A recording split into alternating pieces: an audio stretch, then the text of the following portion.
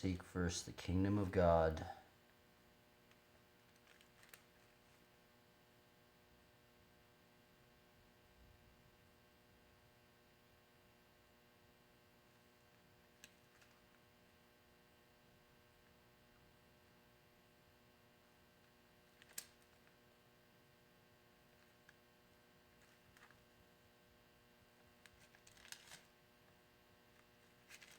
I don't want to just read this entire.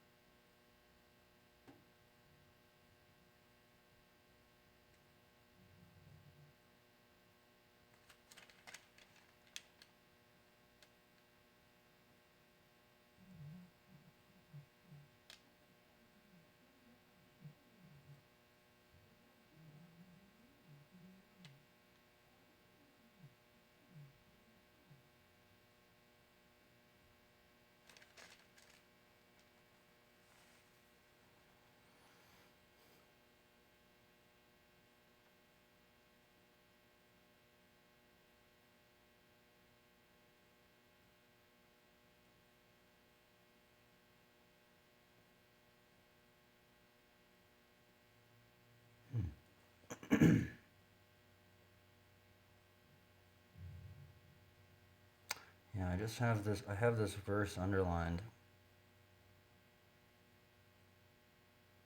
John 4, verse 48. These are actually words to Jesus. These are actually words of Jesus. So Jesus said to him, "Unless you see signs and wonders, you will not believe." It was about a healing of a child.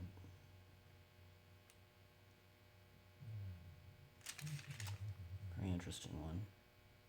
It's so strange how like it's written in verses, you know?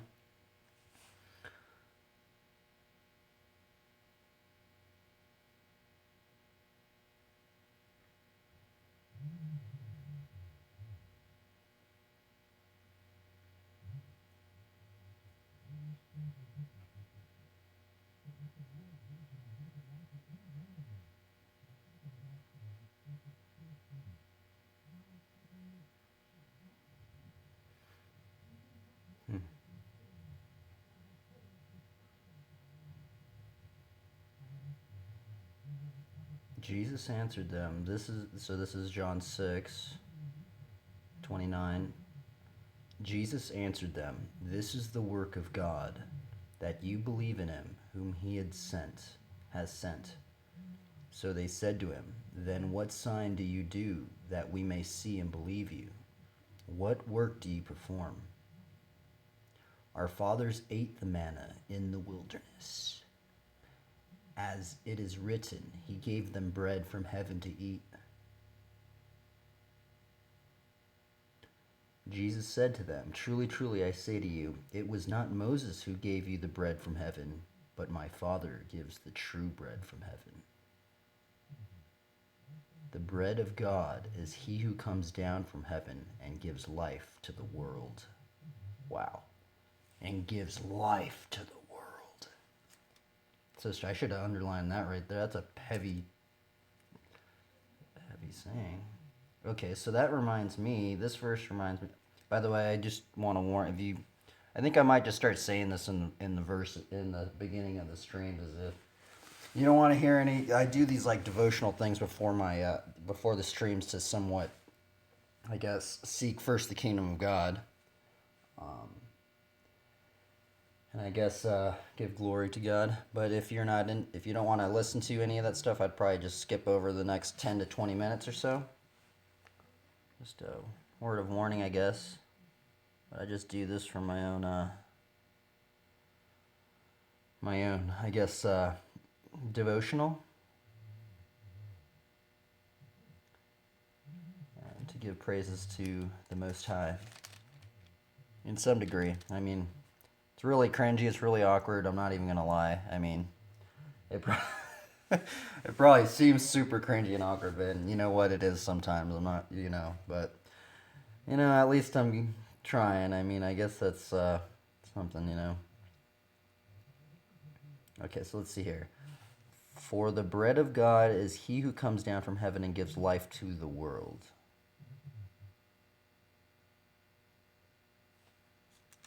That reminds me of what's that one verse? I'm gonna have to look it up. It's like, oh, my phone dead? Okay, no, it's not dead. Where is it? It's something like, he is the truth, the way, and the life. This is John 14:6.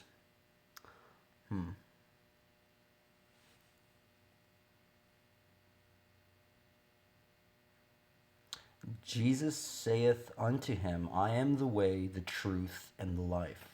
No man cometh unto the Father but by me.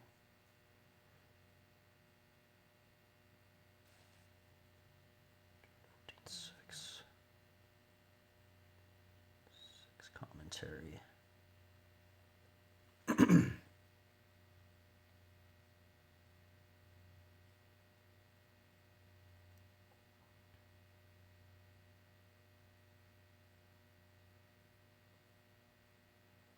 The truth and the life. Better and the truth and the life.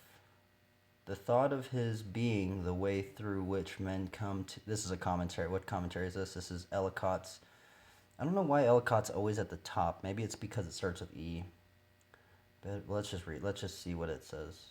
The truth and the life. The thought of his being the way through which men come to the Father is the reverse side of the thought that in him the Father is revealed to men, that he is himself the eternal truth, that he is himself the source of eternal life. Had they known what earlier words meant, they would have had other than temporal and local thoughts of the Father's house, and would have known him by the way. That kind of doesn't really make that much sense, huh?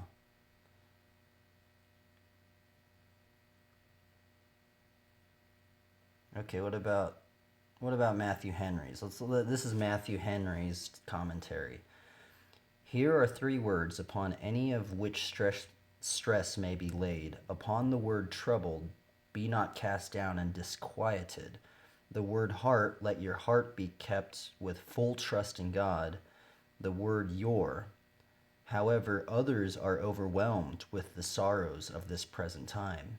Be not you so.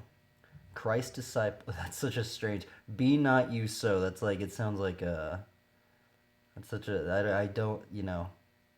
I feel like that would not be written like that today. It's kind of interesting.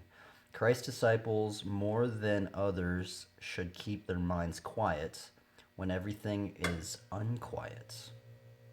Here is the remedy against this trouble of mind. Believe. By believing in Christ as the mediator between God and man, we gain comfort. The happiness of heaven is spoken of as in a father's house. There are many mansions, for there are many sons to be brought to glory. Mansions are lasting dwellings. Christ will be the finisher of that of which he is the author or beginner. If we have prepared the... If he have prepared the place for us, we will prepare I keep saying he will prepare us for it. Christ is the sinner's way to the Father and to heaven, in his person as God manifest in the flesh, in his atoning sacrifice, and as our advocate. He is the truth, as fulfilling all the prophecies of the Savior, believing which sinners come by the way. He is the life, by whose life-giving spirit the dead are in sin. The dead in sin are quickened. Nor can any man draw nigh God as a father who is not quickened by him as the life, and taught by him as the truth, to come by him as the way. By Christ as the way, our prayers go to God, and his blessings come to us, This is the way that leads to rest, the good old way. He is the resurrection and the life. All that saw Christ by faith saw the Father in him. In the light of Christ's doctrine, they saw God as the Father of lights, and in Christ's miracles, they saw God as the God of power. The holiness of God shone in the spotless purity of Christ's life. We are to believe the revelation of God to man in Christ, for the works of the Redeemer show forth his own glory and God in him. Interesting. That's, man, that one was kind of confusing. I'm not going to lie. That one seemed kind of confusing to me. Sometimes I feel like they use, especially some of these old commentaries, man, sometimes I feel like they just, like, kind of draw it out really long. It's, you know, like when you're writing an essay and it's kind of like you have like a word thing and you have to be like, oh, well, like the teacher goes, oh, well, you need 500 words to sum up something. Yeah, sometimes some of these commentaries, it's like that's just how I see it. I do give them credit because I couldn't write something like that. I'm a terrible writer, but you know, sometimes it's just like, you know, sometimes it feels that way. Or I'm just like reading this long thing. Let's see. Man, this one's even longer. Holy Toledo. Let's see here. Okay, let's see. This is, yeah, there's a lot of commentaries on this one. This is Jameson's. Jameson Fawcett Brown Bible commentary. Oh, this is a really old, this is written very old. Okay. Whither I go ye know. Thomas saith, Lord, we know not whither thou guest. Jesus saith, I am the way. By saying this, he meant rather to draw out the inquiries and reply to them. Christ is the way to the Father. No man cometh unto the Father but by me. He is the truth of all we find in the Father when we get to him. For in him dwelleth all the fullness of the Godhead bodily. I wonder why he says bodily. For in him dwelleth all the fullness of the Godhead bodily. And he is the life that shall ever flow to us and bless us from the Godhead, thus approached and thus manifested in him. This is the true God and eternal life.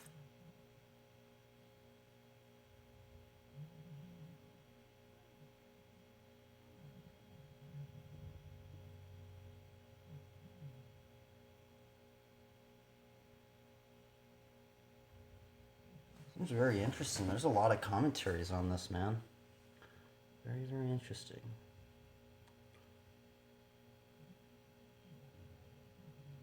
Like, there's a lot of commentaries on this verse.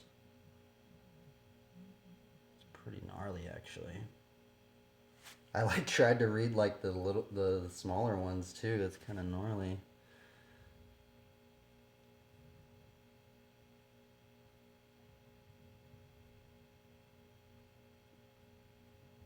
Okay, let's see here. This is Vincent's word studies. I haven't seen this one before.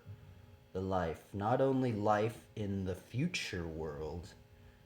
He is the principle and source of all of life in its temporal development and future consummation, so that whoever has not received him into himself by faith has become a prey to the spiritual and eternal death. He that believeth on the Son hath everlasting life.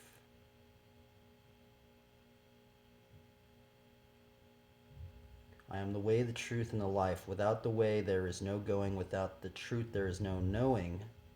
Without the life there is no living.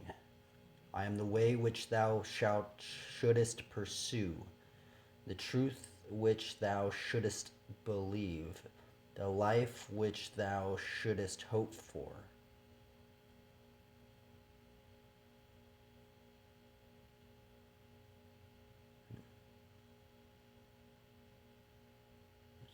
Interesting, huh? Really crazy how one little verse, and see, that's why I started thinking about that verse, because of the verse just that I read that got me into that one. Something like that.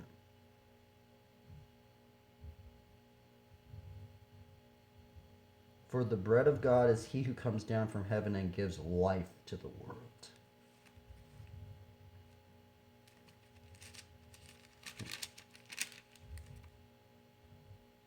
Interesting. Anyway, well, that was this was one proverb. I that's actually kind of how I got into scripture, as I would basically, I think somebody told me, who told me, somebody said something like you can read a proverb once a day, one proverb one proverb a day for a month or something like that. And that's what I did. That's actually how I started reading the Bible. Right in the beginning, I started with just proverbs, and then started going to the Psalms, and then read the Bible once over through it, and then the second time I read the Bible was I think I didn't even read the Old Testament at the time, and then like the second time I read, it might have been actually not the second, it might have been the third time. It was when I read the Life Application Bible, and I read the Life Application Bible all in Barnes and Noble, which is ridiculous. They let me go in there, and I read the entire life. I read the entire Life Application Bible except for like Revelations, because I wanted to keep Revelations a secret for me. And what I did is I would just I'll just live in my car, and I just go to Barnes and Noble, and they let me read. They just let me live there basically, and I just go there. Marina Pacifica, Barnes and Noble, you guys are awesome.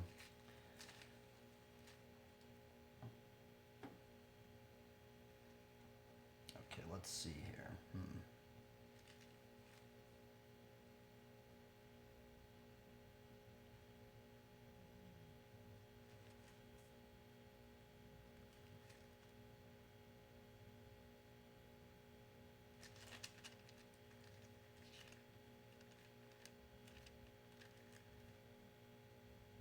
Okay, let's see here. Chapter 2, this is Proverbs chapter 2, you have this one. Proverbs chapter 22, verse 1. A good name is to be chosen rather than great riches, and favor is better than silver or gold. The rich and the poor meet together. The Lord is the maker of them all. I love that verse. You know what this verse makes me think of? The rich and the poor meet together. The Lord is the maker of them all. It reminds me of California, man. It's so hilarious, dude. That's why I love California. Like, literally, you'll see like a homeless dude literally living by a freaking mansion. Like a freaking couple million dollar house, and like right next door you'll just see homeless people. I think the most funny part is people that are living on the ocean front. Like, so there's like people living on the ocean front, like the beach residents, and like those houses are super expensive and stuff to like. Well, I guess I don't know. I think they are anyway. I mean, you'd only assume because they have like an oceanfront property. But it's kind of funny. You got the houses, then you got people living in their cars, and then get this, then you got the actual homeless people actually living on the beaches. Oh, it's funny, man.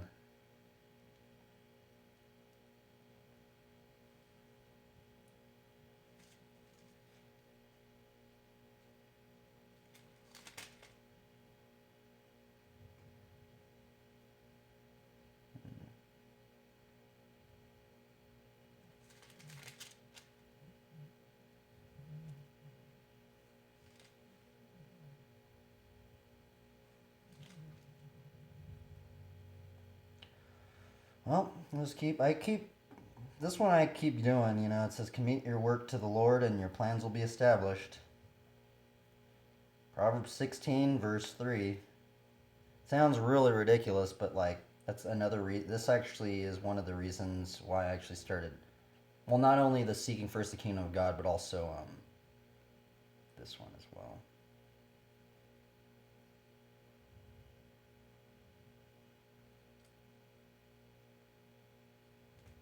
Let's see what we draw for the cards.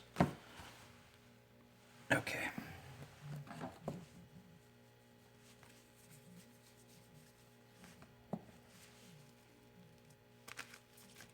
And actually, I need to change my brake cable.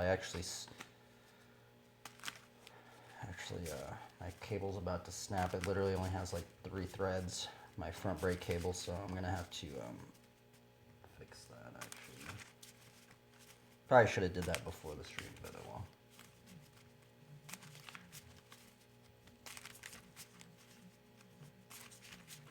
And yesterday I fell on a freaking tuck-no-hander, man. Actually, I kind of hurt my lower back, or sacrum. I should have warmed up, you know, because that's the thing is, so how I normally warm up for bunny hop tuck-no-handers is I'll do one hand, one hand, one hand, one hand, you know, and kind of, and then do a little hot potato and then go into it. Well, I was streaming on Reddit, and the thing was is that like I didn't want to just warm up to it, you know, like, and I didn't even like warm up for the day, even doing like a tuck-no-hander, and I just like went for it, and like, it's like I really like tried to extend it out. And the thing was is that I just wasn't warmed up for doing tuck-no-handers, so like now I got, so like, warning out there. Because the thing is like I would have landed it if I was doing it out of a flyout, because you have so much air time to grab the bars. But when you do it from a bunny hop, you have to do it so fast. And the thing was is what happened is I didn't even watch the clip. I already know what happened is I landed but with my bars, with my hands, or actually I think my hands might even slipped off or something. That's what might have happened, but it hurt.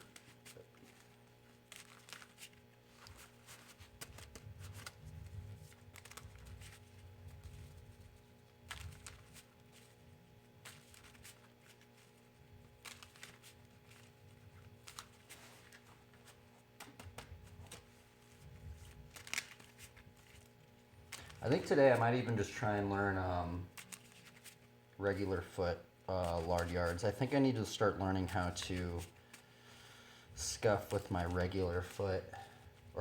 Yeah, with my regular foot. There's a combo I kind of want to learn, and I'm going to have to learn it. The only way I can learn it is if I learn how to scuff with my regular foot. So maybe if you're out there and you're wanting to learn how to scuff, or just learn how to do a regular lard yard, it's basically what I might be going through again, is just relearning that trick with my other foot.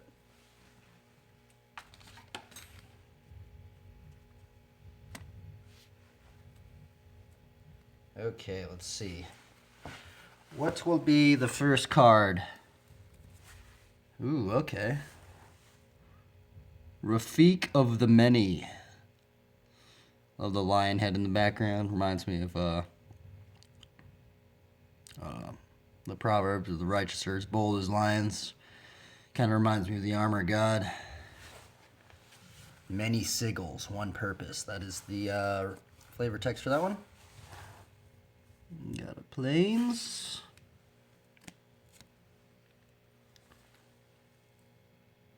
And call to serve.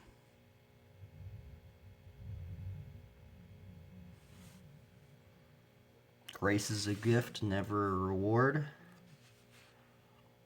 4. Divine favor. Look at that chick. She has 3 shields. 3 shields. Very paladin heavy right now. 5. Oh, wow, what is this?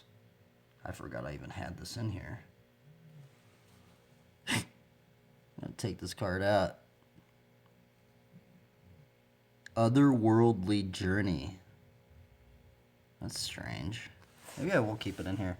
Look at that thing. It's like a freaking giant turtle.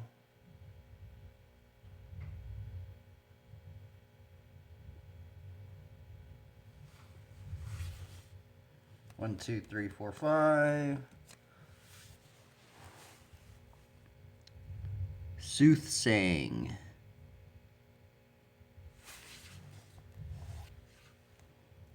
7. Storm Herd. Last card. What will it be? Blessing.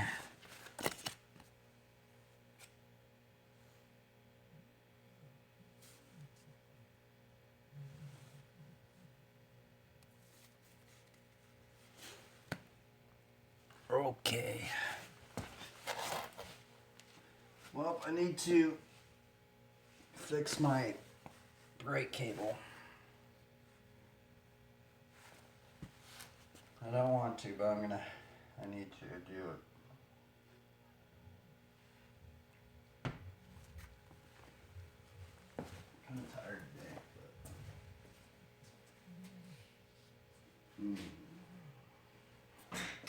but... Okay, let's see here.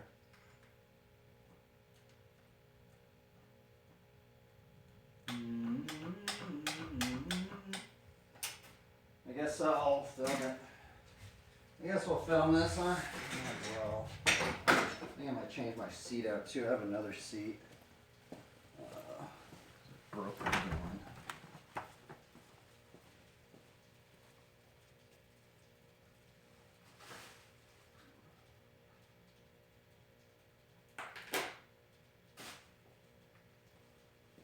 You know, I might as well just go all out and change my tire too.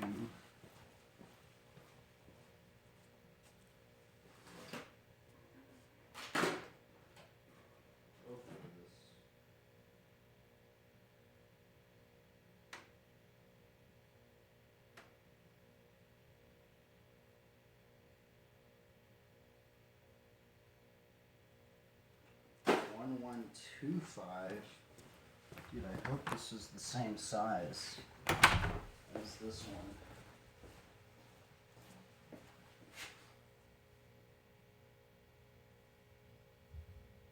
Okay, guys.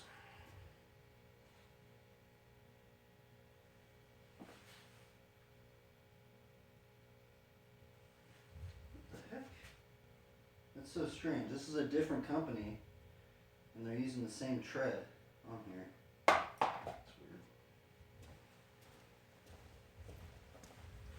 weird. Okay, so bike's getting a little.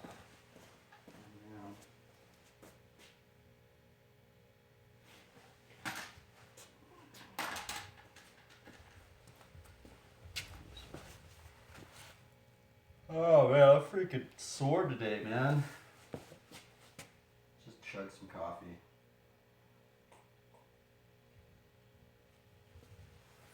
We'll chug some coffee. I think I just need to get the blood flowing and we'll just be back to normal.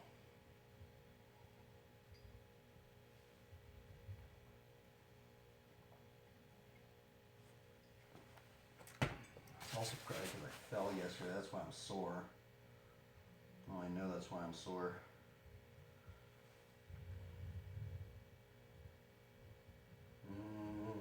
Let's see here.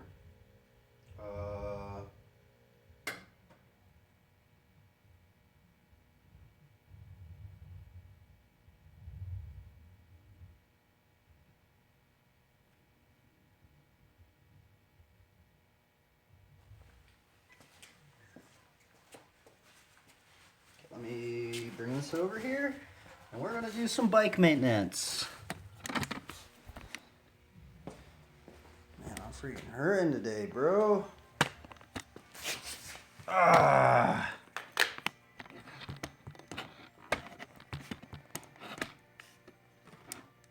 Welcome to bike maintenance.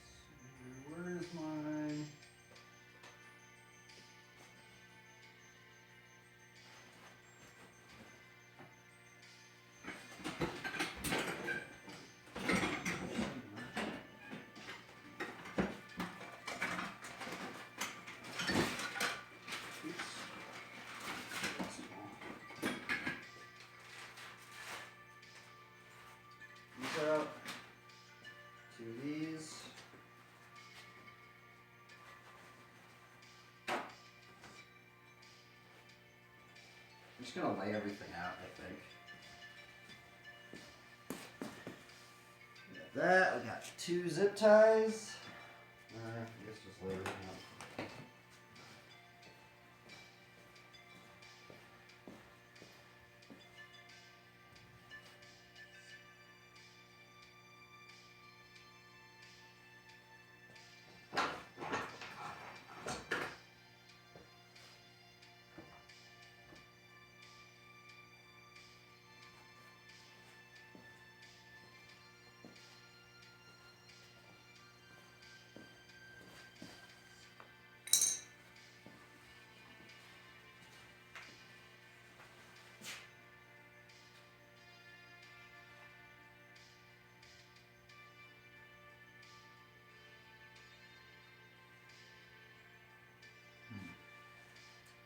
That's about it.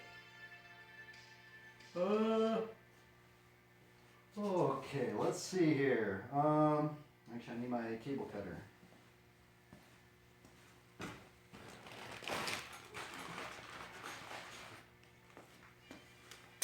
Cable cutter. 10.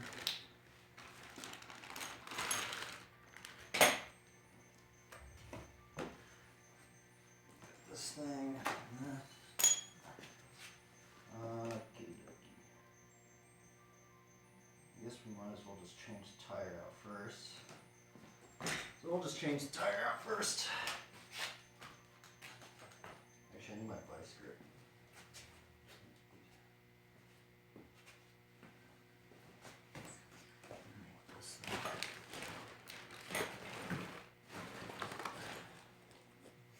Oh, that's what the vice grip is. Oh, that's weird. It freaking disappeared.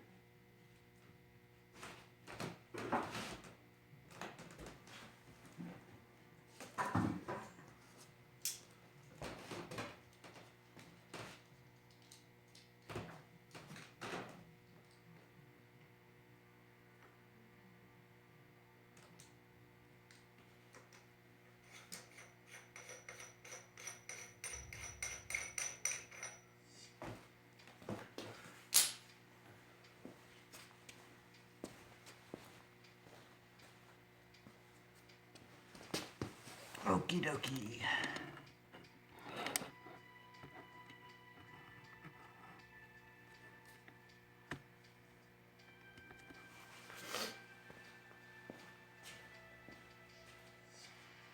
Okay, so we have some things to do. I'm going to change out this tire because you can see the treads. I guess the treads are getting worn down. If you were a glider, like if you were into gliding flatland, which is the harder style nowadays, you wouldn't really need to do this because you don't have to really scuff as much. But since I'm doing so many scuffs now that this tire is getting a little worn down. So what we're going to do is we're going to change the tire out. And also I basically am about to snap my cable. I'm running on like 3 strands of metal right here. So we're going to change all the stuff out. I'm going to put a stream marker on it.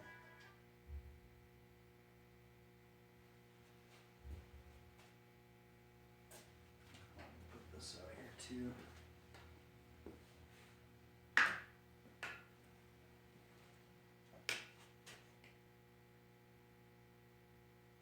I kind of want to just see how long it takes.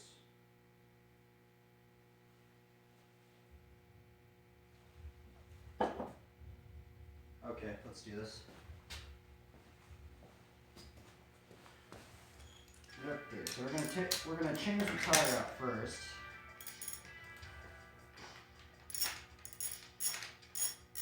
Hopefully it works. Sometimes these tires, they don't sit on the rim very good.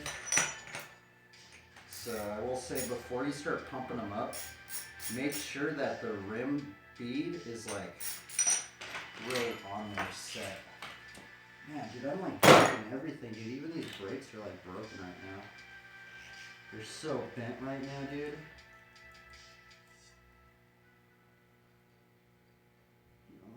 change these out really soon here.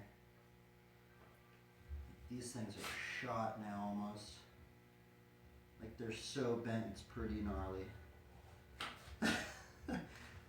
I might actually have to just change my brakes out right now, honestly. Darn. Actually, I might have to do that. These things are really, really bad right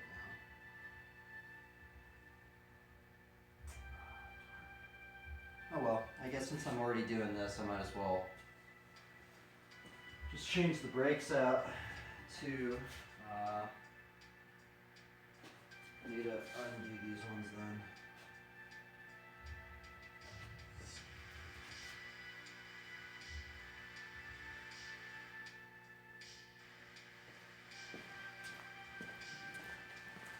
Take a little longer than usual. I gotta switch these around. Take them off of this other bike.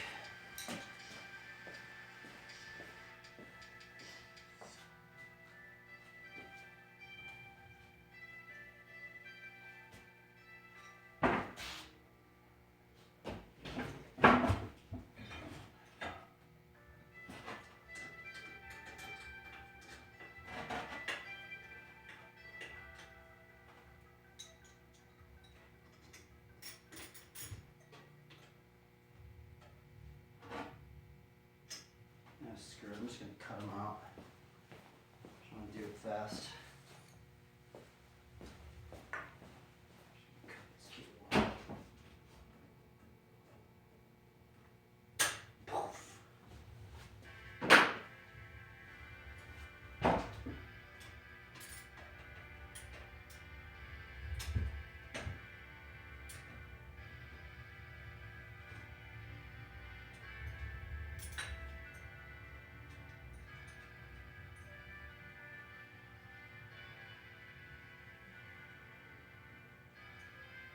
Oh, these are actually Chromax. Oh, crazy.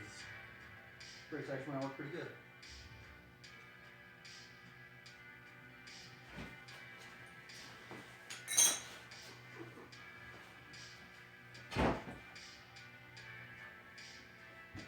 Oh, they're so hard to take off. Come on.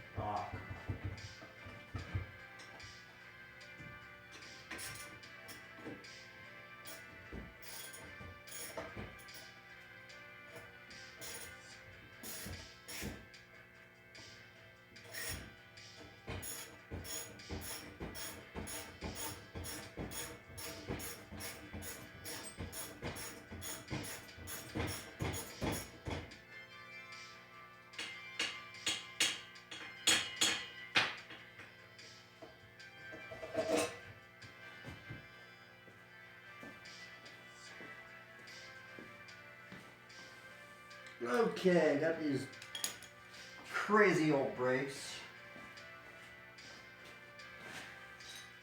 Hopefully I don't snap these ones. I think I am. I think these are just cast metal. Generally, if you get the cast metal brakes, you're going to break on you pretty fast. Sounds weird, but I really like the color of these brakes. Unfortunately, I guess I'll show you what happens. So I actually don't have brake mounts. I have like a circle thing. Oh, I'm sorry everybody. I have to fix my bike. Unfortunately, I can't ride right now. So I'd probably tune in maybe a bit later, but I'm fixing my bike right now. But as you can see how my brakes, see how like this one's like all the way down?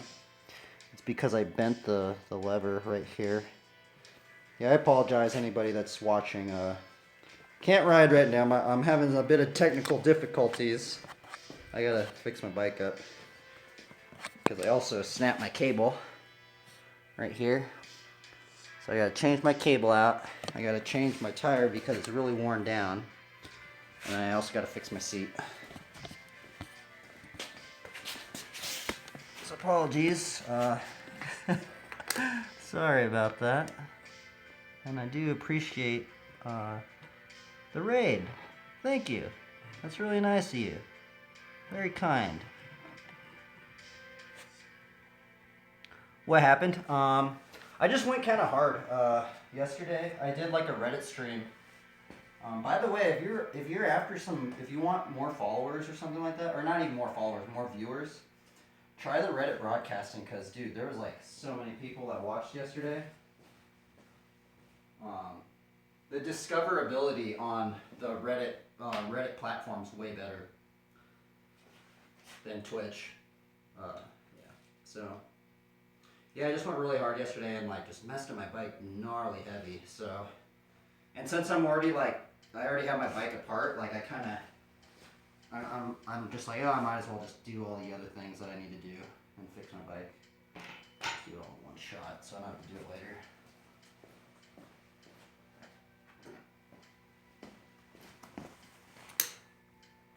Loose chain 420. Thank you for the tip. Which Reddit? If you go on the Reddit app, there's like, okay, so what you do is, okay, you have to download the Reddit app, and then you scroll on the Reddit app homepage, and there will be a broadcasting thing. That's all I could say. I don't know, like, you can't, like, it's weird, you can't, like, find it. You have to literally go on the app, scroll on the app, and then you'll see somebody broadcasting something. You click on that one, there's going to be a little plus sign up there. You press on the plus sign, and it'll say, oh, do you want to stream? And then there's only like 10 categories you could choose from. You choose one out of the 10 categories, and then you put your stream, and it just starts streaming. The thing about the Reddit broadcasting is that you get put on like the front page. Like the people that are, maybe there's not many people on the Reddit stream thing, but you get shown to a lot of people. It's kind of crazy, actually.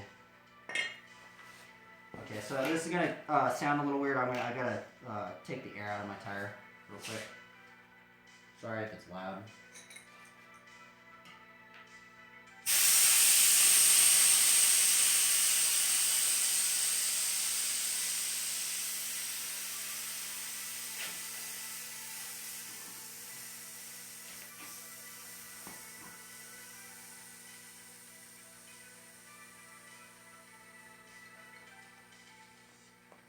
Going through some technical difficulties.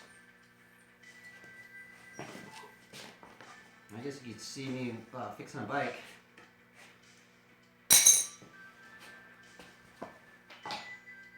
You know what's really strange about this tire? They're using the same tread pattern as this one, and it's a different company. Or maybe it's a little different, but hopefully this thing works. Should.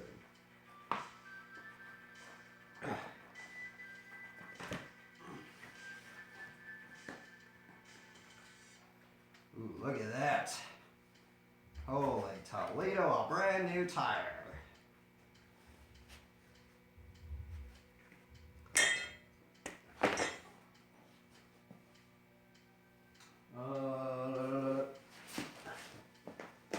I've been taking this tire off and wow, it's like beat down to the rim. I need to find. You guys saying anything? Chain lost. I appreciate it.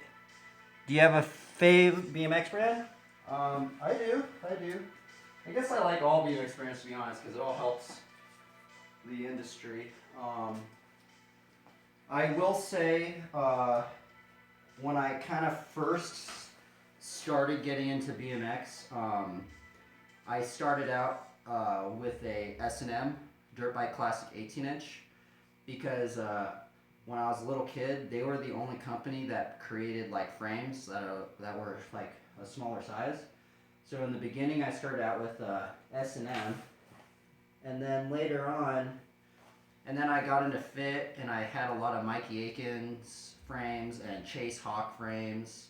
And then after that, I went into my buddy Nate Richter. He used to ride for Colt, and he had a prototype Colt frame made by Solid Bikes, I'm pretty sure, and he gifted that to me, and so I rode a prototype Colt frame, like some of the first batches of their Colt frames, until I went out to, basically I think until I went out to Cali, and then I went to Long Beach, hit up my buddy Nate over there, and he got me in contact with actually the Colt crew owner. His name's Robbie Morales, and he kindly gave me, not this frame, he's actually given me 2 frames, but he kindly gave me this frame, and there was another frame, another Colt frame I was riding before this, and I broke a brake mount off, and then he gave me this one. So this is my second frame that I basically have had 3 Colt frames so far. So I think probably rocking that company, because that company's actually the only company that's actually helped me out. So yeah. Yeah, Colt's the only company that's ever given me any bike parts. Other than that, yeah, that's the only company. Other than that, it's just been from my friends. They've just given me their old parts. Like this wheel right here is an old wheel. This peg's an old wheel. Most of my parts are actually from other bike riders. Other bike riders and other bike riders that ride for the companies, you know? So yep. I need to take this tire off. It's kind of on there pretty gnarly. Let's see. I'll be right back. I need to find a little tool.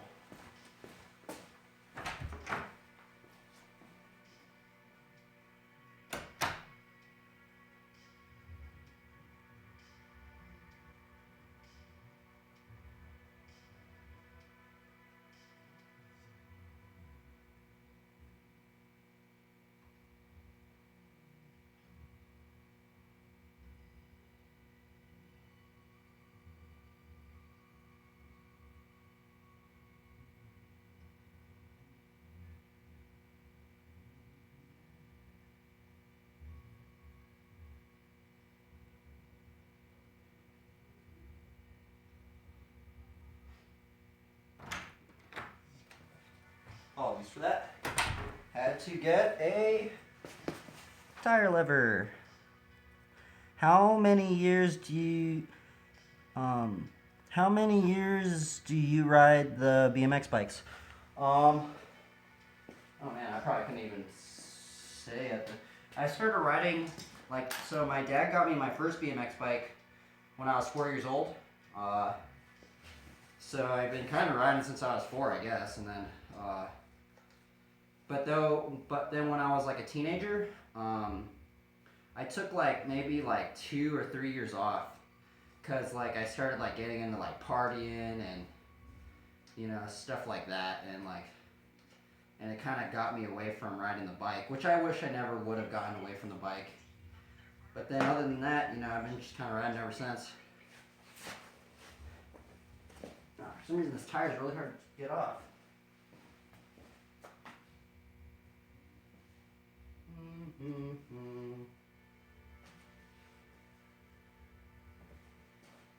Sorry, all my garage is all dirty, so it's all chaotically organized. Parts, tools.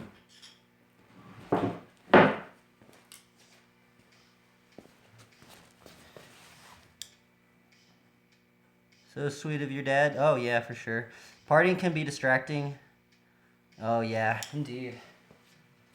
I wish I never really got into it, but it's okay.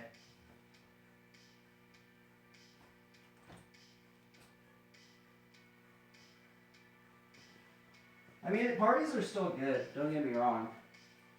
It's just I used to smoke a lot of weed and a whole bunch of stuff.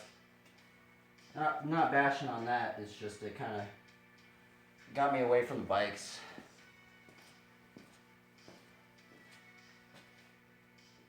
It got me away from the bikes. I feel bad that you rated my stream and I wasn't riding. Normally I am riding. Normally I am riding. We gotta do some heavy bike maintenance right now, so.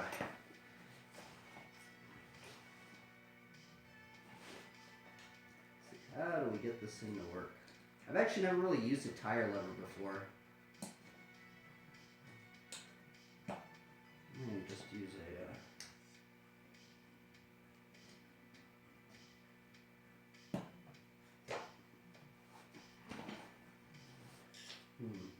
I need to find a flathead.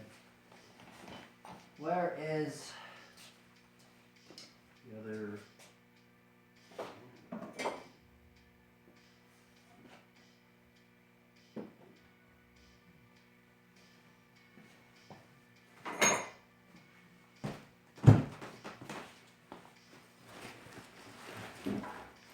Yeah, apologies, my stream's kind of boring. It probably is, so you don't have to watch it.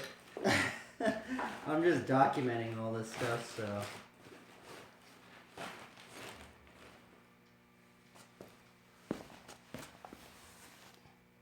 No worries. Okay.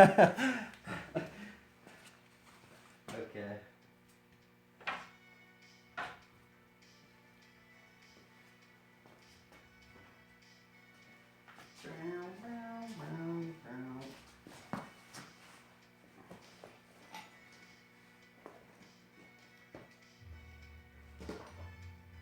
we go.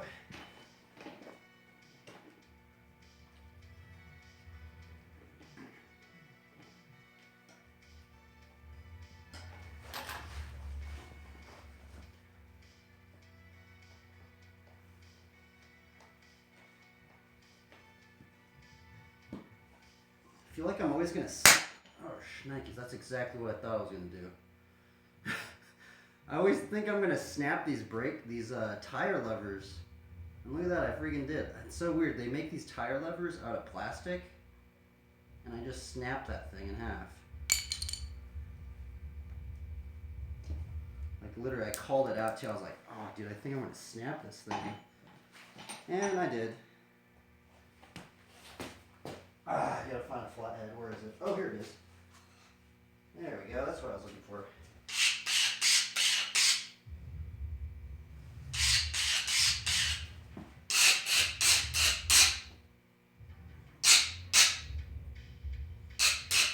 I'm just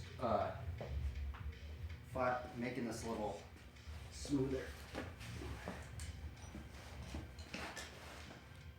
This thing ain't gonna snap. This is what I normally use. I thought the tire lever would maybe like work a little better. Nah, dude, this thing snapped on me. That's actually probably why I don't use them. Is because that's happened to me before. I just forgot.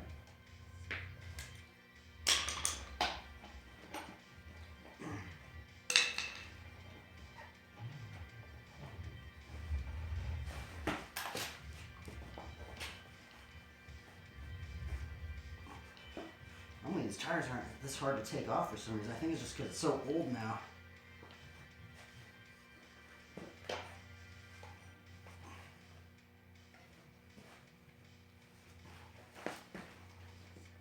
There we go.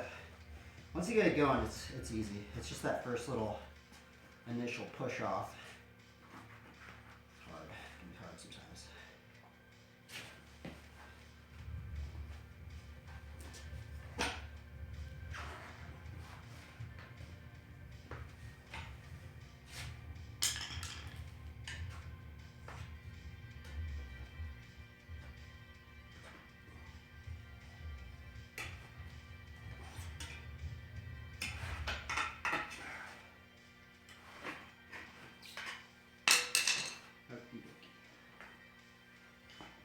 So how did you find this stream? Were you just like browsing it, or did you look up the BMX tag?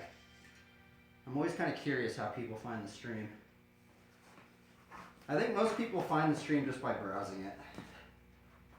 Okay, so this is our old tire, still usable. I'm going to save it just in case I need to use a tire. Boop. This one off.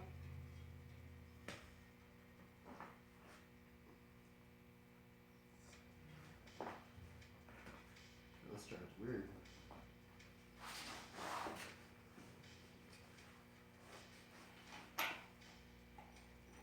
Well,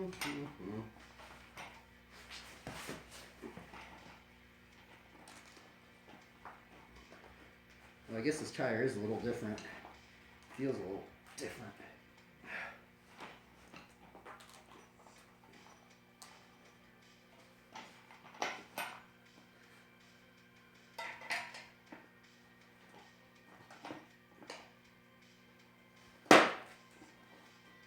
So I gotta feel like it snapped something.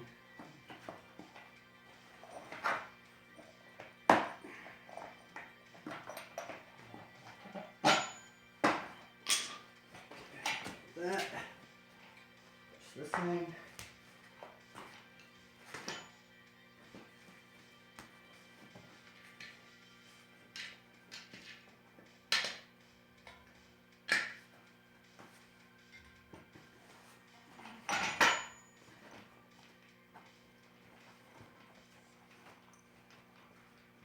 Tire in.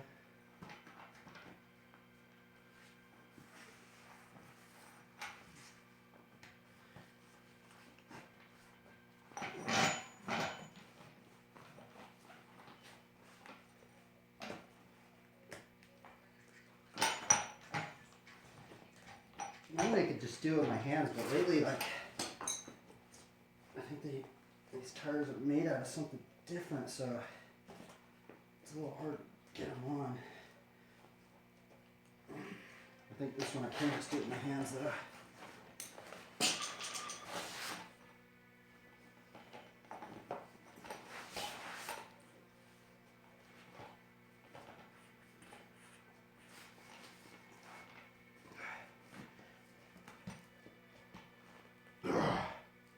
This thing's freaking tough on here, man. Because I really, the one thing is when I put the tire back on, sometimes it's a little janky putting this in here and just doing that because, like, sometimes I pop tubes. So if you can put it on with just your hand, the most ideal way to do it. There we go.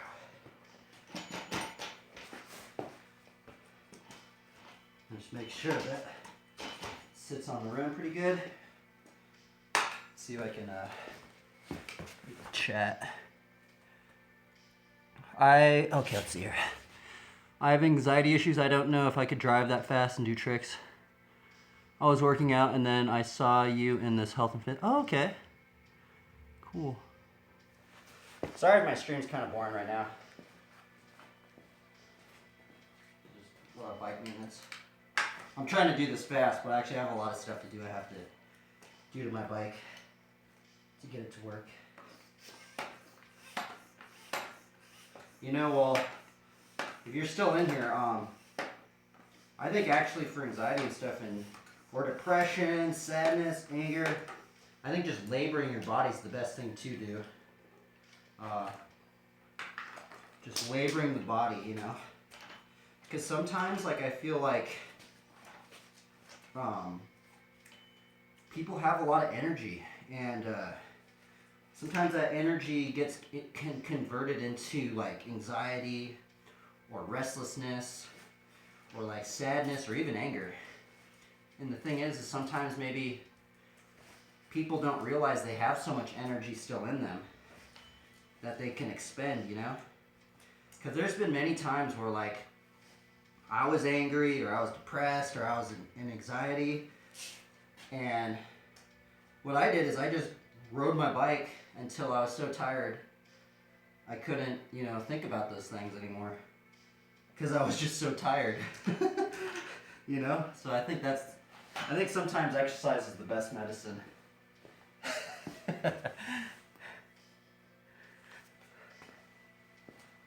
Yeah, so. Okie dokie, let's see here. I need to pump this up to my desired PSI.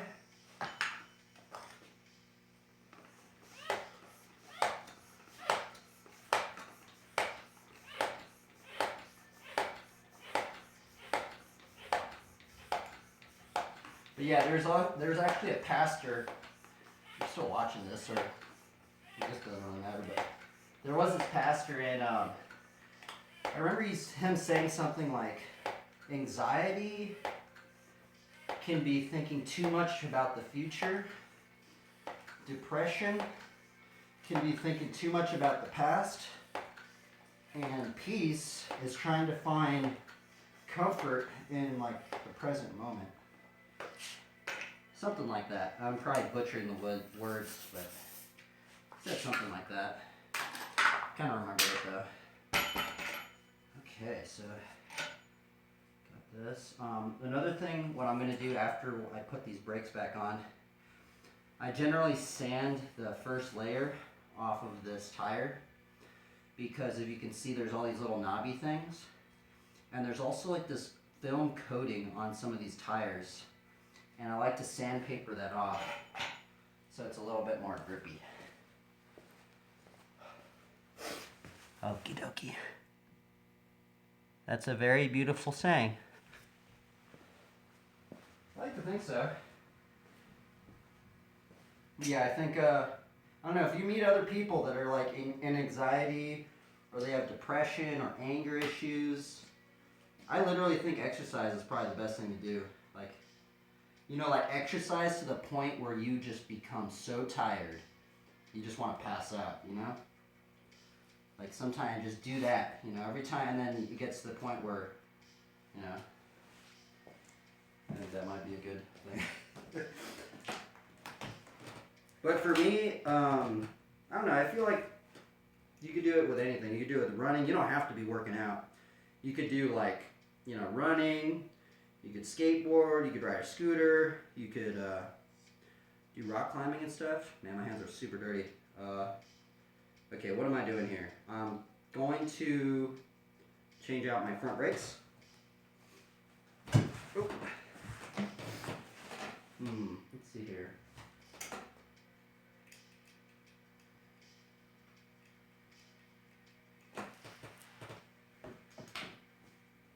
But it's also, I mean, I guess anxiety and stuff is, and depression and stuff. Another thing is like checking your internal monologue, you know? Sometimes we don't realize what our internal monologue is like.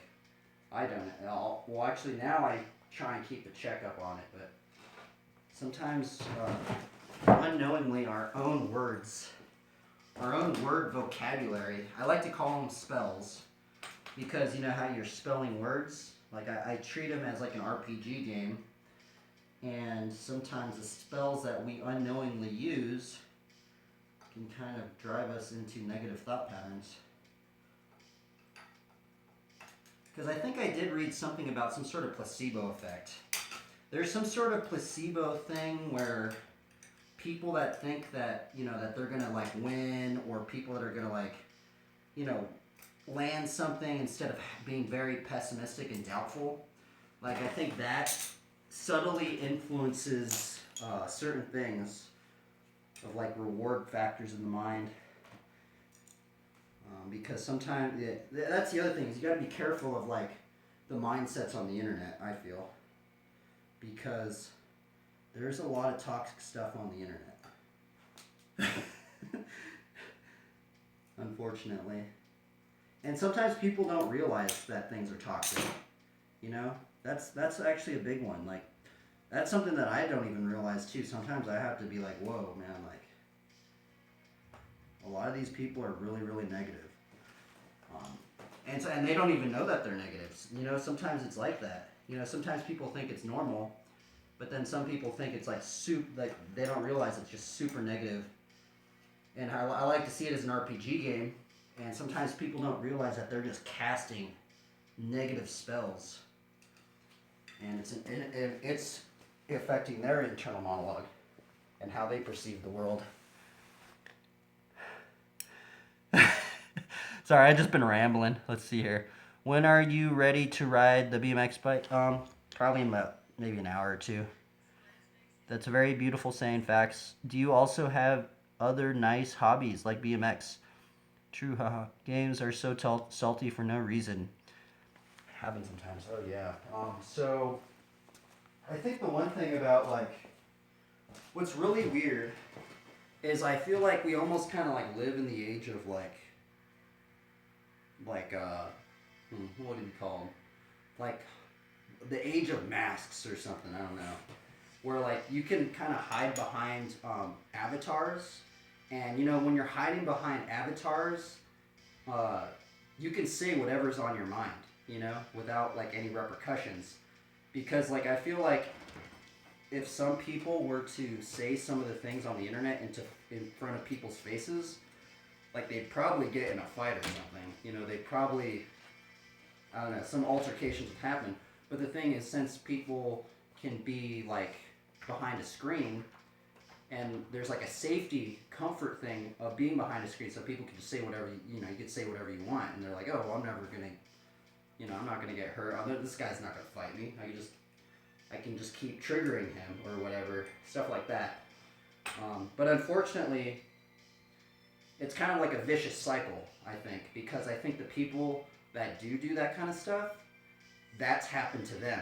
Like somebody previously did that to them, and then now they're doing that to somebody else because they just think it's like normal or something. I don't know. I don't really know what I'm talking about, so I'm like kind of multitasking here. So let's see here. What am I doing? Oh yeah, I gotta change these brakes out. But other hobbies like BMX. Back in the day, I used to rock climb. That is one other thing I used to do. Used to be into rock climbing.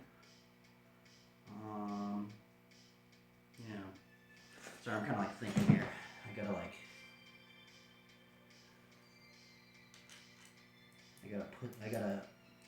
put these brakes on somehow. This one's gonna break on me too. I can already tell.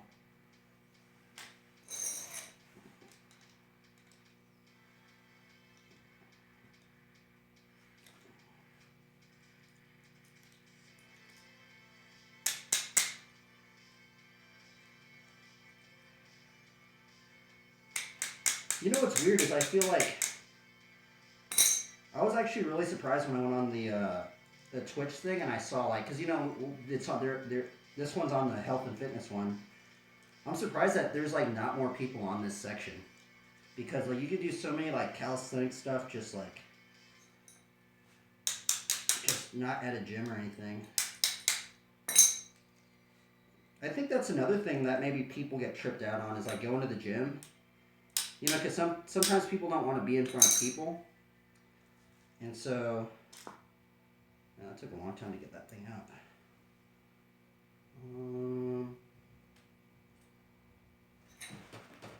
Okay, so I got to put these front brakes on.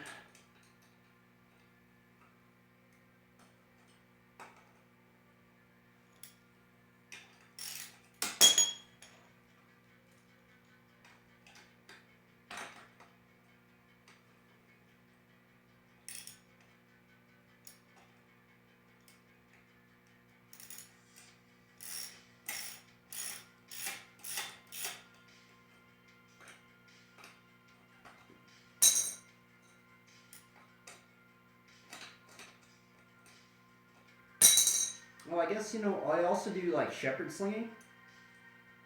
You know, like the whole David and Goliath thing, what David used. And it's like that little. I've been trying to get good at that thing.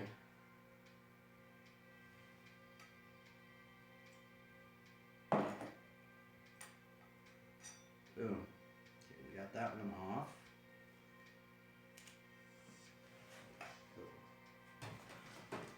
Chat. I have to go behind my phone to see the chat. Okie dokie. Let's see here. Yes, rock climb. Let's go. How does rock climbing feel? I've never tried that yet, unfortunately. I love nature. Dude, rock climbing is awesome. It's like hiking times like 100, you know? Because you can like go hike and go and do all sorts. I've only done like 2 natural climbs, like real rock climbs, but like yeah, rock climbing's sweet. I mean, I'd even suggest start going to the rock climbing gym. What does shepherd mean? A shepherd, you know like the little sheep, you know, like the sheep, and then there's that guy that protects them. or not even protects them, but he's the person that leads them and stuff, guides them on where to go. That's kind of what a shepherd is. Yeep. Yeah, you should try rock climbing. Yeah, you can look it up too. The rock climbing gym is a really cool place. Really good vibes at the rock climbing gym.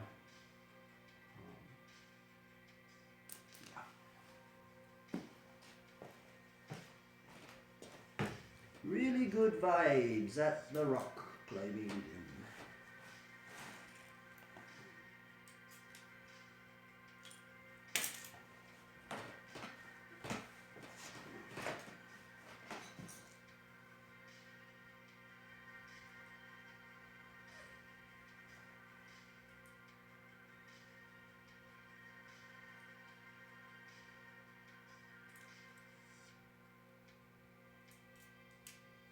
I also like the skate park vibes too. The skate park vibes are always amazing.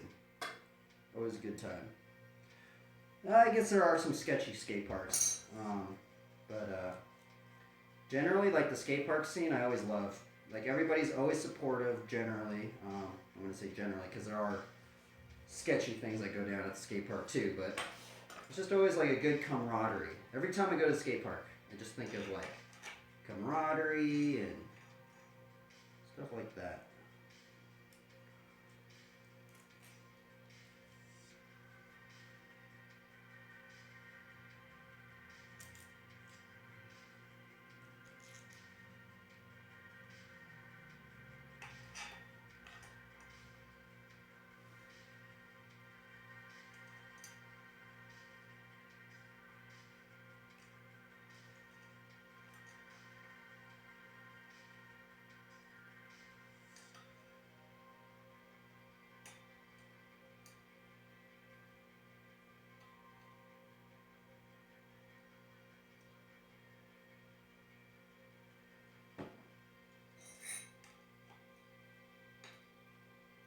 It's kind of funny. Normally, people don't show up on the stream. I don't really get many viewers.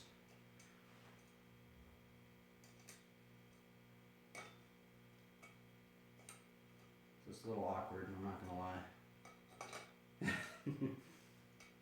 Okay, so we got that and this.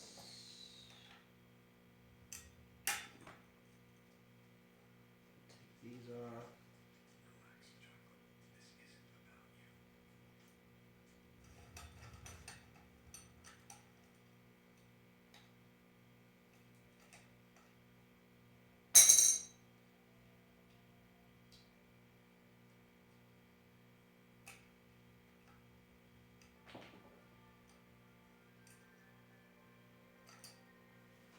Mm-hmm.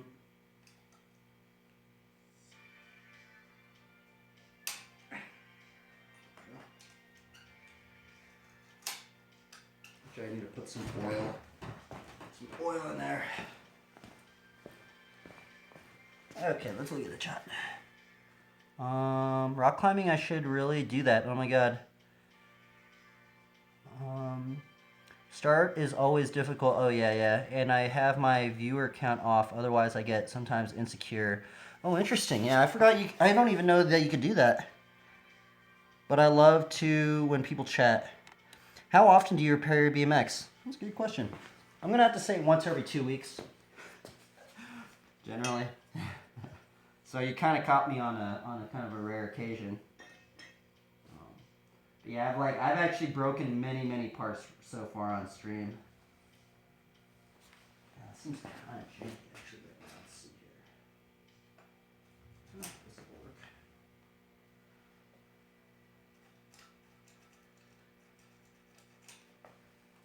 Put a little bit of oil.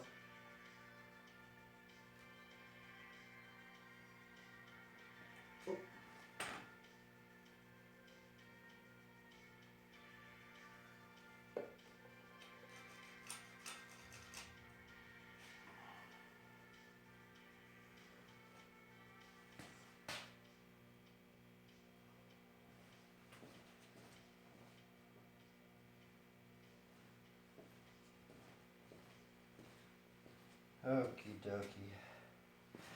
Ugh. For 2 viewers. Is that average for a normal BMX biker? I'm actually not too sure. If I was riding at a skate park, I actually probably would break way more parts.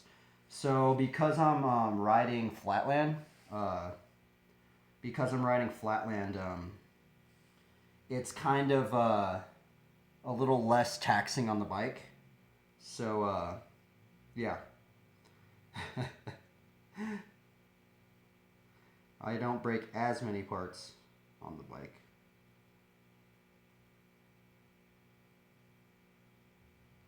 Mm-hmm.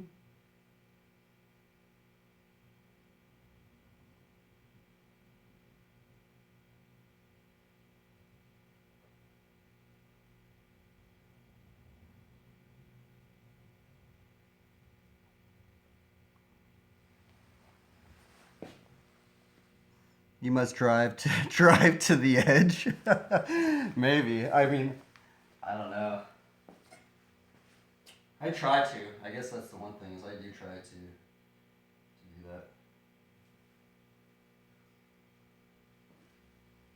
I think the main thing is about consistency. Okay, so I do watch a couple people that's actually in the fitness realm. Sounds really cheesy. This dude gets a lot of hate actually, but his name's Mike O'Hearn.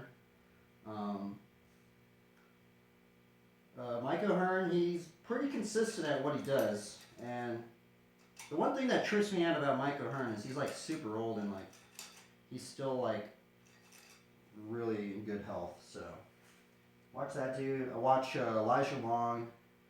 Elijah Long's really cool. He's helped me out a lot. And then what else do I watch? I really like Arnold. Actually, Arnold's one of the reasons why I try and toil the body, labor the body for from 4 to 6 hours a day. Because that's what Arnold would do, and Arnold was on a different level.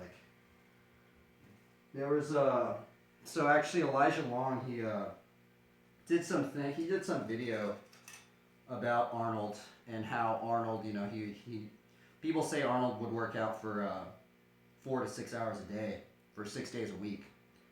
And people are like, oh, dude, that's not, he didn't do that, he's just lying and stuff like that. But people are saying that it's true, so that's kind of a trip, huh? So I'm kind of thinking, what do I need to do on my bike? I need to oh yeah, I need to put my cable on. That's what I wish I had a big monitor. I could see the chat. I see. I don't know them, to be honest, but I should check them out. Yeah, it's kind of, they're kind of like male bodybuilder guys. And then also, I watch a lot of rock climbing videos. There's I watch a lot of Bouldering Bob, I think it's Bouldering Bobcat. I watch a lot of Magnus. He's some Norwegian rock climber, I think. I think he's from Norway or something, or Iceland or something. But he's a really gnarly rock climber, and he's really, really strong. It's he's freakishly strong. But yeah, I watch a lot of rock climbing videos for inspiration because actually that's kind of what I do. Sometimes I watch different sports to get motivated for BMX. Because sometimes when you just keep watching BMX stuff, you can kind of get burnt out. You're like, oh man, oh, they're better than me. I'm never gonna get to that level. So sometimes it's good to watch another sport and see what another sport's doing. And I've been getting a lot of inspiration from rock climbing actually, to kind of keep going and keep it up, stuff like that. So I need to so I'm putting this cable on right now. I need to figure out how I'm going to do this.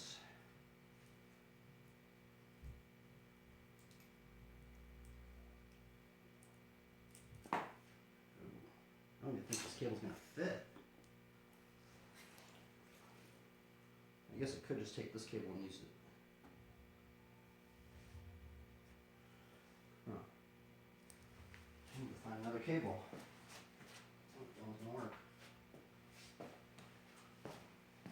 Oh, I guess I could just use...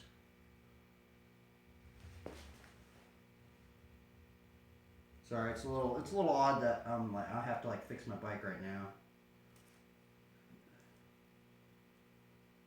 Let's see how this is gonna work.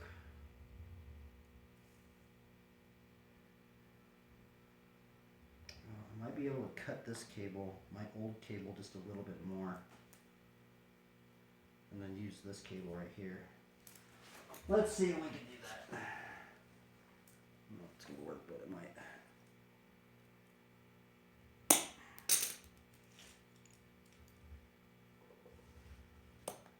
But yeah, so the legend goes, Arnold would work out or train 4 to 6 hours, 6 days a week. I think that's pretty brutal.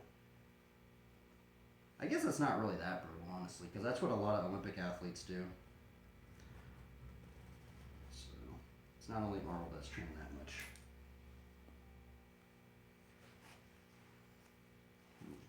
I really hope this works. I think I'm going to have to cut this cable down.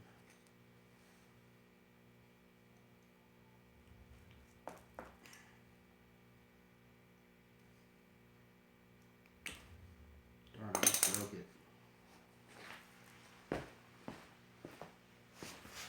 Let's see here.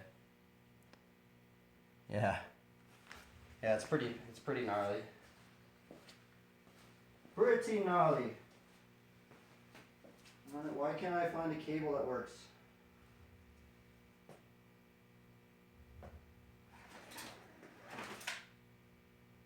This one work? This one actually might work.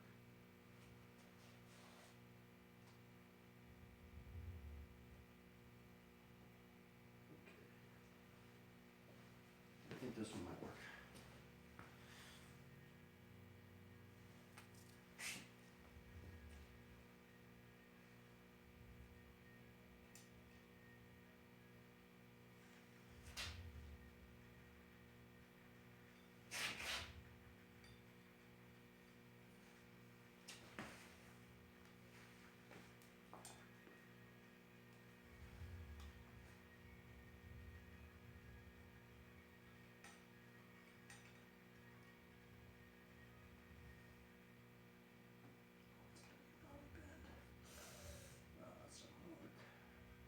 It might actually.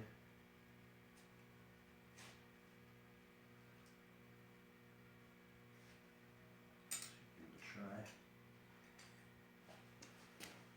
I'm just going to cut this cable a little bit shorter.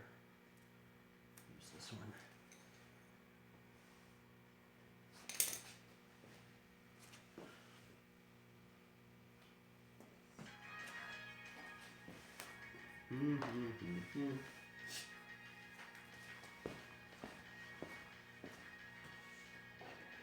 Sorry, normally people, so sometimes the brakes get a little confusing. Do you take protein shakes after riding the BMX bike? No, I actually don't. I do take this stuff called glutamine. Somebody suggested it to me. I really don't know what it does.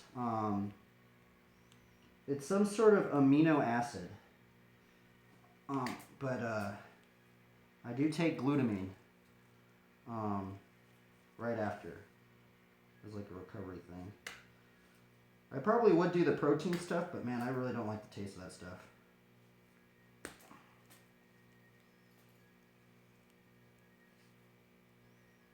Man, this thing's really hard to get off. Okay, let's see. Can I take this one off?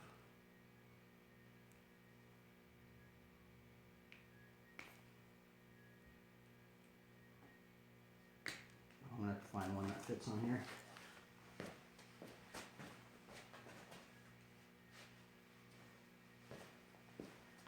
What do you take any like protein stuff? Never heard of glutamine. Or actually I might. Yeah, glutamine's kind of like that weird one, but it's in the same like section if you go to Walmart or anything. It's like in that same like section with all the other stuff. Okay, there we go. Ooh, that's what I was after. This thing right here. What I'm gonna do is I'm gonna cut this cable down just a little bit. Actually, I need to make sure. Okay, so this is the cable I'm gonna use. Okay, that cable, I think it's gonna work. Yeah, it should. I'm just gonna cut this down because I broke this thing off right here. I'm gonna cut it down like a little bit.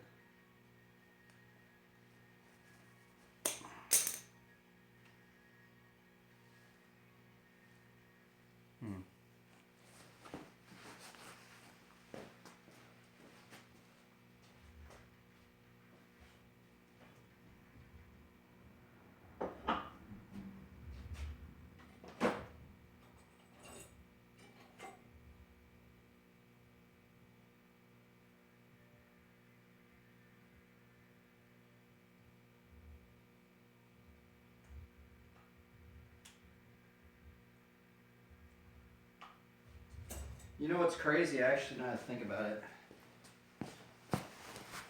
So I did used to work at Woodward.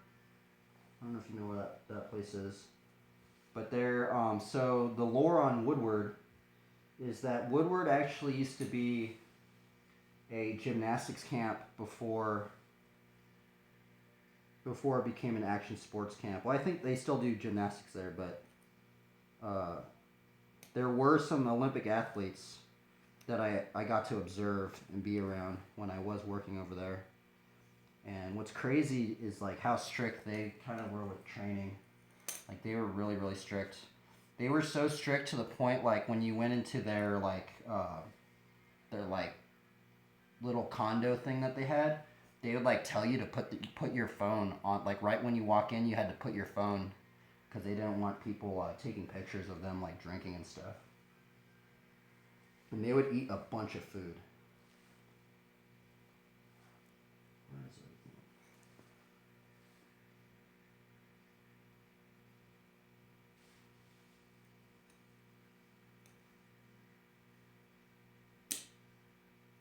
Why isn't this thing cutting?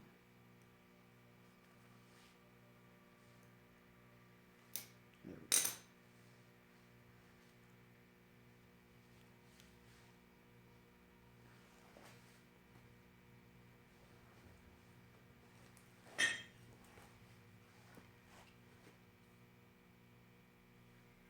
It's taking a little longer than expected.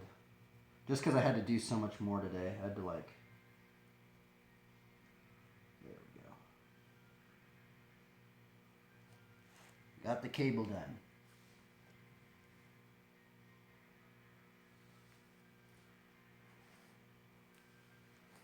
I wish I had a big monitor so I could see the chat. My bad, I have to like go behind the phone. Let's see here. After, what do you think about you don't like the, okay. What do you think about eating vegan? I find that difficult, but I think it's good too. I just get 1 scoop of whey protein after each lift workout I do, not after cardios. Gymnastic camp sounds really intense. In what kind of sense? Okay, yeah. What do I think about the vegan? It can be done. I don't know, like it's, I mean, depending on like what you want to do. I think if like you're a bodybuilder, like if you were going into bodybuilding, I don't know I know there has to be some vegan bodybuilders, but generally like all the great bodybuilders that were like legends, I'm thinking like when I think of like legendary bodybuilders, I think of like Arnold Schwarzenegger, like Ronnie Coleman, like Jay Cutler and stuff. Like those guys were not vegan at all. Like they ate so much meat. But it also just depends on the sport that you're doing, because I do know that there's some long distance like bike camper guys that like ride across the world. They like do world rides. There's one guy, his name's fudge, I forgot his name. Ryan Van Duzer. Ryan Van Duzer, he's a bike touring guy that like rides around the U.S. and stuff and just camps outside and lives on his bike. He's vegan, or I think he's vegan. I think he's vegetarian. I don't know if he's vegan, but I think he's vegetarian. But yeah, he just eats a lot of beans, a lot of tortillas, a lot of beans, a lot of tortillas, and that fuels him. And he can go for like, and that dude's like, I think he's like 40 something.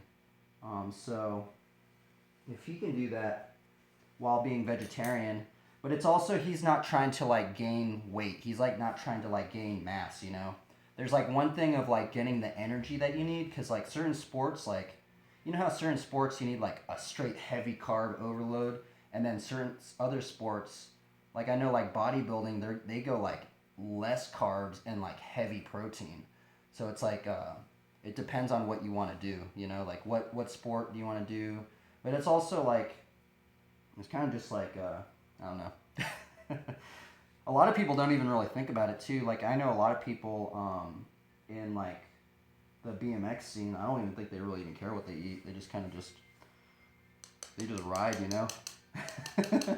But if you're getting onto maybe a higher level and you want to optimize things, I think it is good to maybe keep track of what you're eating and maybe stuff like that, just so you can totally be optimized, Because sometimes if you're like the most optimized, it just makes things just a little bit. It just makes things flow together, because like I know I've gotten hurt on my bike because I would go in and like I was kind of tired, or I wasn't totally like, I kind of knew that my body probably needed more food, and I would just like go and huck it or something, and then like I would get hurt because like, but I knew like, but like if I went into some of the things that I did get hurt on, where I knew like, okay, I am like totally like fueled up, I have that sustenance, I'd probably do it a little bit more confidently. And sometimes like being like having that confidence to do something on a bike or anything really helps out helps you to not get hurt. Yes, exactly. For bodybuilders, I find it difficult too. I find diet interesting. Oh, for sure.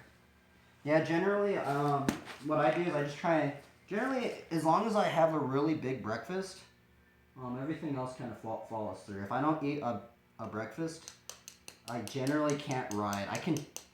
So at the point, since I've been streaming with the bike riding, with the hours that I've been doing the bike riding, I can kind of tell now. There's like a 3 hour mark.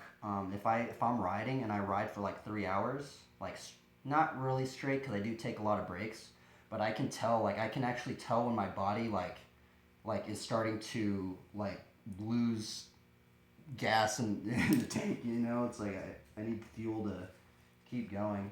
And I do know like that bodybuilders and stuff, they eat like every 2 to 3 hours, I think, something like that. Why isn't this thing working?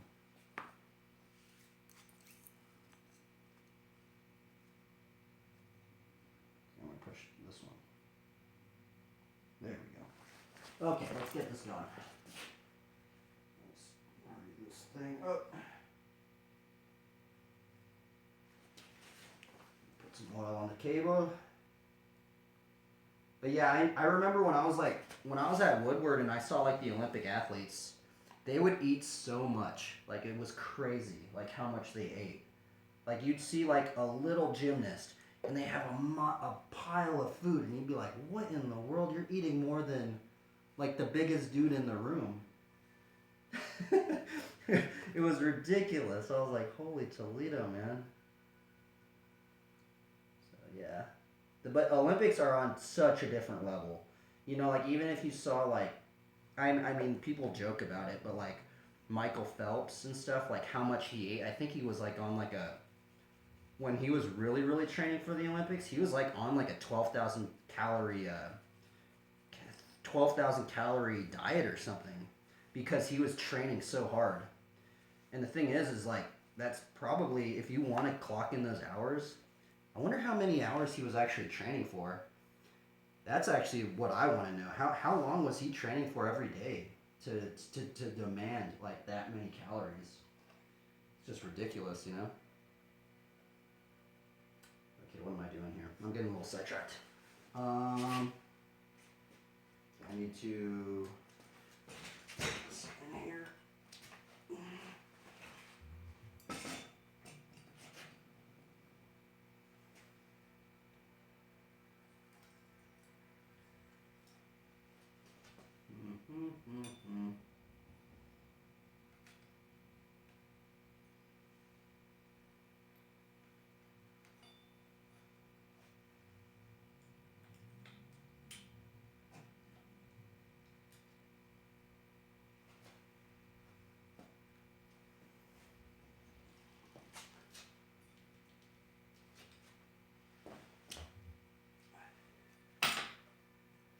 So this stuff gets a little confusing, so I'm a little less talkative because I have to align everything up in here.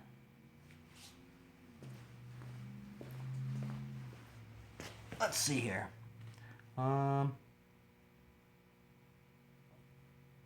Good, you track your diet time. Bodybuilders as a whole work. Honestly, I like to bodybuild too, but as a beginner. Okay, I see.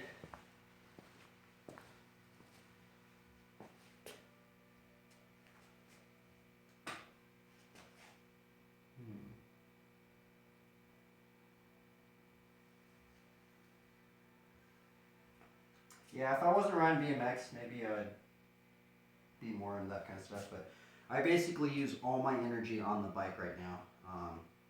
That's kind of the level I'm going at. Like all my energy, I actually do want to rock climb. I'd love to rock climb again, but rock climbing's so taxing on the body. Well, for me it is. Like, it's just like I could use that energy more so on the bike. So that's actually another reason why I'm not rock climbing. Because I would want to get back into rock climbing, but I mean, it's kind of like at the level of I could either use that energy on my bike or I could use that energy to rock climb. And at this point in my life, I just have to totally, I'm trying to just be totally optimized to where I want to just level up on the bike as much as I can.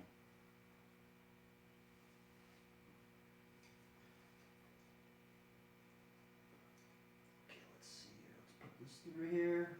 Boom.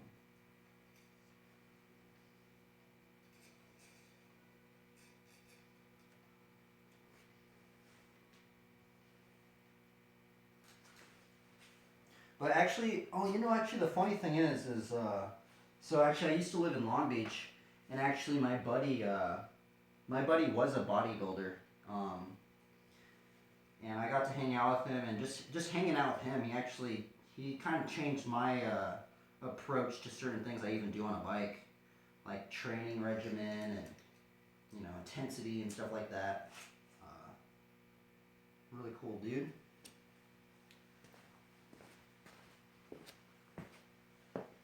But yeah, my buddy had some gnarly freaking lats, man. Like lats and shoulders. That's what he would just work out like lats and shoulders, super heavy. Like,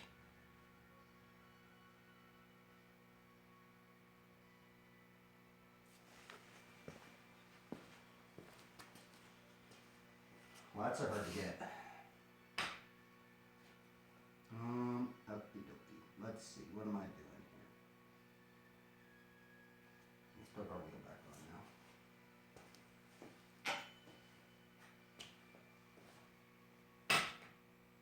now. Hopefully these brakes work on here.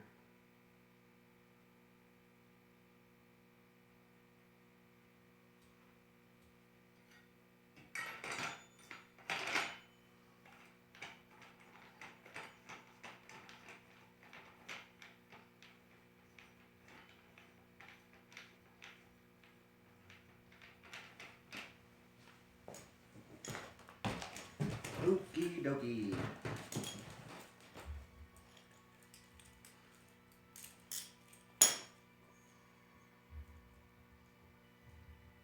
Normally it doesn't take this long doing the brakes. It's just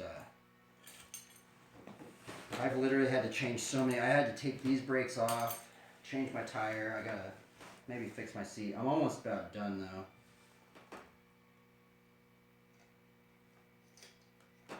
And when you put like a new part on, it's always like a little challenging because they're sometimes a little bit different, so you kind of have to like adjust things so they work.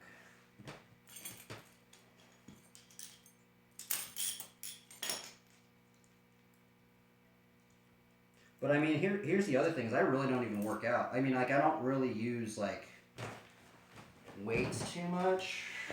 Basically, the bike right here is the weight. So, you know, like I don't use any machines. I guess the bike is somewhat of a machine, but like I kind of don't really do anything else. I do some lateral raises sometimes with like 7.5 weights though. And I was doing like pull-ups and stuff a bit, but those things kind of tire me out.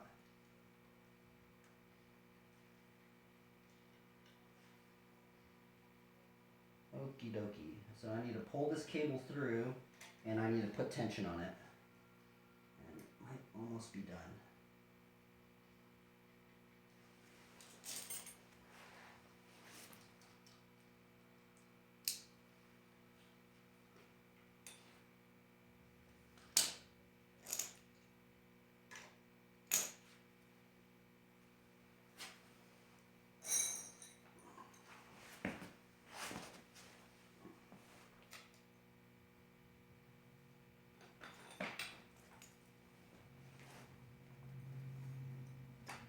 Come on, buddy.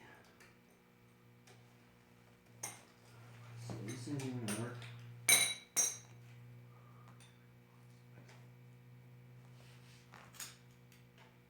I'm surprised. You know what's weird is I'm surprised more people aren't on the fitness and health section on Twitch.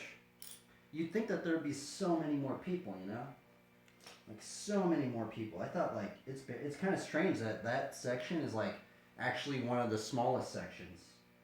It's like absurd to me. I'm like, what in the world, man? Like,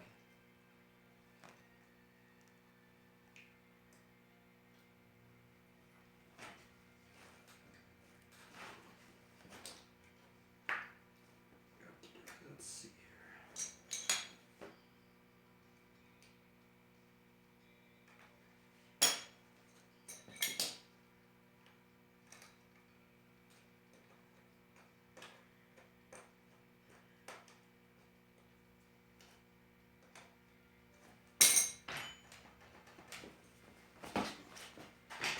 Okay, almost done on this. Almost. Oops.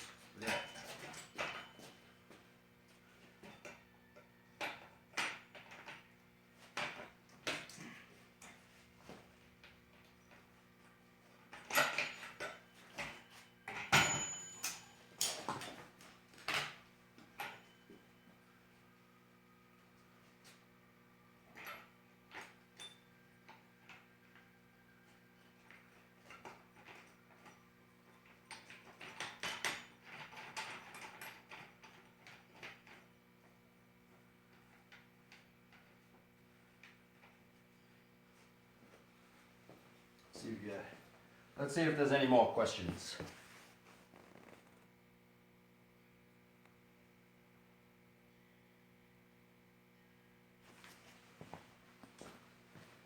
Do do do do do.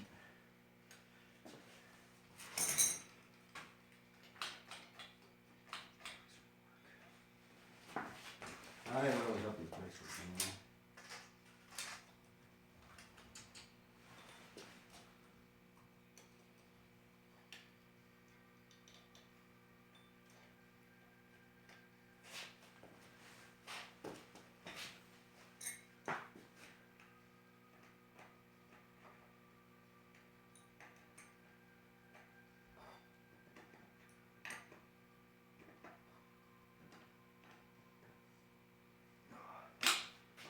Ooh, this thing does look good, man.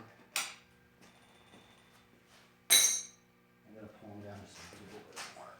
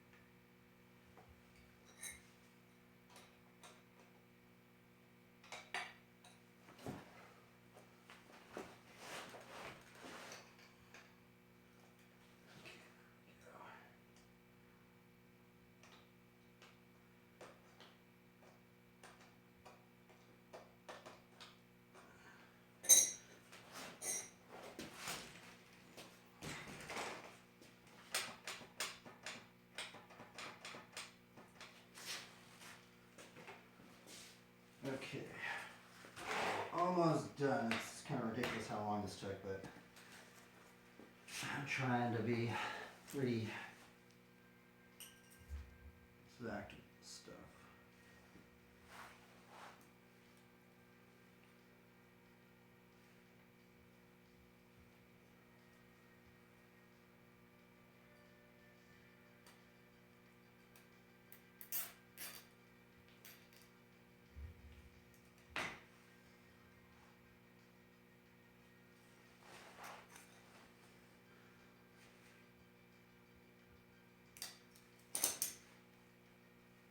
Two zip ties right here.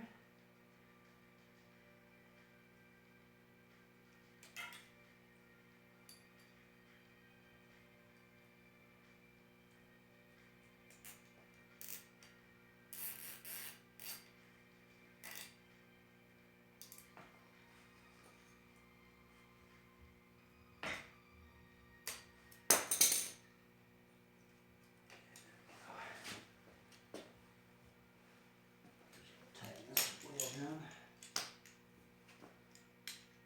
I forgot to oil the brakes too. Oops. Oh yeah, please.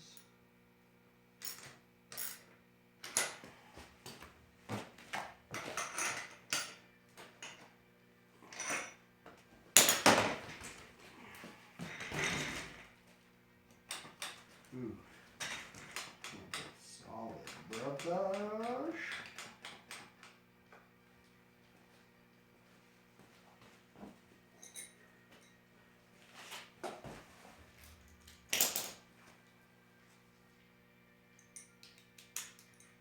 The Silver Knight.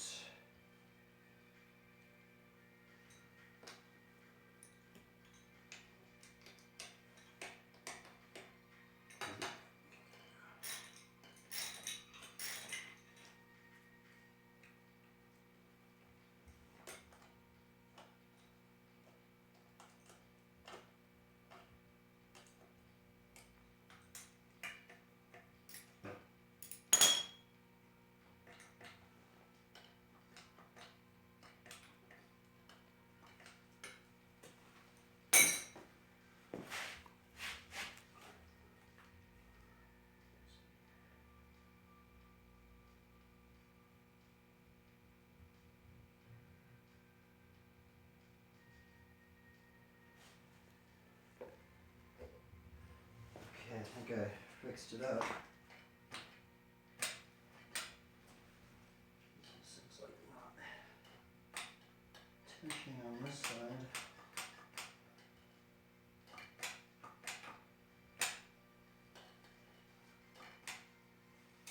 Is this thing out of alignment?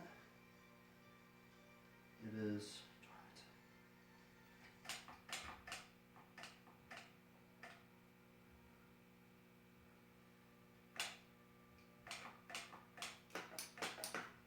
Okay, we're about done, actually. Sorry it's taking so long.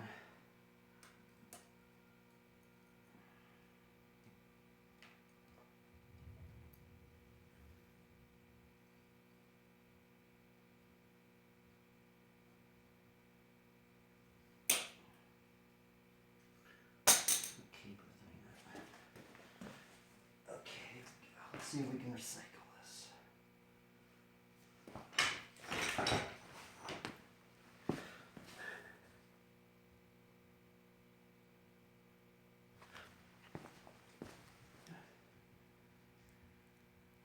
Darn, this thing's so hard to take off. Why is it so hard? Ugh. This is what I'm after.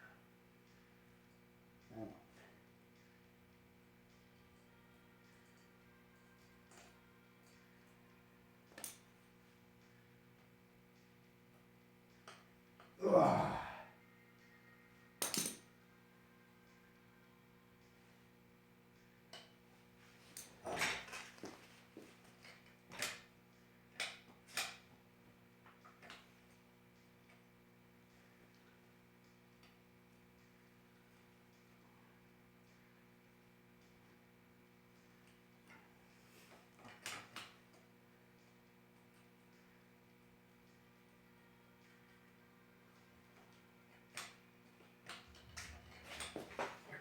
need to adjust this wheel, align it.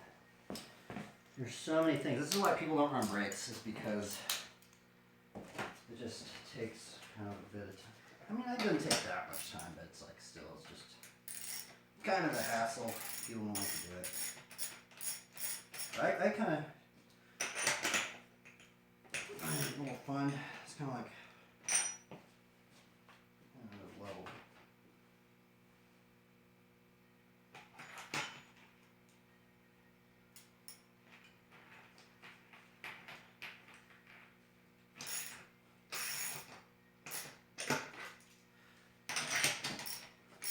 It's so weird. Why does my brakes keep doing that?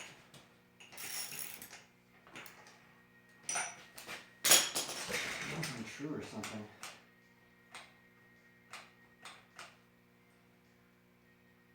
Oh, it's because of this. It's not aligned. Oh, that's what I messed up. Why is it so not aligned?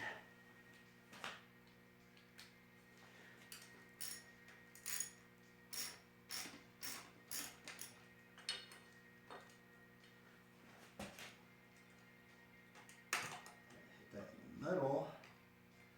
Push that down, and then we tighten it up.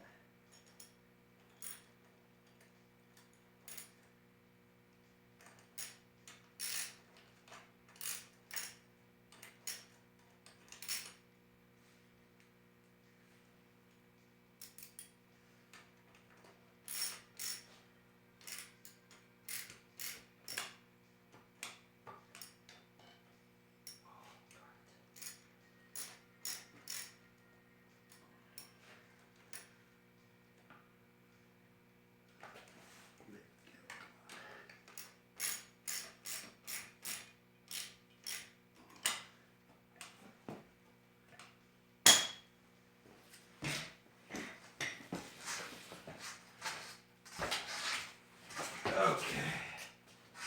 Now for the final thing that I'm going to do is I'm going to sand this down, because I don't like these little knobby things because they mess me up.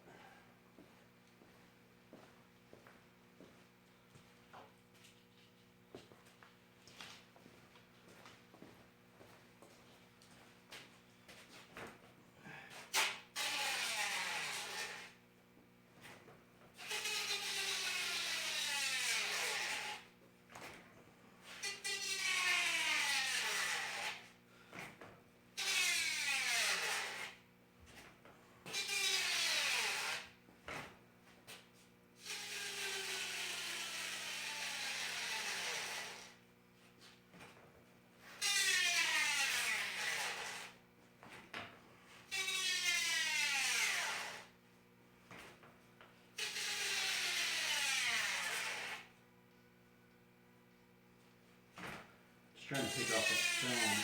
Maybe not the knobs, but just that first film.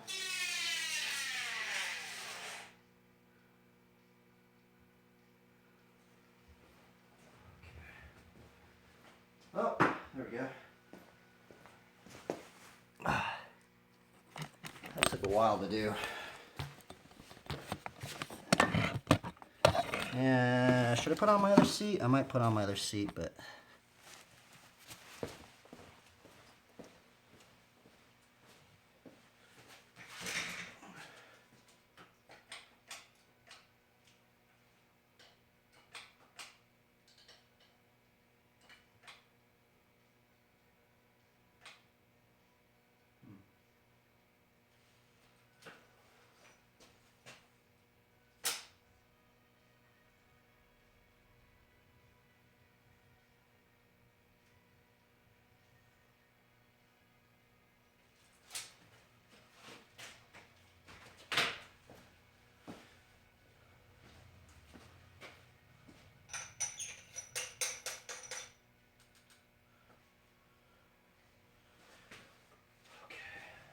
that back. Adjust this.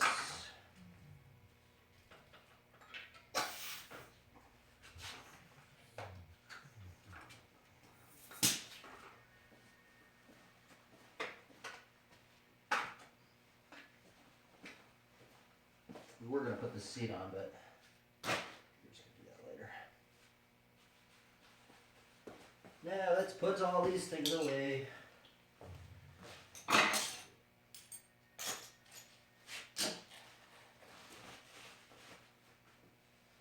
This cable might be used again. This one might. This might.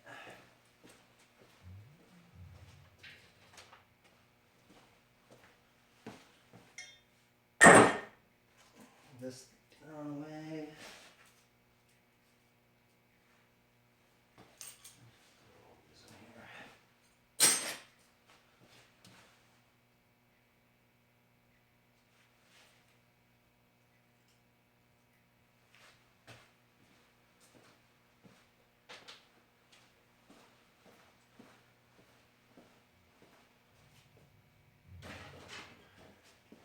Okie dokie, time to wash my hands.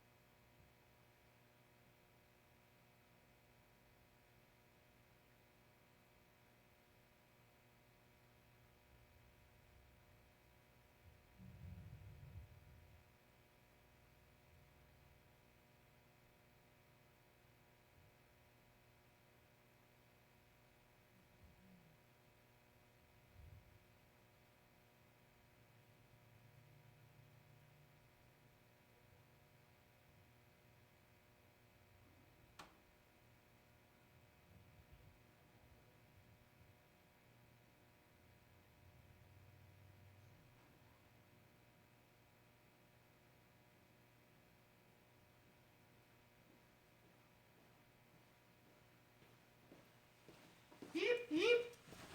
Beep, beep. Now back to your scheduled broadcasting. Maybe I should stream mark it. Oh, well, I guess I will. That took way too long to get that going. Oh, goodness. Okay, then.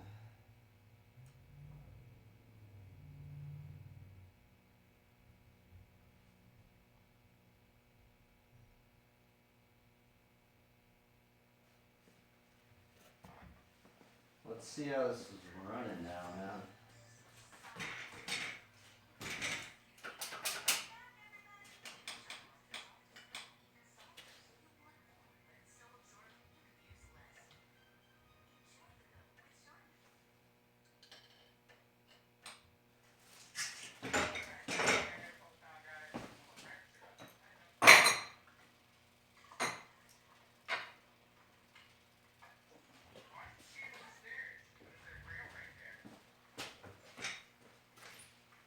There's so much stuff on it.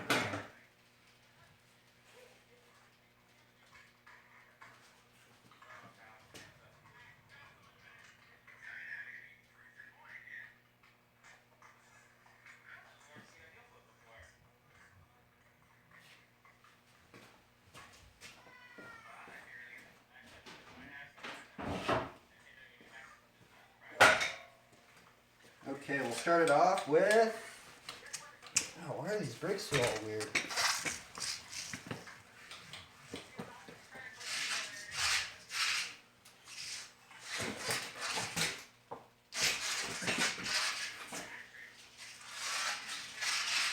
Dude, this tire's like so squeaky right now.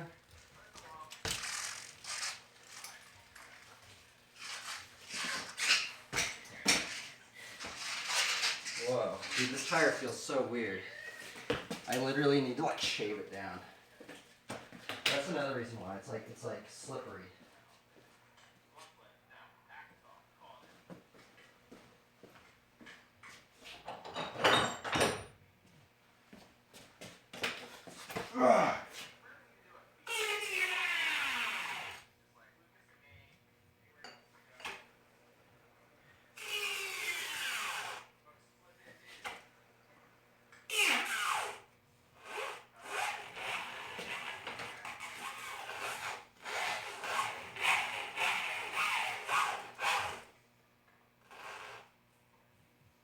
Dude, this tire's like made out of something weird. It's like not shaving down.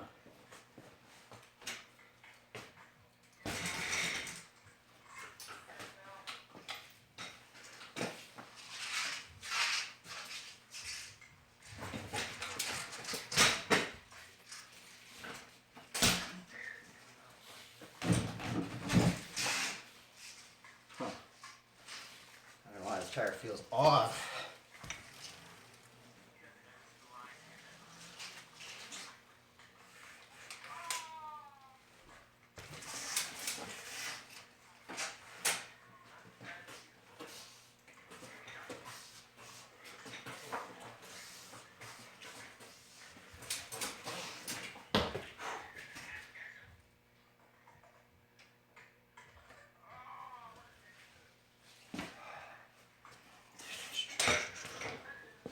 Oh, I gotta align this. Oopsies. Oh, sorry I haven't been looking at the chat. Have a good night. By the way, I was making my dinner and I'm going to rest. Thank you for the conversation we had. See you next time. Farewell. You know, continue becoming the strongest version of yourself. Never give up. And just I think the most important thing is just stay consistent with anything, you know. I think that's the big one, especially for like the fitness stuff. I'll drop you a follow. Let's see here. Let's see here.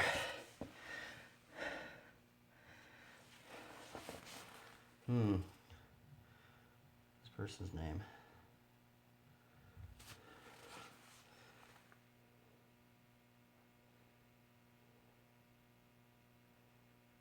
Okie dokie. There you go.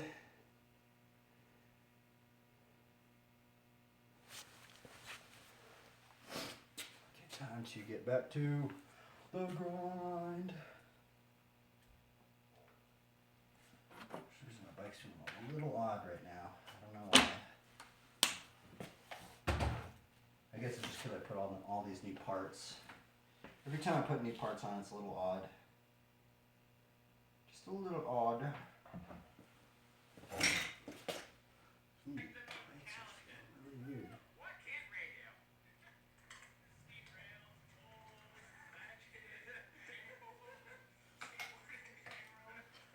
Why is it more on that side? It doesn't make any sense to me. You know what I'm going to have to do? I'm just going to put a spacer on that side.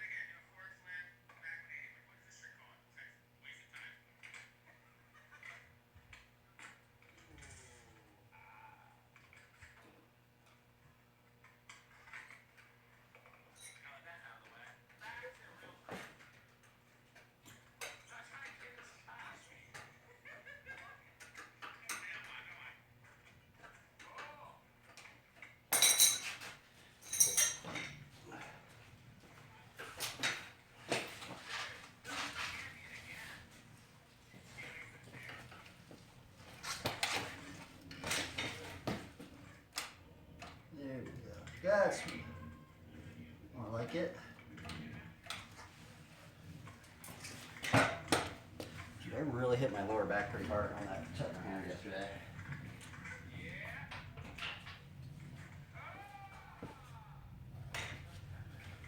Oh yeah, that's what I was gonna do. I was gonna maybe learn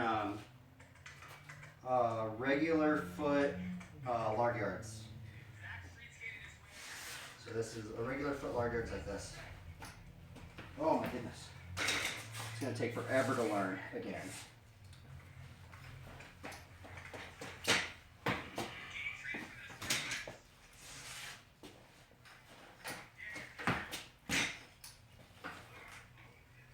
That's eventually.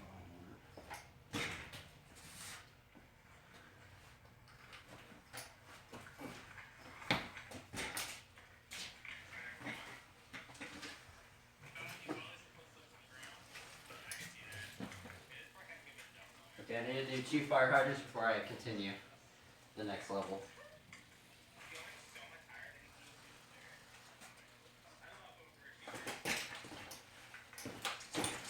I guess I did it for a T. Woo!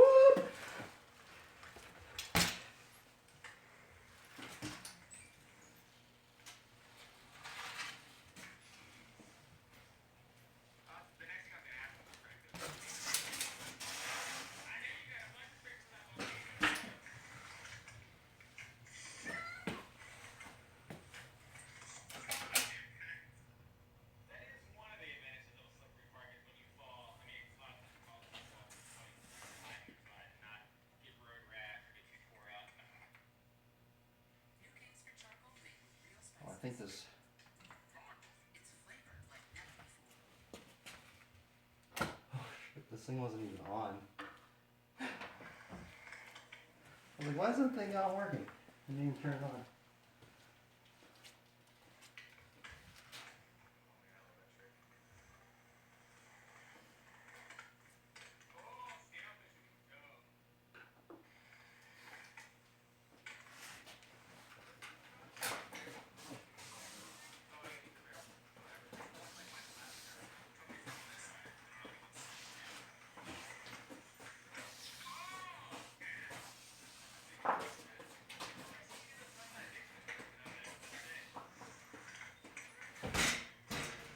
So now I need to learn regular footing.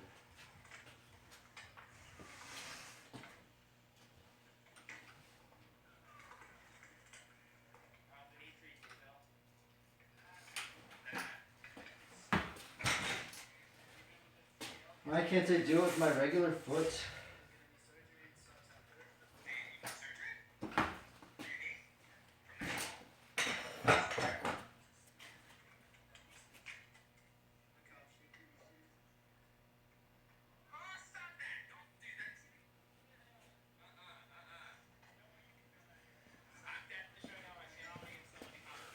Aye.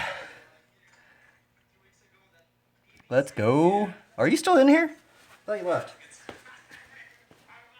Sorry, I haven't really been, I'm not riding at like my full capabilities. I kind of like took a little slam yesterday, so I'm not like really riding that hard.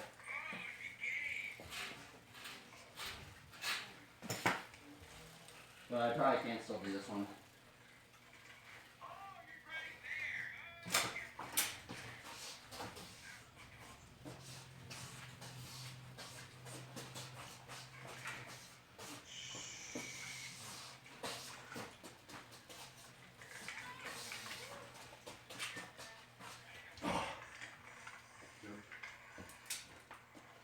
Pretty close though.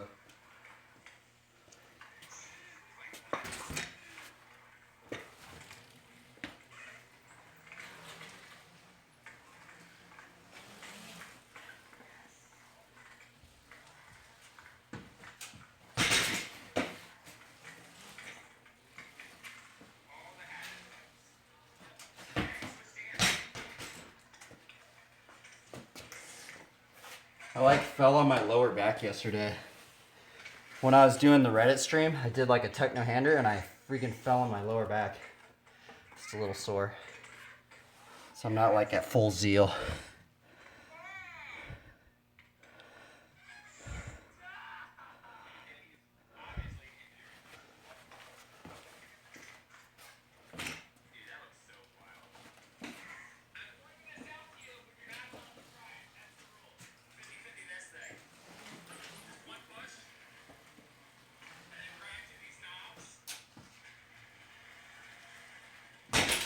It's weird. I can feel the new tire. It's different.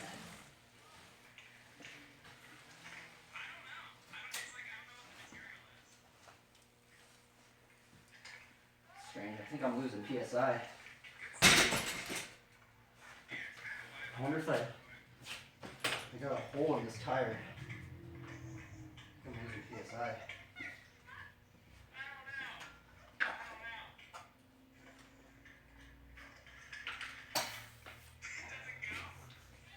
Oh yeah, what the heck?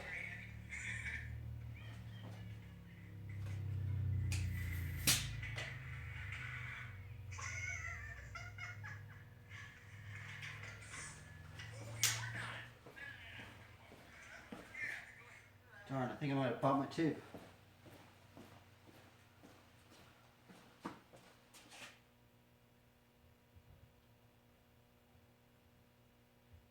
Maybe not.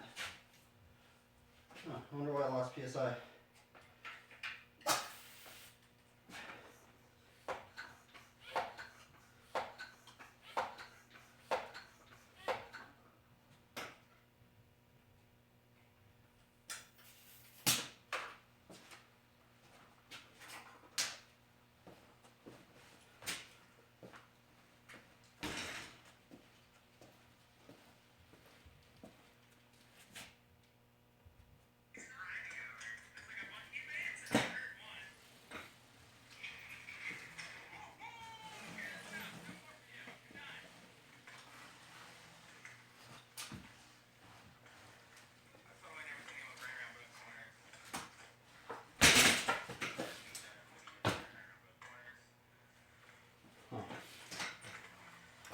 Probably popped my tire with a freaking tire lugger.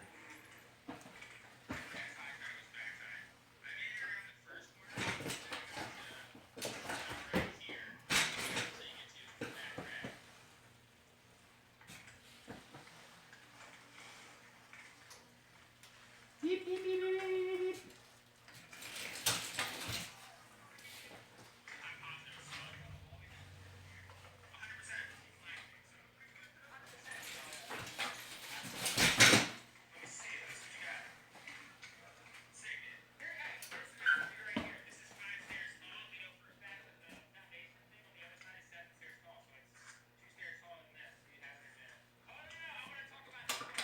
These brakes feel pretty solid though. New brakes, I'm pretty stoked on them. They work.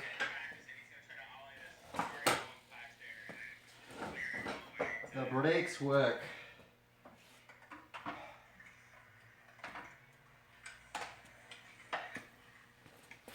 Okie dokie, let's see if there's any questions.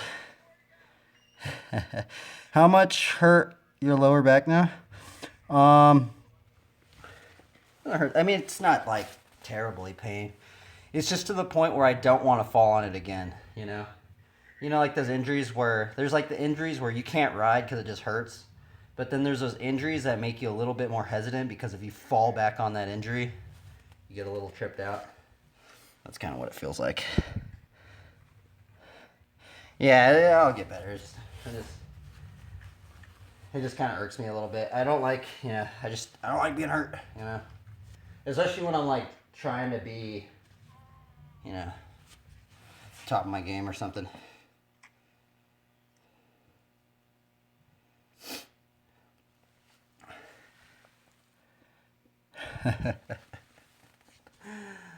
I apologize if my stream's a little boring or something.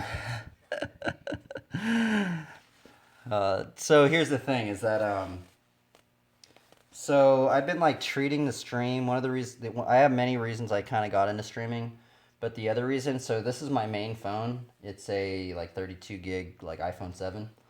I only have maybe about 30 minutes I can film on this phone until like I lose storage.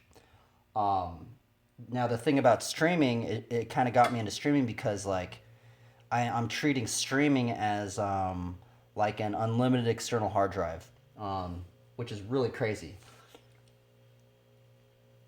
You can basically have an unlimited external hard drive on your phone, video external hard drive anyway, on your phone for free. There's the only catch 22 is it's public, so I think that's a good catch 22. I mean, I'd take a free unlimited external hard drive for the being public or something.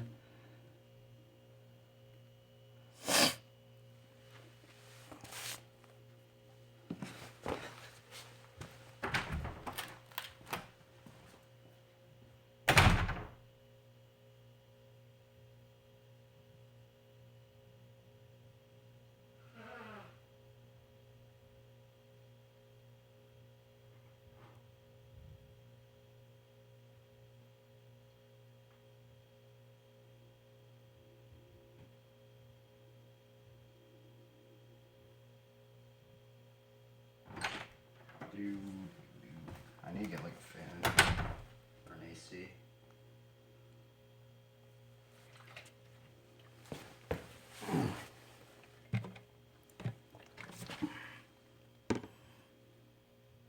You're.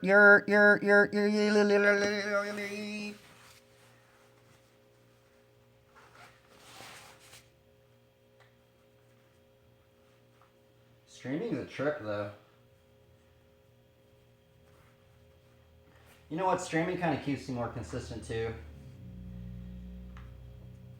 Some weird way.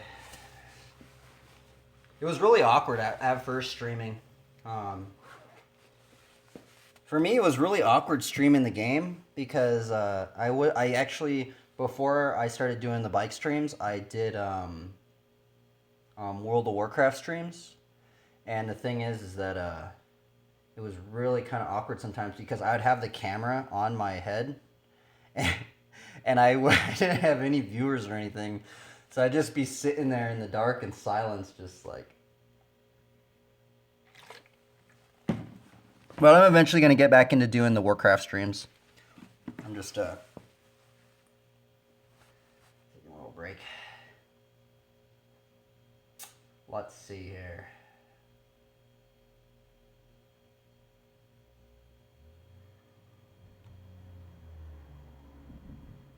Oh.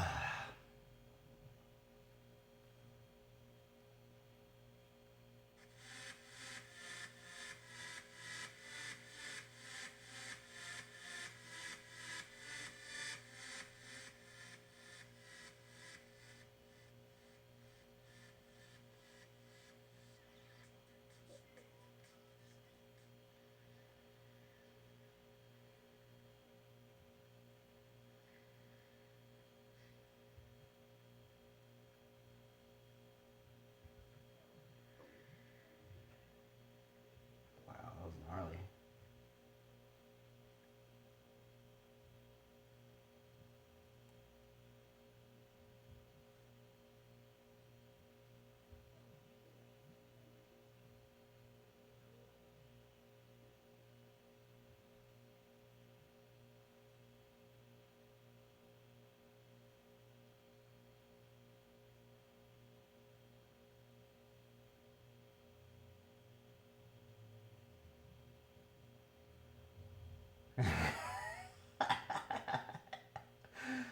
Holy Toledo.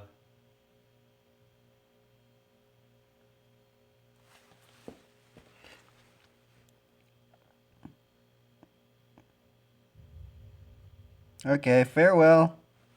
Have a good one. Peace. Try your best.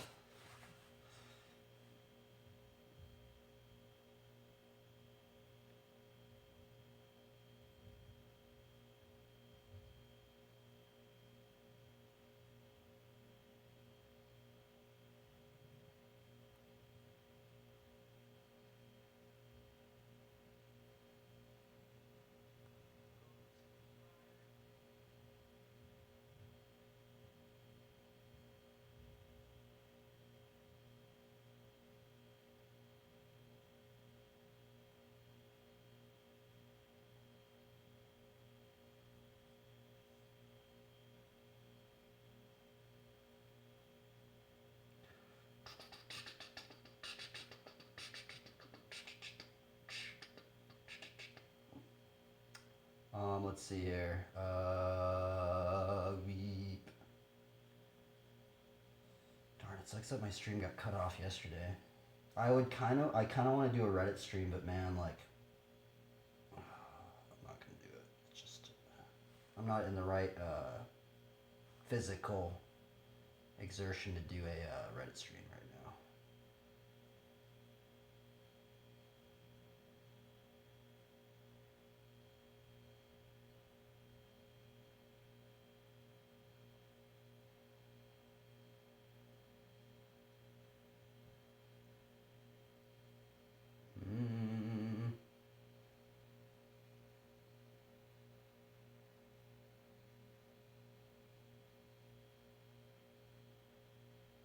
Ambient jungle, huh? Ambient jungle, no copyright.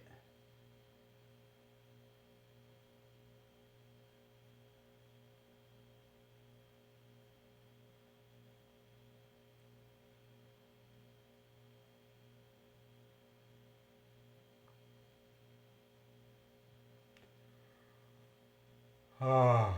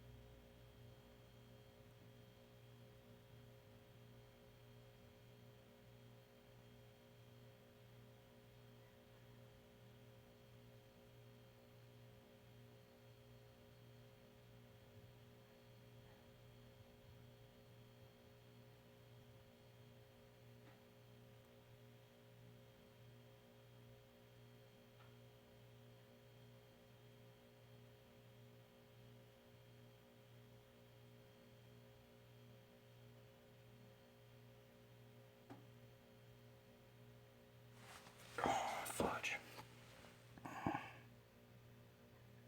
Oh, my bad. Push up King 7. Oh, my bad, dude. I didn't see the chat. Apologies. I don't have like a big screen or whatever. I stream on my phone. Today, what day is today? Today's Saturday, right? Because I feel really tired today. That's why. Yeah. Sorry, I'm not at total peak levels where I want to be at. I kind of fell on my lower back yesterday, and I'm a little hesitant than normal.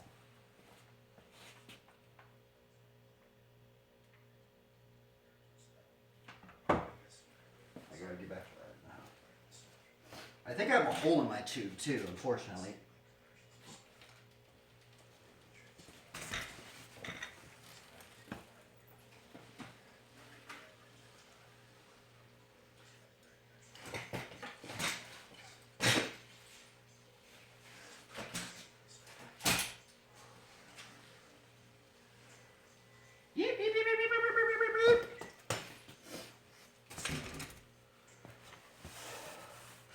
Let's see here. What device? It's a what is this? A Samsung Galaxy like 1. Something like that.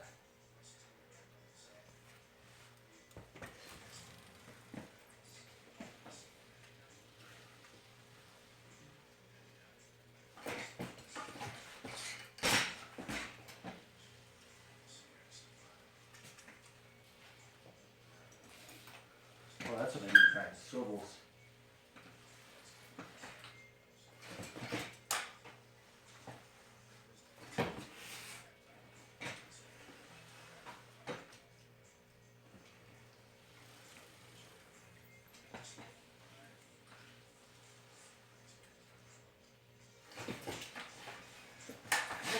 Oh, that's crazy.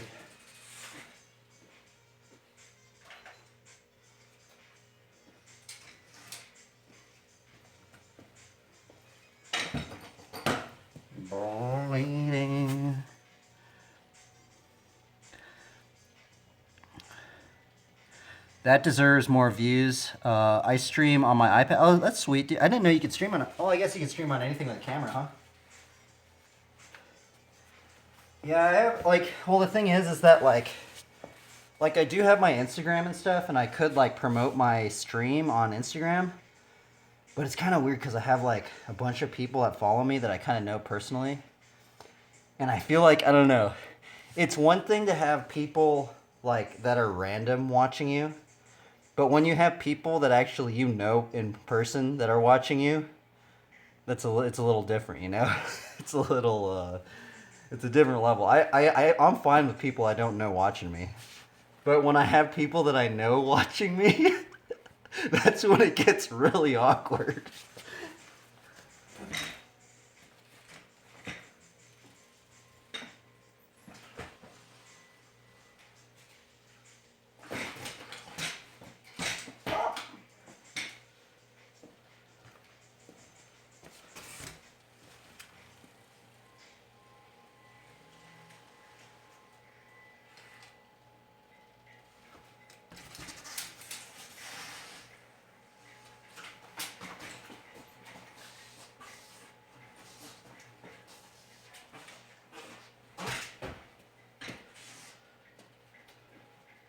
I just put on all sorts of new parts on my bike. I'm pretty stoked.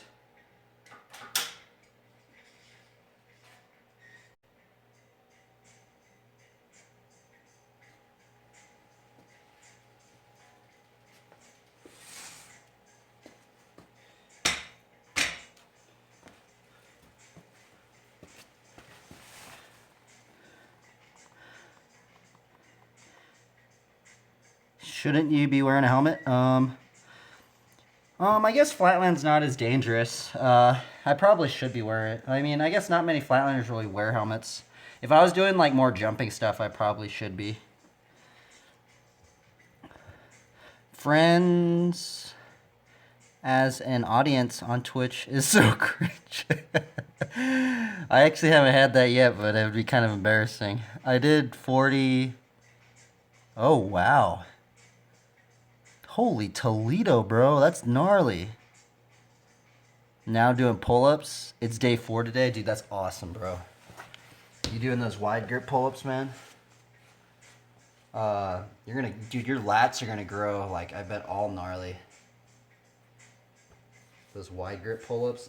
Dude, that actually reminds me. I need to get back into doing the wide grip pull-ups. Dude, lats are so hard to get. But I know, like, somebody said just do wide grip pull-ups. I mean, that's all you need. I was like, all right, man. And I was doing them for a bit, but pretty gnarly. They get me tired.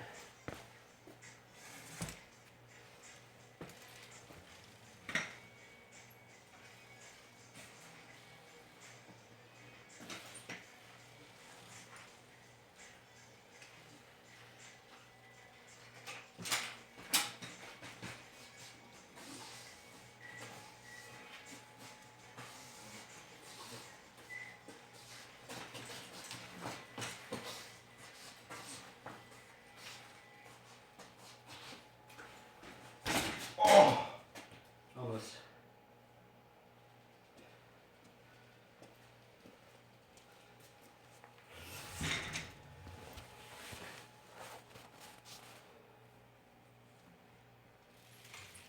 But yeah, actually, you know, it's kind of weird. Is Flatland's starting to remind me more and more of just like working out, cause it's just like it's basically the same thing. It's like you're just doing the same thing, you know, just persistence, just consistency, you know, doing it over and over and over again.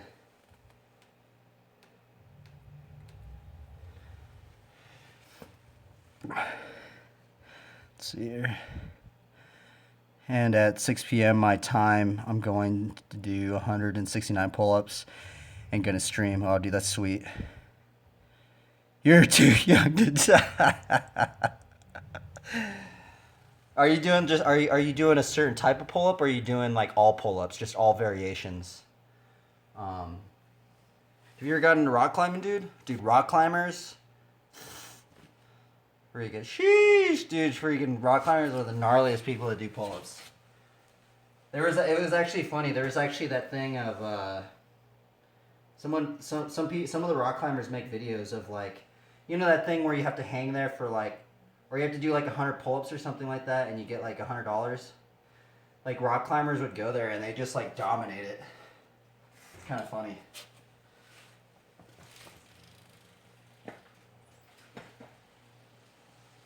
You should get into rock climbing.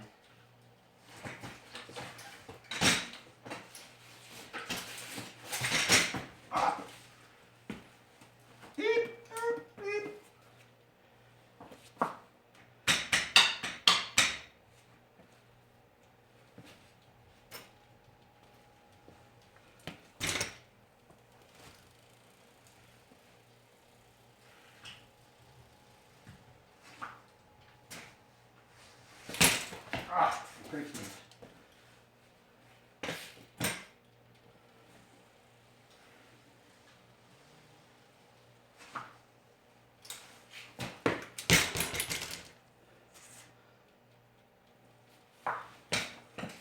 You're not back into that.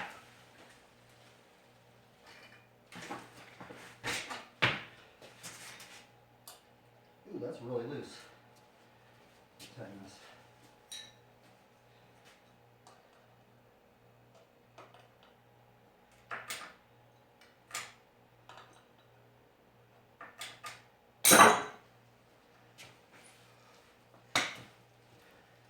You know, actually, what I kind of want to get. I think I used to. No, I never had one. I used to just do it on top of my doorway. But they're called like hangboards, and they like strengthen your fingers up. But you basically do pull-ups, but they're on like a. Like it's just called a hangboard. I kind of want to get one of those.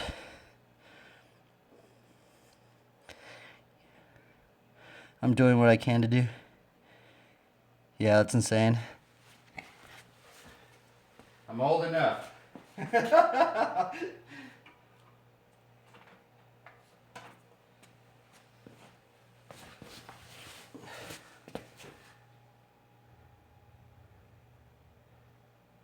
Do do do do do do do.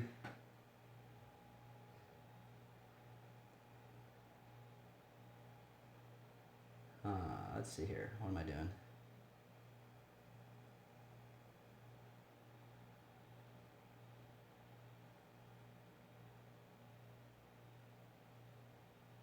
Dude, don't you think it's strange that like the fitness and health section is like the littlest section on Twitch?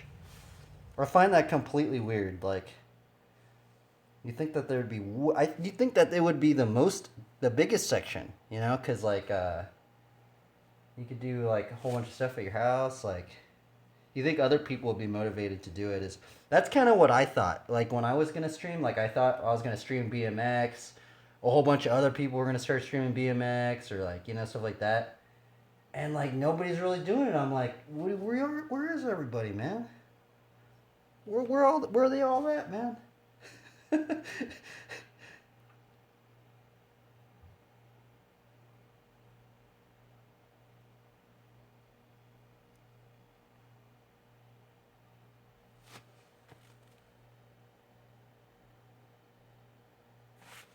Let's see here. The littlest.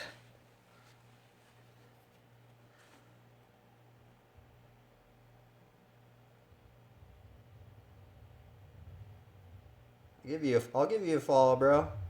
Boom. There you go, dude. Dude, you've been grinding, bro. You really been grinding, dude. Dude, you would slay at rock climbing, I bet, dude. Yeah, I could definitely see you as a rock climber. Honestly, anybody that could do like pull-ups, that you could get into rock climbing. That's all it is. That's all rock climbing really is. It's just pulling. It's kind of like a mixture of both. But it's also just hand strength. It's just a lot of pull-ups and then just a lot of gnarly hand strength, you know? That's the biggest one, is just the hands. Like some of my rock climbing friends, like if you see their hands, their fingers are freaking huge, dude. Like they literally have they've literally like freaking built their fingers up. They look like freaking gorilla hands. What I was like first streaming on sports, and then I found fitness and health. You know, that's the funny thing, because I actually did the same thing Um, I was like, okay, well, I'm just gonna put it on sports, like. And then the thing is that nobody even like watched my streams on there because like everybody that's on the sports section, it seems like they just watch like football, like they watch like football or like And I'm like, well, why aren't you guys like doing it? I mean, I guess it is sports, but like, I don't know, they're just like watching sports. It's not like they're really doing the sports. But everyone playing Valorant on Twitch, yeah. Yeah, my buddy was really into Valorant. He was like in the beta and stuff. But that's good, dude. I'm glad that you're doing. I'm glad that you're doing like that push-up challenge and stuff, dude. That's good, man. So you're probably motivating a lot of people, dude. Just gotta keep at it. I'm basically doing the same thing. I'm just doing it on a bike.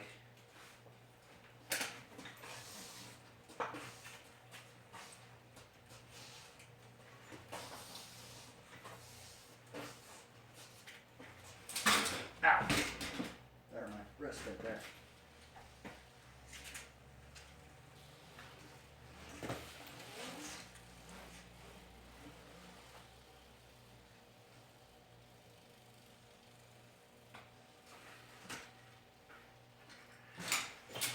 Oh, brakes are working a little sketchy right now. Yeah, so the discipline I'm in right now with like the BMX is that I'm doing like the flatland BMX. One of the reasons why I'm doing the flatland is because I can do it in a very tight area. Like I'm doing it in the garage right now. It's one of the strengths to flatland. You can do it in very tight areas. They just react to soccer and basketball games. Yeah, man, that's what I've noticed. It's kind of weird. But I mean, if that's what they're into, that's cool. Everybody's into other things. Yeah, I was just tripped out. I was like, dude, why aren't there more people in the health and fitness section? There's barely anybody on it. Like, compared to all the other, like, thousands and thousands of viewers, like, the health and fitness one is, like, the littlest one. You're like, what in the world? That don't make any sense, man. Honestly, I find more joy, like, when I literally feel, I don't know what it's called. You know, like, what it's called, like, the runner's high or whatever?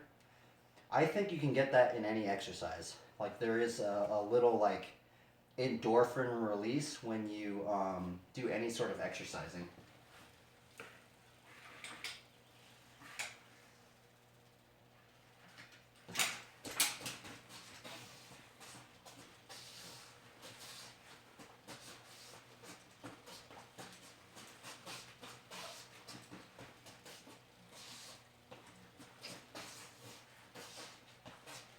Ah. Nope.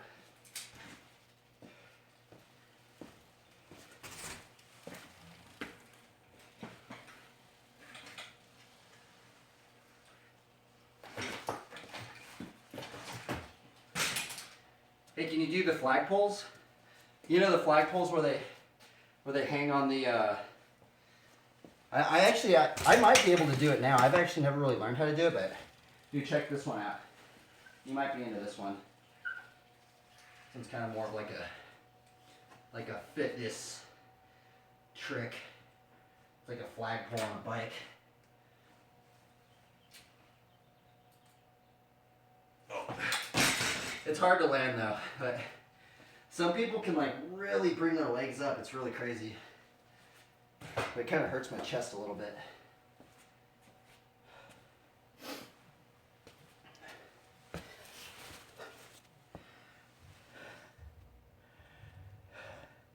People getting lazy. Oh, you know, bro.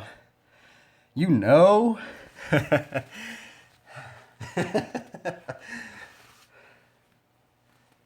I guess some people. I guess the thing about the games is that it's more readily available. Well, that's actually the weird thing for me is because I have a really old computer. So, because actually, here's the weird thing, man. If I had a better computer, actually, I probably would be streaming games. But my computer's just so old that, like, I tried to stream games on my computer, and it's just like, it looks like it's like 240 pixel. Nobody wants to watch them. I bet if I streamed my monitor on the phone, it'd probably be a better picture of than streaming it on the computer that I'm running. It's kind of funny, but it kind of got me into like riding the bike more, so I'm cool with that.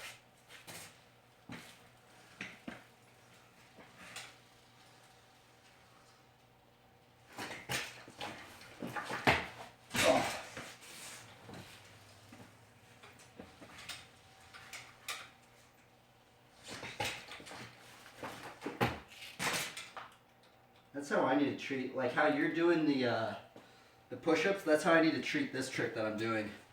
It's called a fire hydrant, and I need a beat 4 actually.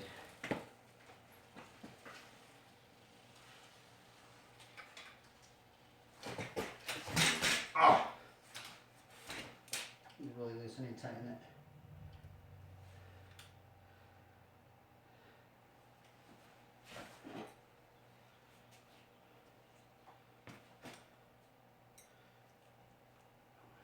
Hey, oh, you know what? Before you leave or anything, dude, check out the Reddit stream.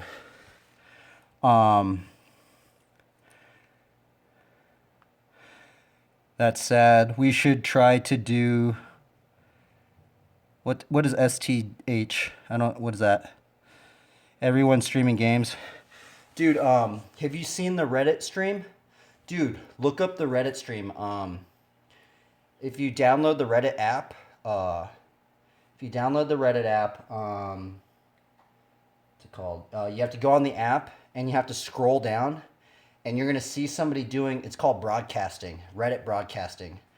I did Reddit broadcasting yesterday, dude. Get this thing, man. The most people I've ever had view me. I had 166,000 people watching. It was really weird. Oh, something. Okay.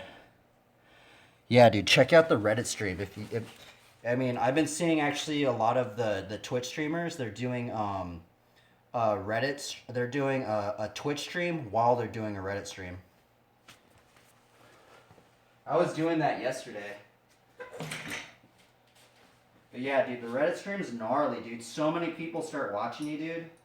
But I bet like you'll get a lot of people watching you if you go on there.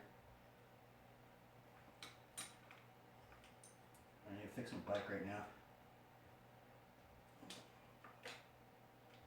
Why is this loose? Why is it so loose?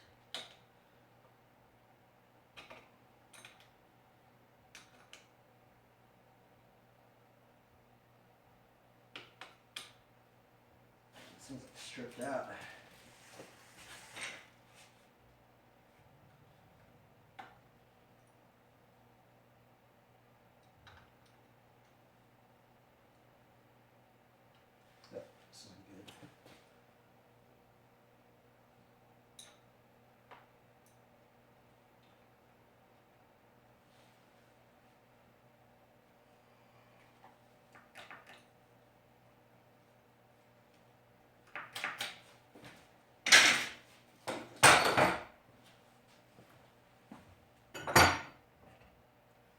I should just do a Reddit stream right now, honestly. Yeah, I saw a whole bunch of people doing it though yesterday. What? How? Okay, so I'll show you. So you have to download this app Reddit. See that one right there? It's that red one with the face. This one right here. Okay, so you download this app. Here, I'll show you right now. You go in here. See how there's like these things right here? So you're going to have to scroll down. And you have to wait until you find somebody. It's going to say like broadcasting up here. Let's see if we can find. Oh, okay. See this one? It says top broadcast and it says live. And how this trick has this trick has 19,000 people watching her. See that? So then what you do is then you click on it. So you're going to see that live button. You click on it and then see this plus button right up in here. You press this plus button right here like that. And then you have to pick the right category. There's not many categories. I'd probably pick like either talent show or even Reddit Masterclass. Those are the ones that I've kind of picked. If you pick another one, and it's not related to the topic, you can't get on it. So then what you do is you just pick one, like Reddit Masterclass. You do continue, and then you just go add a title to your broadcast, and then you just click OK. And then you'll just be streaming to Reddit just like this chick right here. This is live right now. And she has 15,000 people watching her. But the thing is you only have 3 hours you can do it. They give you a time limit. You can't do it for like a bunch of hours. You have to do it like they only give you 3 hours to stream. I think every day or something like that. But why are they getting so many viewers? Okay, so why they're getting so many viewers is because of this app. So say like you go on the app and say, you know how we just found that one chick? It's because this is getting put on the front page. Everybody that opens the Reddit app, you get a chance to get viewed by any random person. Whereas like, you know, on Twitch, like say you go on Twitch, you literally have to hit the subcategory and scroll down and see a broadcaster, or you have to like type something in like the name to find somebody. But on Reddit, they're just showing it to everybody that has the app, and not everybody on Reddit even streams. So yeah, it's pretty crazy. When I saw yesterday, I got 166,000 people watching. I was like, what in the world, bro? Like, it was ridiculous, dude.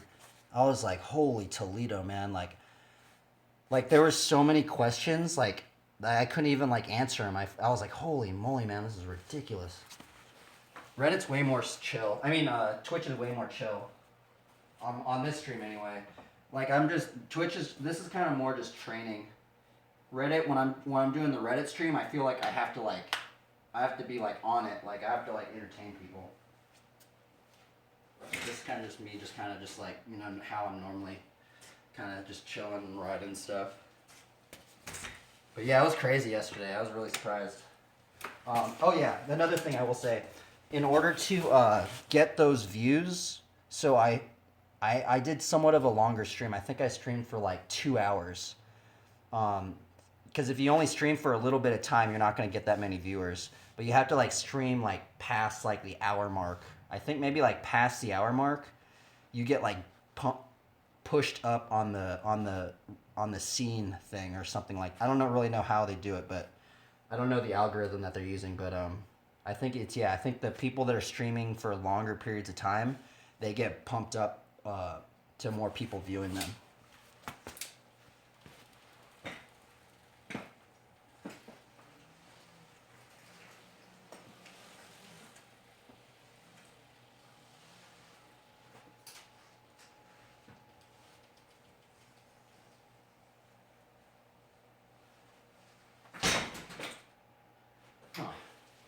I think I might have a leak in my tire.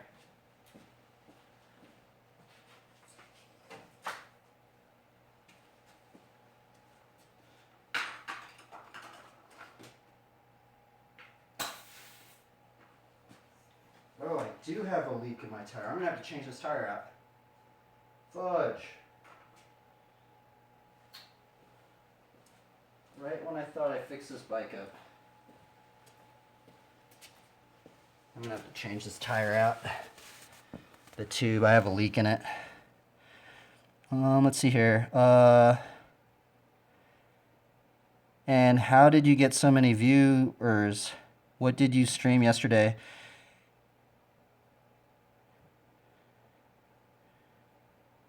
Okay, I see. Yeah, you got to make sure also when you're doing it on Reddit, you have to really make sure that you're not using any copyrighted material. I think they're pretty strict on that stuff, but I don't know, maybe. Why I'm not streaming on Reddit right now, I'm kind of just chilling out. The thing is that when I'm streaming on Reddit, and I was just streaming this very same thing. I was just a little bit more intense. You know, I was on my game. Right now, I'm just kind of just like chilling out a little bit more. But yeah, why I'm not doing it right now is because I always just feel like I'm on the dot.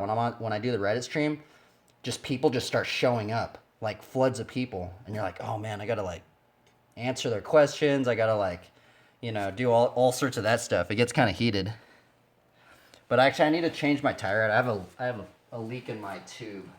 Unfortunately, I gotta switch this tube, this tire out.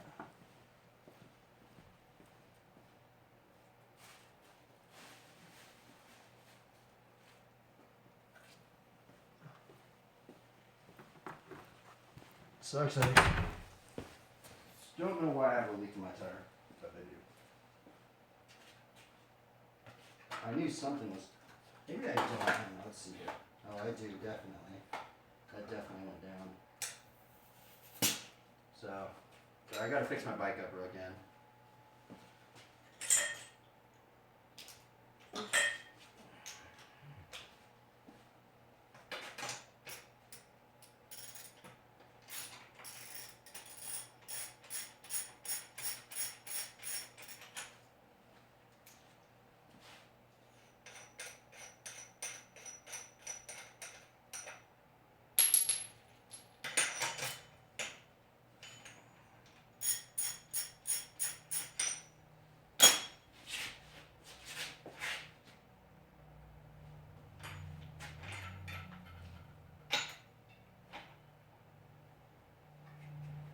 Okie dokie. We gotta change this tube out.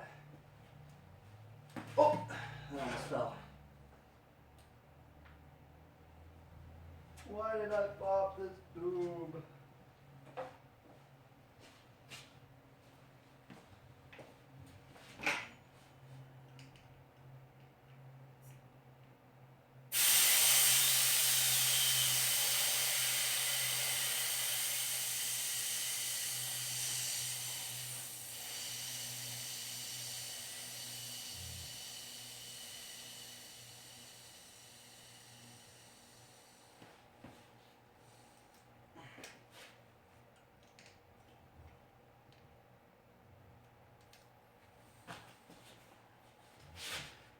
I'm actually like wondering how I popped this tube.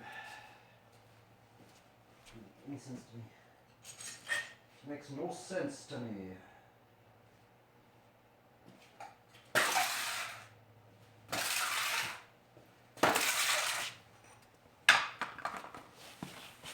Okay, let's see.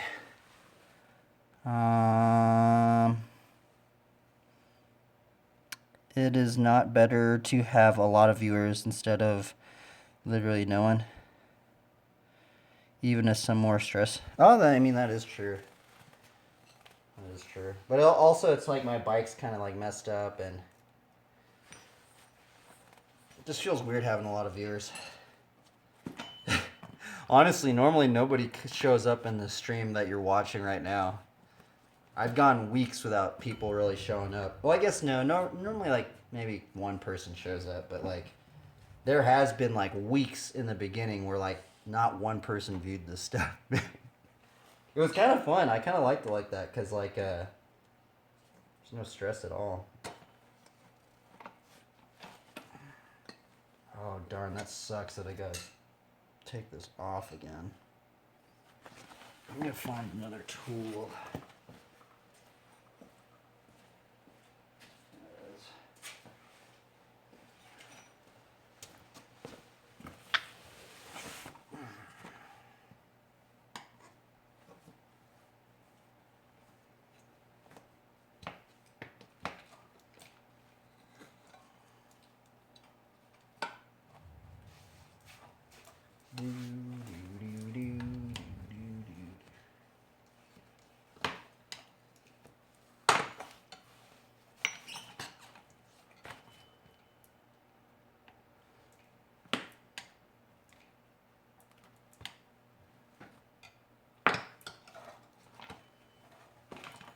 I gotta change this tire out. For some reason I got a hole in it. It's kind of crazy. I've been running the same PSI that I just automatically know when I have a hole in my tire. It's a very small leak, but there's a leak in it. Actually, I want to see if there is. Let's just trip it out.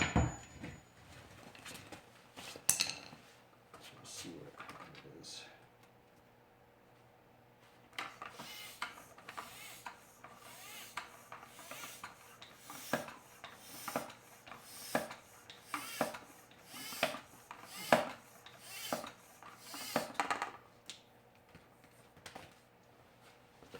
Let's see where the culprit is.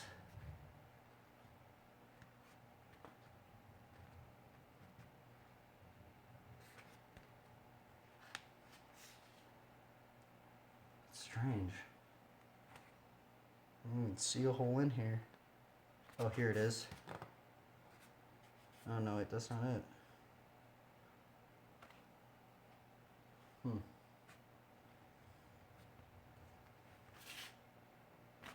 Well, it's somewhere in here.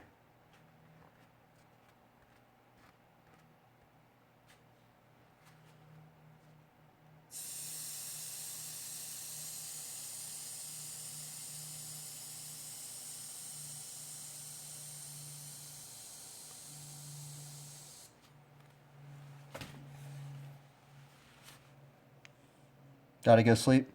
Farewell, dude. Dude, keep grinding, man. You know, keep doing you, bro. I think you're doing a good job, man.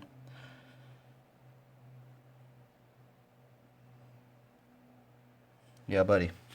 Continue trying your best, dude. Become the strongest version of yourself. Motivate others to do the same.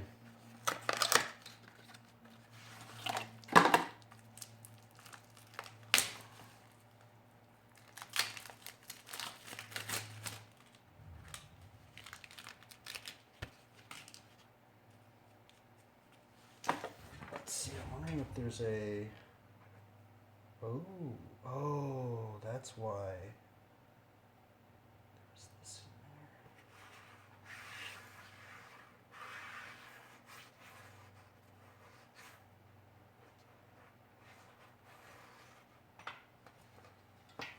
Let's see, is there anything up in here? Poking through? Any pokage?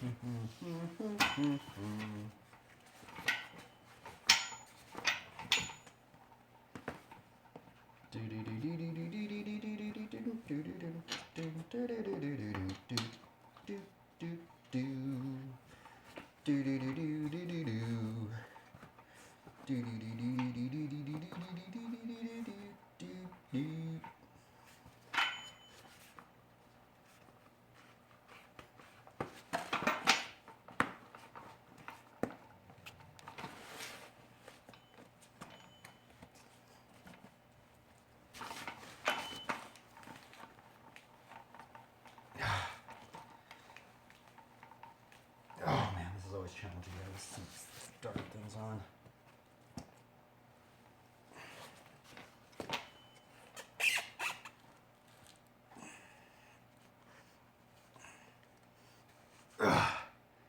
Freaking finger workout.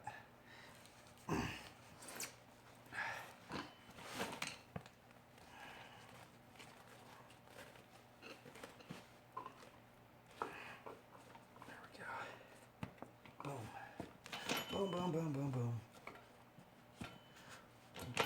Boom. Boom, boom, boom, boom, boom, boom, boom. Boom, boom, boom, boom, boom, boom.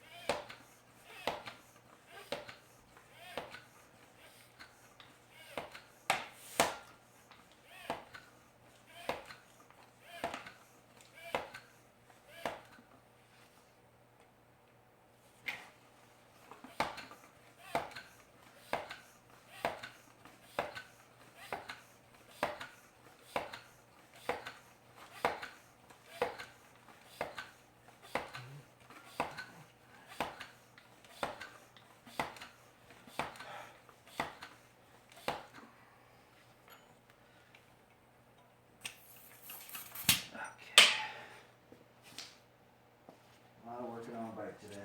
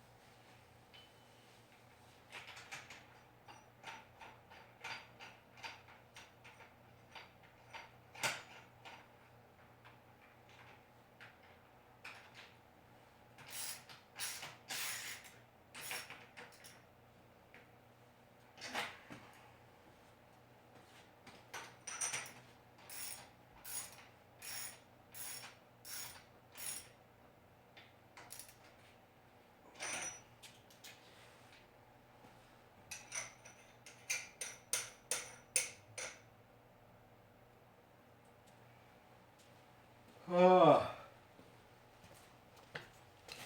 I need to take a little break. I need to eat something.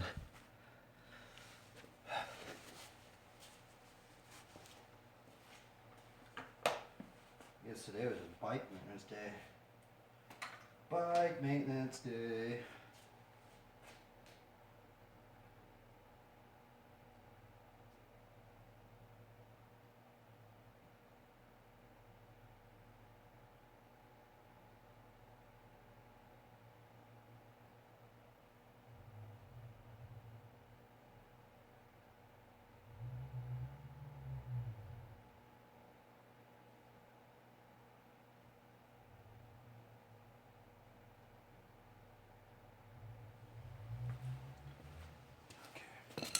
Boom. Let's put this up. There we go. You need to take a little break. Oh.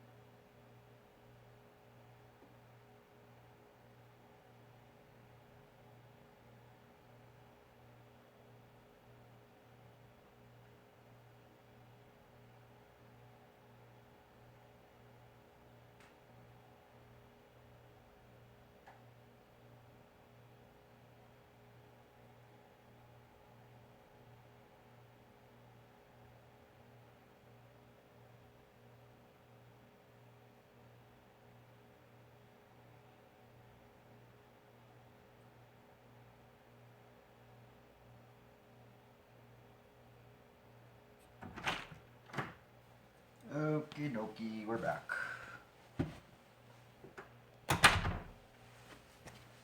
Oh man, we're gonna sleep good tonight. We're gonna sleep good tonight, man.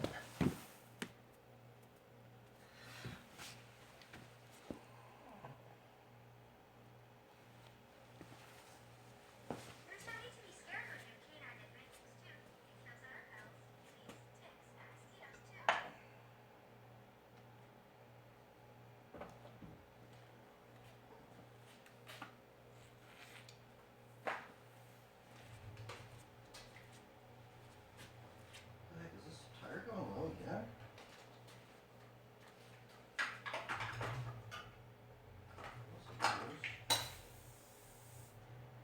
Dude, what's wrong with this?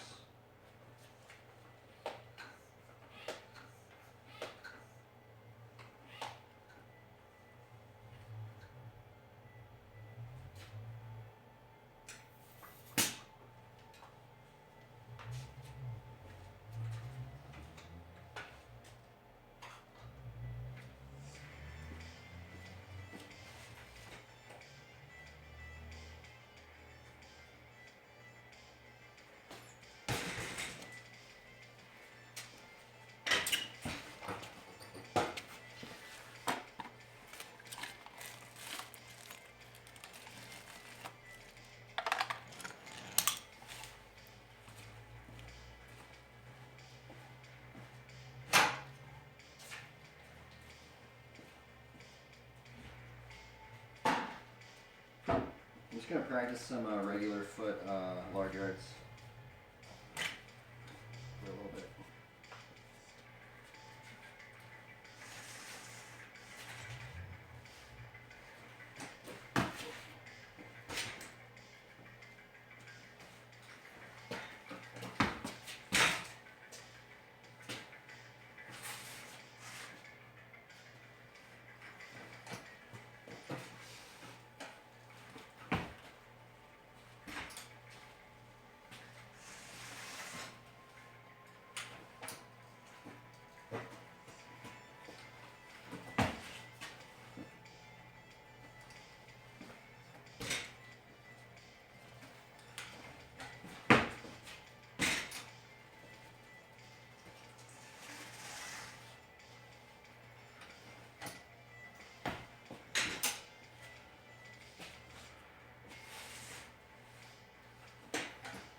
Ooh, it's like relearning it kind of all over again.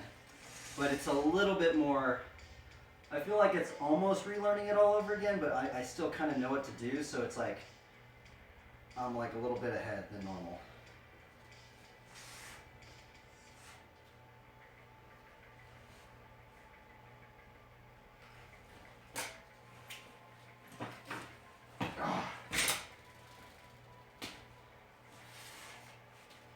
I wonder how I switch it, so...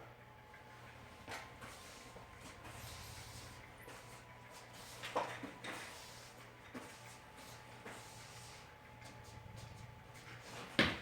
guess you just jump.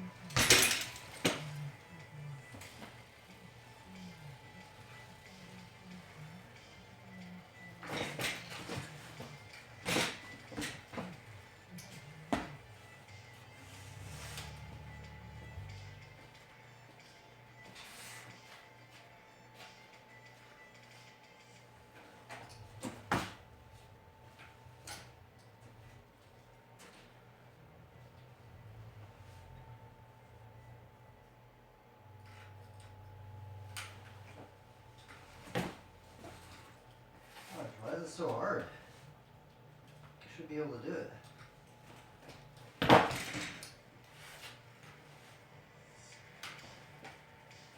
you kidding me?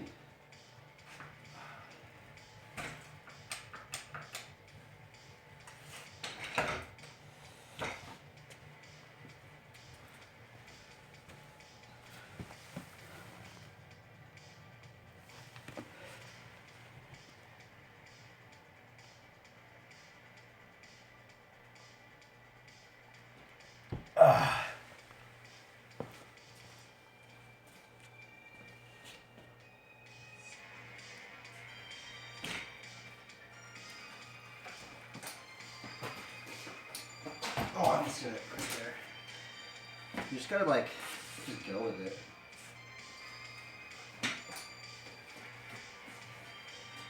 Oh, see, I'm almost doing it.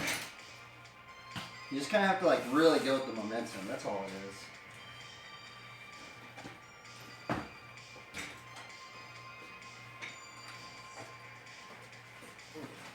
Because I'm not like scuffing it. I'm having trouble like scuffing it.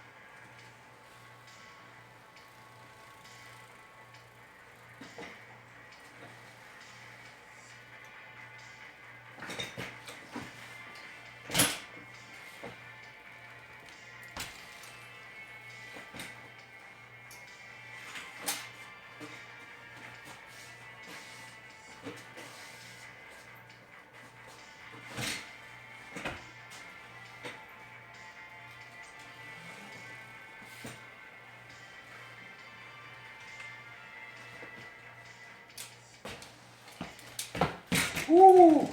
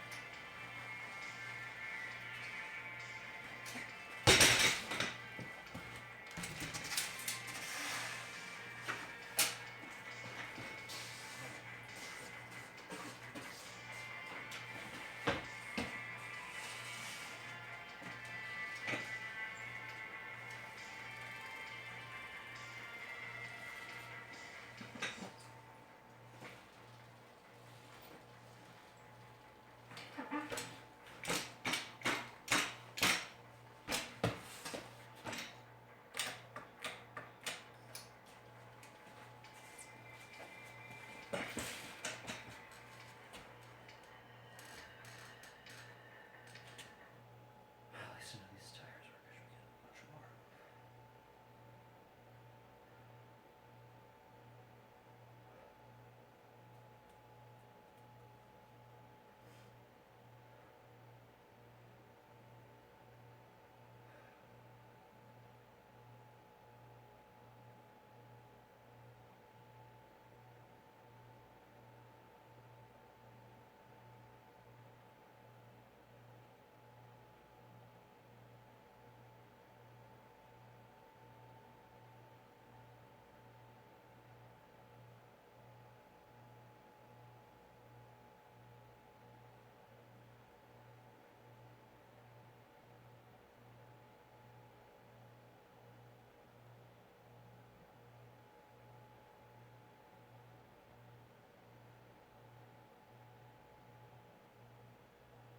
Ooh, wow.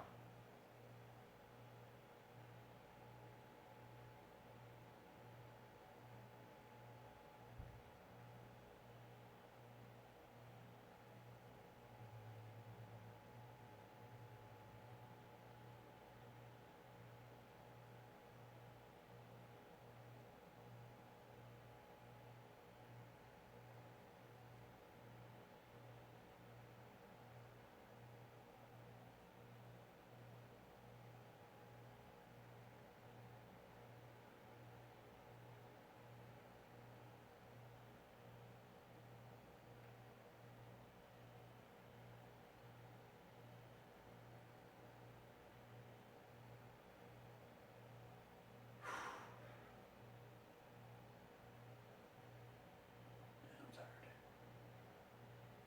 Pretty beat. That's good. Yeah, chilling out today. We're not doing anything too crazy, you know. Ooh, wow, look at that. The seat is... Maybe that could actually be a reason why I'm not...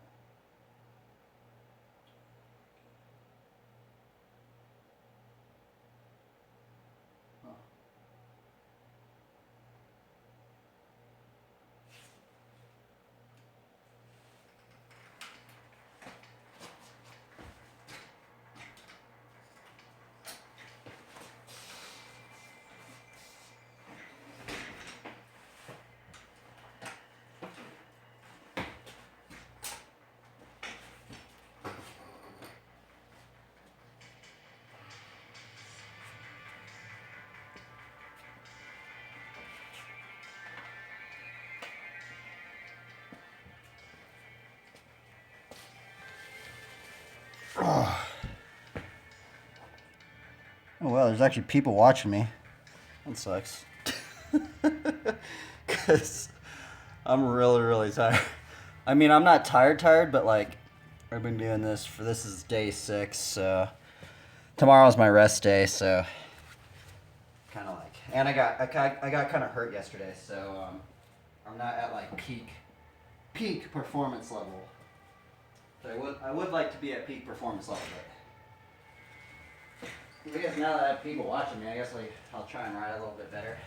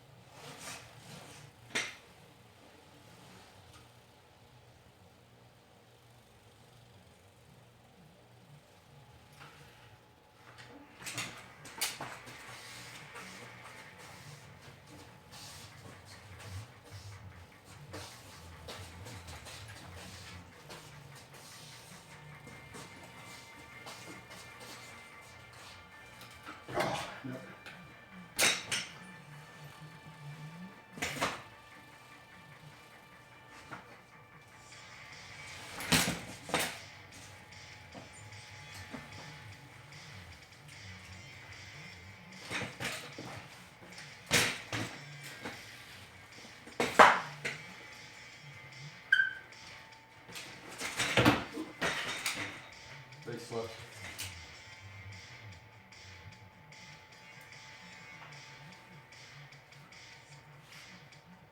Keep stretching this cable out.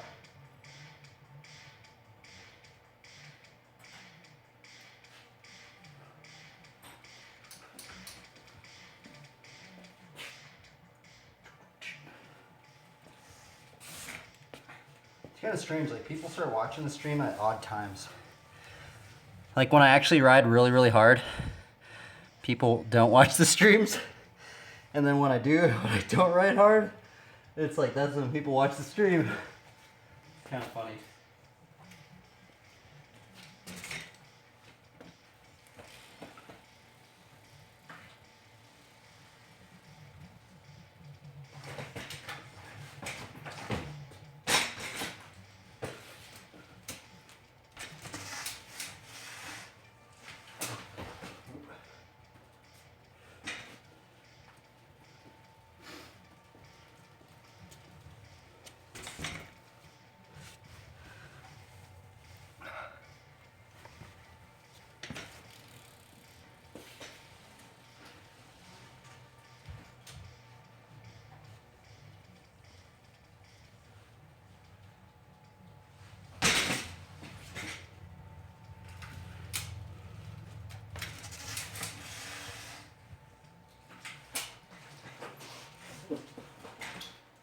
Woo! Almost got it.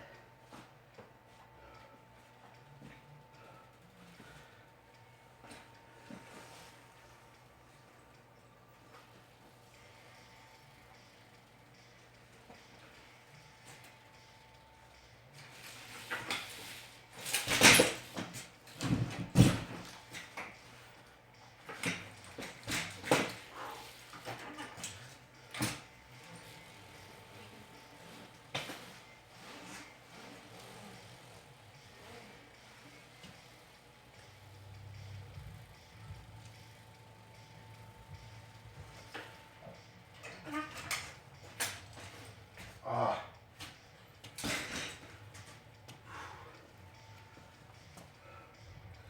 The front brakes are slipping a little bit. I don't know why.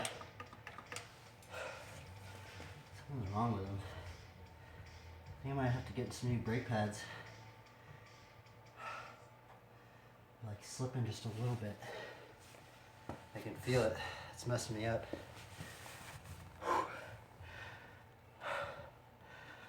That was a little run. Little run for you guys. Whoever's watching, I guess.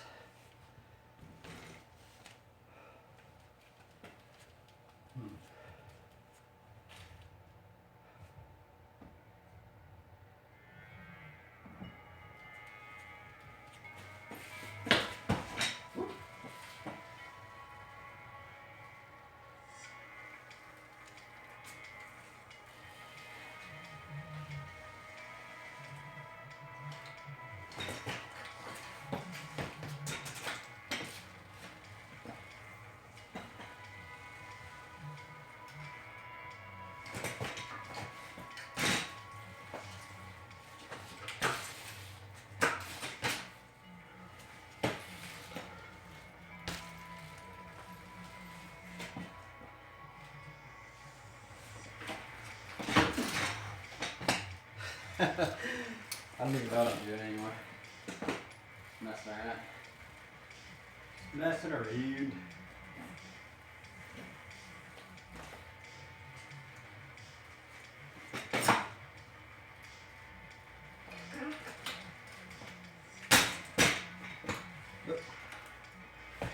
Oh, my brakes are really messing me up. I'm gonna clean my brake pads real quick.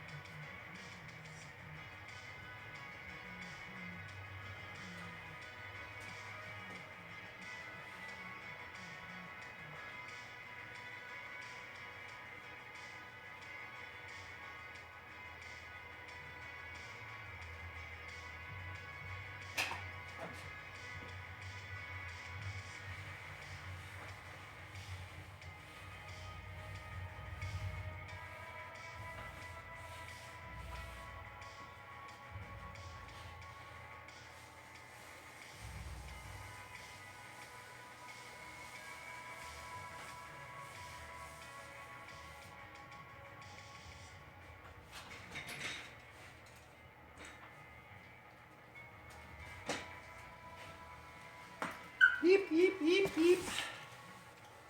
Let's go. I hope whoever's watching that you guys are doing good and you guys are just pushing. Oh, let's see here. Bro, that is a nice fighting style. Huh. I guess I wouldn't call it fighting, but maybe it could be. I appreciate that, man. Thank you. Thank you for the encouraging words.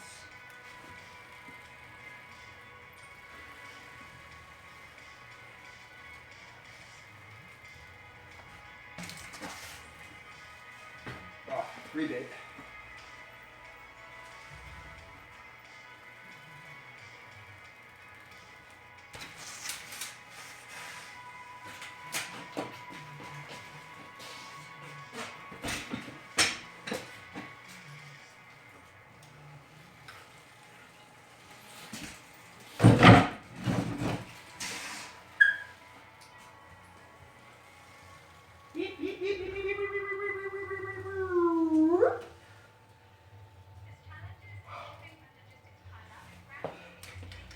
See, I'm not at like full peak potential just because tomorrow's my rest day, so I've ridden all week, so I'm not like super fired up. Kind of tired, to be honest, but we're continuing forward.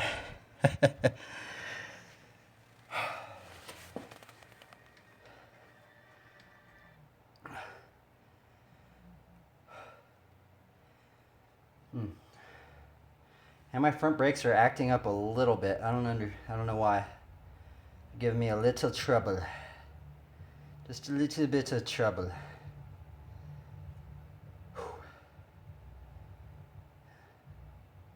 I hope you guys out there are grinding. If you're watching this, I hope you guys are grinding.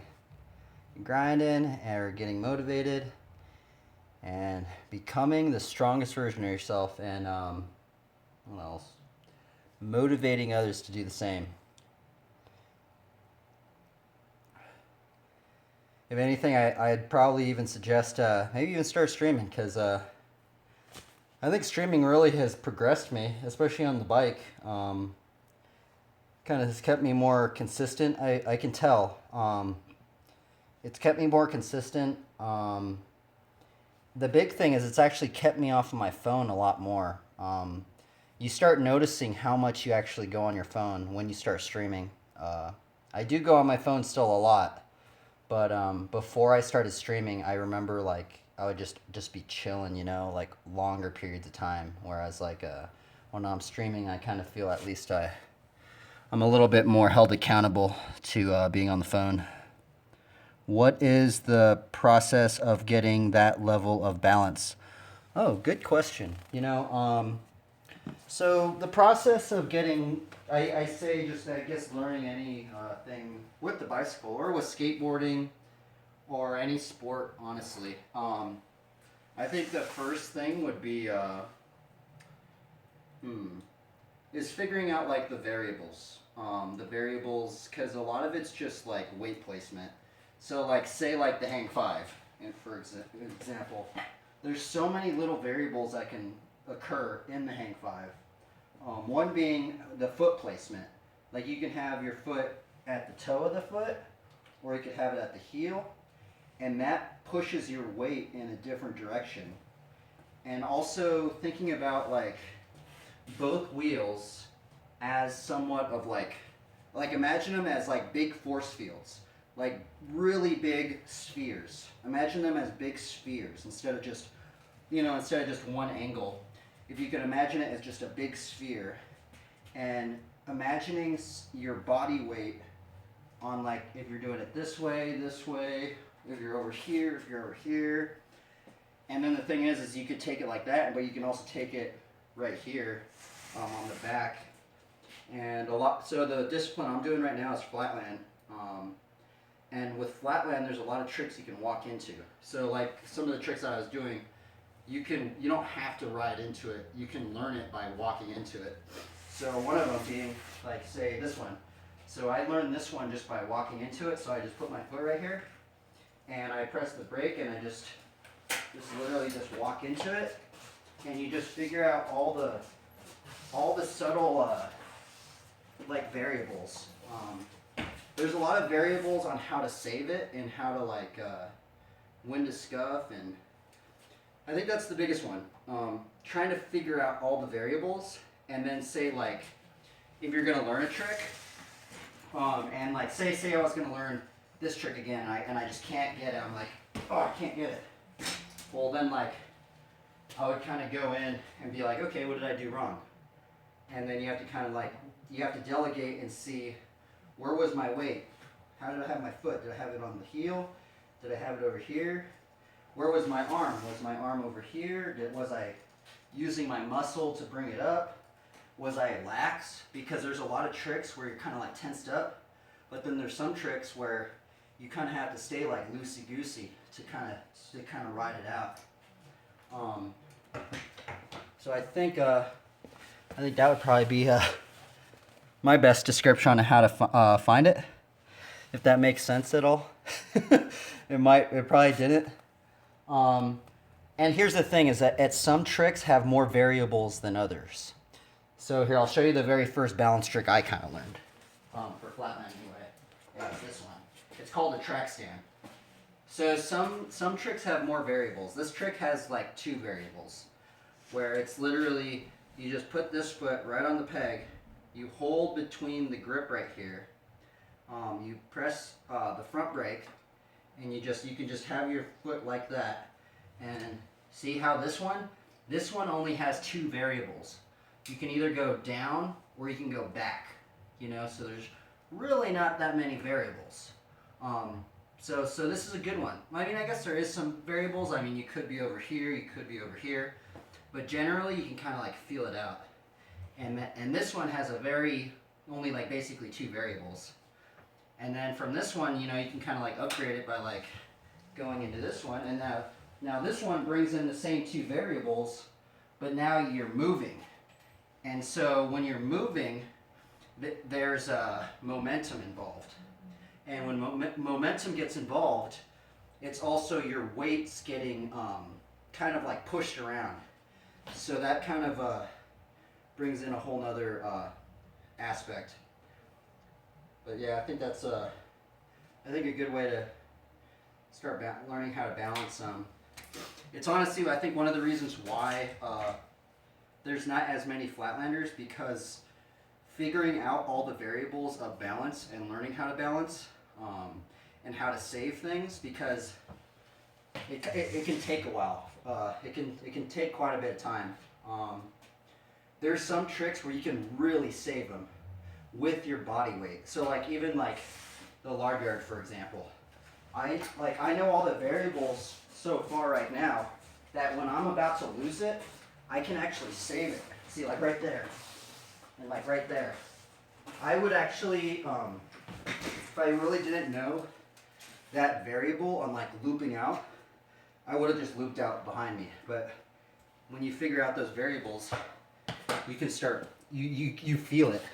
And when you feel that sense before it happens, you can kind of like auto-correct it, Like your body's already ready to do it. It's like, you also have to like, I think flatlands, or any BMX, skateboarding, rock climbing, anything like that, it's very like muscle memory intensive.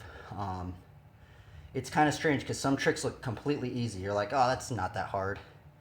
But to build the muscle memory up to where you don't have to think about the variables, where your body automatically feels it, that's when you can start really playing around with it. And I think that's when style starts getting involved. When your mind-body connection is so on point where you're not even thinking anymore. You're just going with it. And that is an amazing feeling. The way you make it look natural really speaks well of your process. Oh, thank you, man. I appreciate that. There's been a good amount of time I put into it. Thank you for the in-depth explanation. This is my first time seeing this art in motion. Oh, yeah. I mean, some people take it akin to, some people even think of it more of like figure skating or something like that. Yeah, the flatland realm, it's actually starting to come back. The only problem is it just takes a while to kind of learn, but generally it's really rewarding. I don't know if you've ever played any RPG games where like you play an RPG game and you know how there's like the experience bar and you have to level up. That's kind of what Flatland reminds me of. It's like you're just leveling up, and then like there comes a point where you just get a new ability, and you're like, "What in the world? I just learned a new trick or something." And it's like, and what's weird about Flatland is that like some tricks feel totally impossible to learn, but over time, the more your body gets used to it, it gets to the point where it just becomes easier and easier and easier to the point it's just like it's crazy. Pretty interesting. I find it interesting anyway. And that's why so actually I just had a conversation with my buddy Ryan Russell. He's one of the people that got me into Flatland in the beginning. But one of the things about Flatland discipline of BMX is that there's a longevity of the riders. There's a lot of riders that you know you can get to older ages and still keep riding. Whereas I've met a lot of people I've known, you know, like they've gotten really hurt doing like a big drop, you know, like they cracked their head open or they broke their leg and or tore their knee in 3 places, stuff like that, you know, and they kind of didn't like pick up their bike again, you know, as much. I'm not saying everybody doesn't pick up their bike again, but sometimes when you go through some of those gnarly falls, sometimes it spooks people and they don't get back on their bike, maybe the same way or with the same zeal or intensity as they did previously. Whereas like Flatland, it's a lot safer, but a lot harder in my opinion. Yep. I see it similar to B-boy. What's that? What is B-boy? Beatboxing or breakdancing? I know there was one rider. I used to live in Long Beach. One of the Flatlanders, I actually forgot his name. It's Ahmed or something. Ahmed Johnson. Actually, I think that's his name. He was actually a breakdancer before he got into Flatland, and I guess he was an amazing breakdancer. I think he said it started like something like that, and then he got into Flatland, and he said like Flatland was like a whole new realm because it's a bit I don't know if it's harder, but there may be more things to do.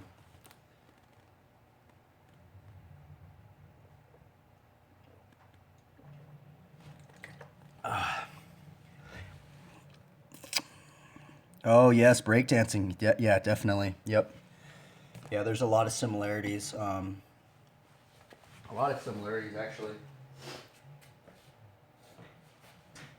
Yeah, I'm kind of doing like the old school style. So right now, if you look it up on Instagram or something, a lot of people don't run brakes.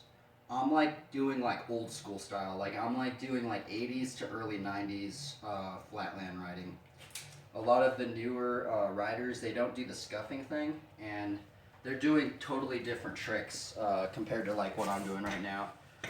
But yeah, I kind of wanted to learn the older stuff first before I get into the more new age flatland that they're doing right now. But yeah.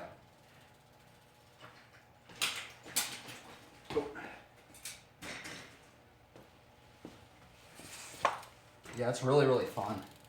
I mean, I just get lost with hours and hours and hours of doing this stuff.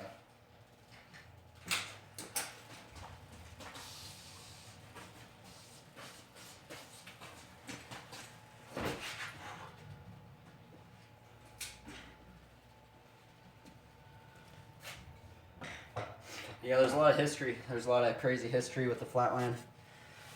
Flatland, in some sense, is like the first way BMX kind of started, besides racing.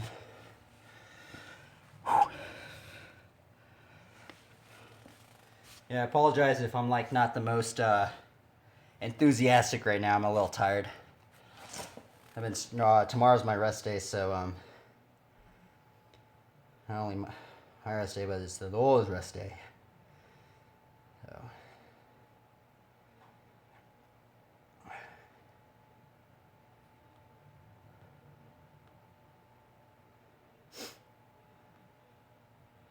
How did you find this stream, by the way? Did you find it on the did you look up BMX?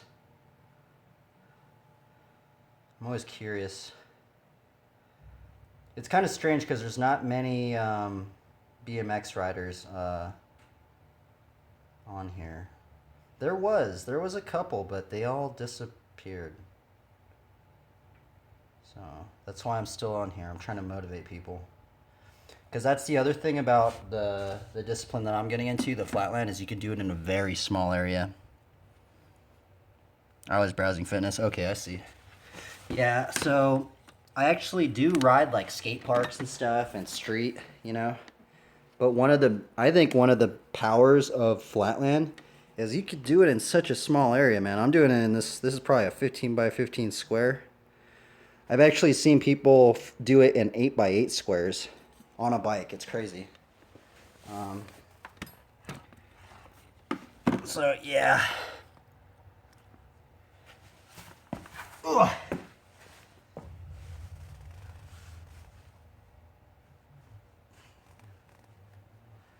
Yeah, I wanted to actually do like streams at the skate park. I tried to, but I don't have the right internet. So not only am I learning flatland, but I'm also kind of tethered to my Wi-Fi signal. But it's okay with me because there's just so much to continue learning. There's a whole realm. It's ridiculous.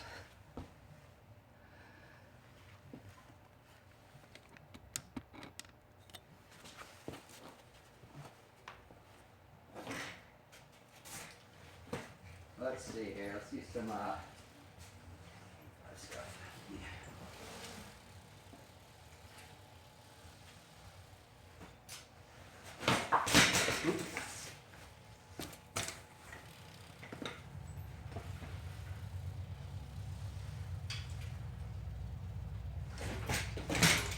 I'm kind of tired right now.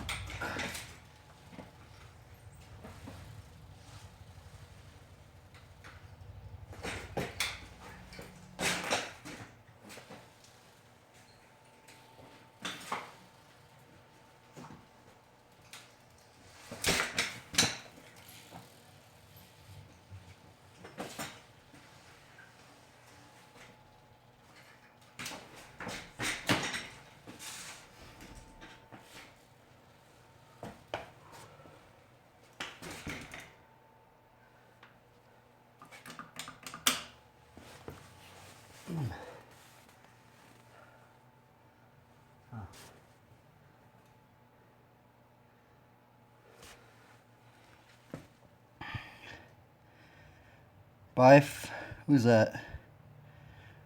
Watch out for Karen's. Yeah, definitely. Buy followers, Prime, and viewers on. What is that? I see a lot of those people. I wonder if they just get paid by that company. Just like spam stuff. Let's spam everybody!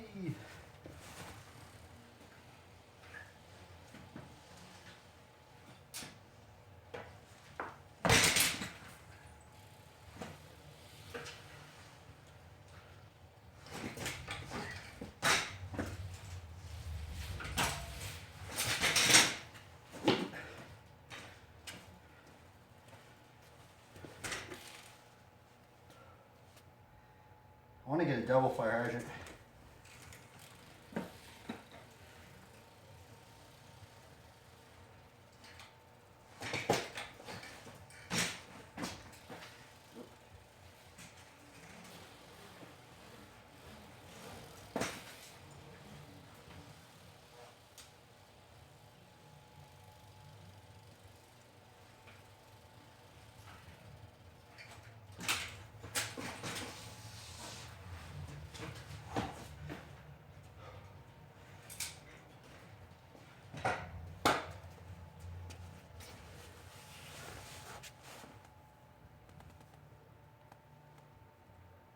Sometimes I want to just keep riding, man.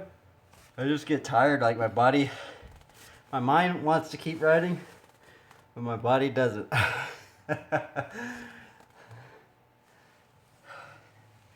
You just gotta eat a lot more food. Do you try to get the bike to match you, or do you match the bike? Huh. It's a good question, actually. There's a little bit of that I can maybe see, but also a lot of it at this point in my life, it's kind of more like, what parts do I have? Any parts that work, I'll just run it. If it's if it works, then at this point, I'm probably gonna rock it, just out of necessity. As in, you train for a specific bike, or you try to get a match. Okay, I see what you're saying. Okay, yeah. So there are different geometries of BMX bikes. There are many different styles of flatland bikes. Right now, I'd say this bike is pretty like park street, kind of all around. It's basically an all around bike. There are a lot of different geometries of frames. So like, here, I'll bring out another frame. So this is like a park street frame, but you can see this one. This one, you can see how this one's all looks way different. Like, look at how. So this one looks way different. So there are a lot of different. There's like different styles of seats, different styles of bars. Like right here, we got like these different style of bars. So these are like, you kind of see how they look. They look all crazy compared to these ones. But generally, yeah, right now I'm kind of running like an all-around bike. But specifically it's like an all-around bike, but kind of specifically set up for flatland. There's different geometries. So like, there's different lengths to the top tube. There's different back end sizes. There's different tire sizes, different bar heights, different styles of stems. There's actually a lot that goes into this, and a lot of it's just kind of over time, you experimenting different things. But there's also different forks. There's some different styles of forks that they have. Basically every part, there's different variations to it. And it's all kind of like if you were to just get a stock bike, like any stock like bike from a company, it's probably like $300. But generally that's like a flat out base geometry, and sometimes getting into that more specific geometry stuff takes a little bit more finessing into, like you kind of like, experimenting, trying it out. Do you like it? Do you not?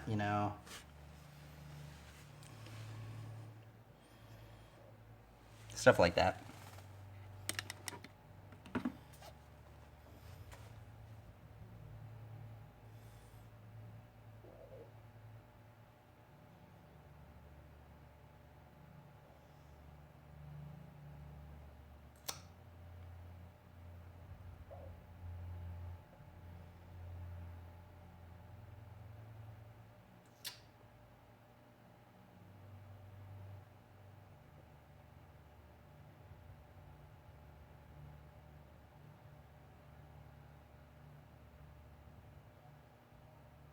Let's see, how long have we been streaming for? We at 5 hours yet? I think we should be. I don't know, it's only actually been 4 hours, 17 minutes. Wow.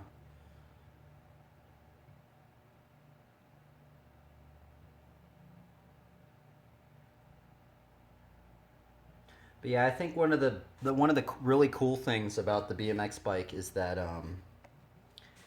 it's such an all-around vehicle. Just a way of transportation. It almost becomes a way of life in some degree. But a big one is that what I've found is that what's really cool about it is that when you go to another state or even another country, just you riding a bike or a skateboard or a scooter or something like that, there's like a commonality bondage that's already when you don't even know anybody. You go to the skate park or something like that. There's already just like a common bound, you know, where you can just befriend them. It's really cool like that, you know.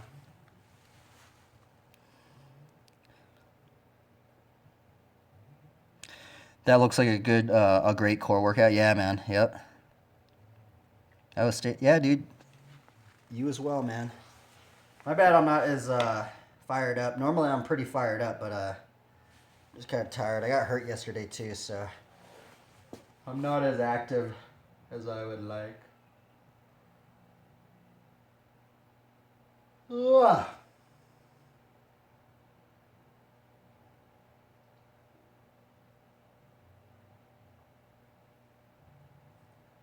Whoa, this is.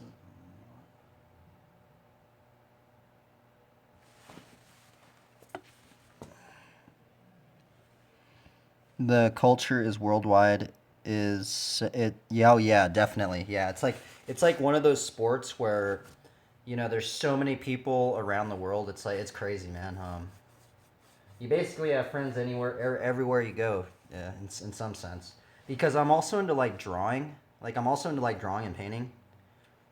But the weird thing about drawing and painting is I've been to like coffee shops and seen other artists, and it's just like it's so much more awkward to kind of go up to an artist like, "Hey man, you want to draw, dude? You want to draw together?" Like they're always just kind of like, yeah, you know. Whereas like on a bike, it's just kind of more like, you know, you just meet someone, you're like, "Hey bro, let's go search that spot." All right, man, let's go. You know, like, kind of funny.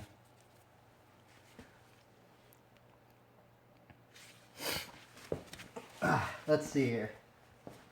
I might end the stream here pretty soon after maybe one more line. I'm kind of tired.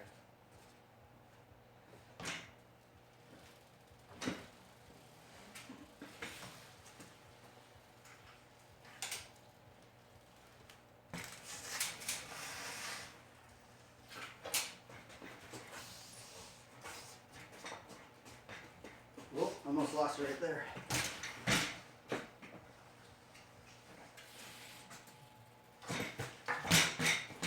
Whoop.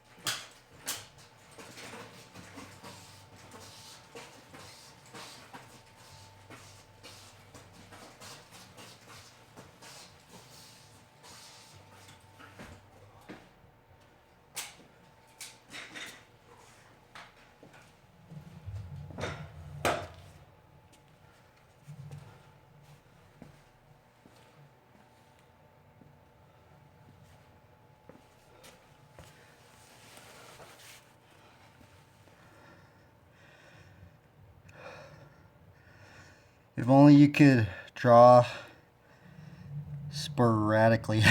I know, huh?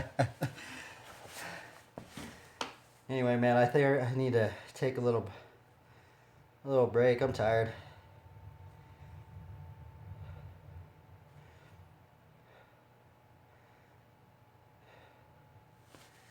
I'm gonna take a little break.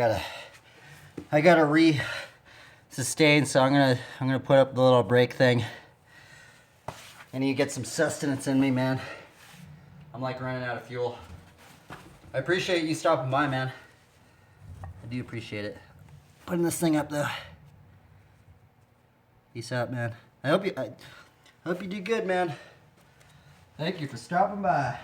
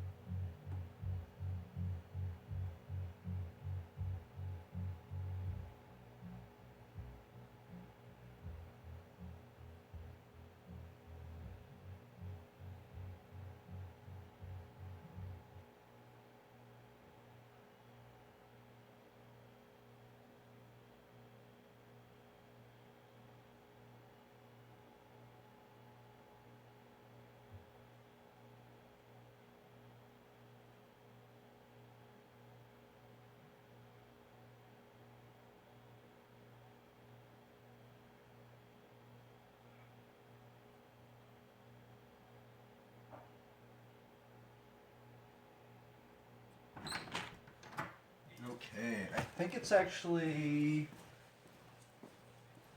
almost sunset time.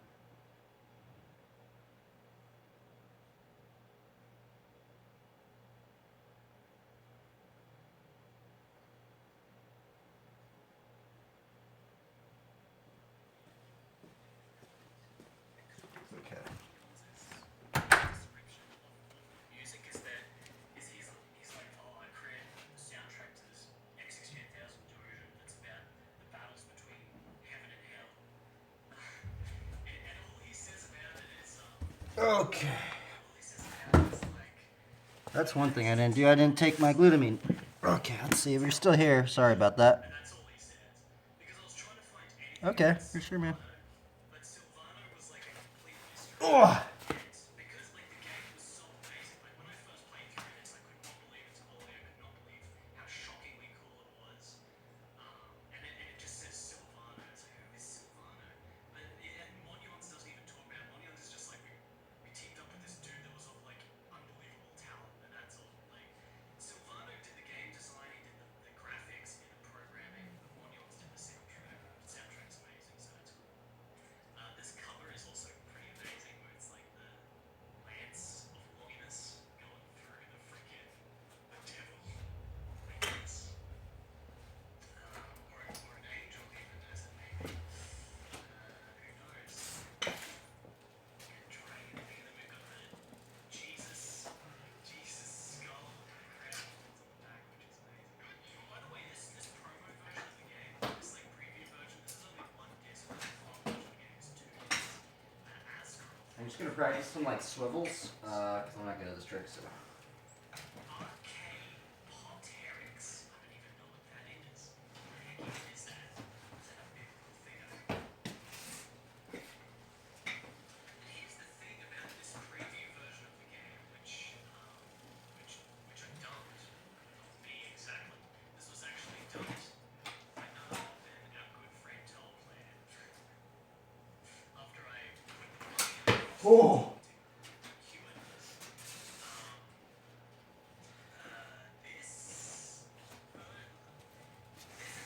Basically, even though this is an unfinished version of the game,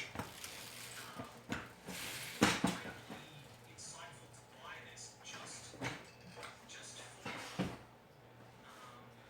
the text document that's in it. So the text document that's in this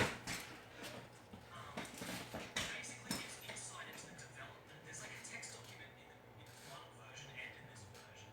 And in this version of the game, instead of being credited as Silvano, it's actually the dude's real name. He doxed himself with the original version. Like, I actually have the dude's name now. Now, it's a generic Japanese name. I haven't tried to find him. It's just a generic Japanese name. It can't really be of much use, but you know his name at least. Like, he uses his real name for this instead of Silvano. We're going to get to the text documents because it's absolutely fascinating. The text documents from both the preview version and the final version of this game after we play through the game. We have to play through the game first so that you guys can comprehend the insanity it caused. And then we'll read the text documents and you get some insight into what the story was behind this game. It's pretty funny, it's pretty interesting, the stuff that he has to say. I gotta say, like, oh, well, if it's land here with the chin, hello. It's bigger. It is. No, never. No, it hasn't.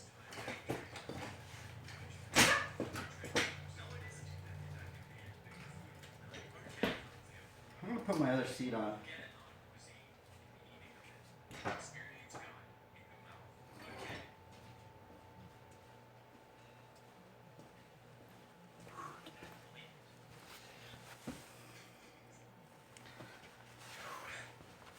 Thank you, Jonathan, for the cheer.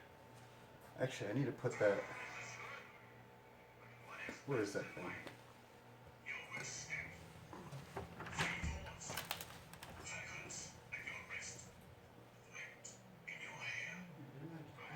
It's not wrong.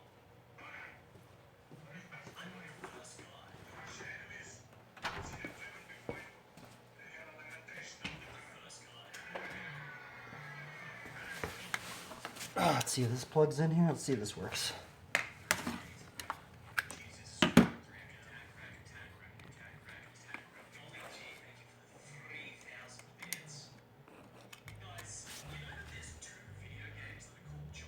There we go.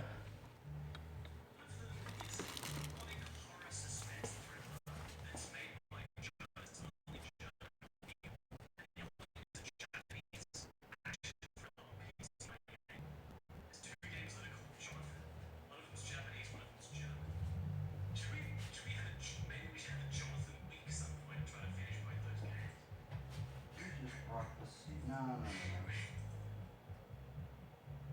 Thank you for the 3,000 bits there. Golly gee. Thank you for the 3,000 bits.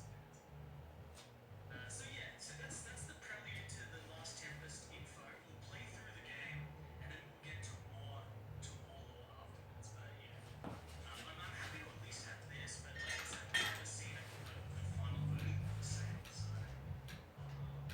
and it goes without saying that I paid a. Oh, I'm so tired. I'm still on a ride though.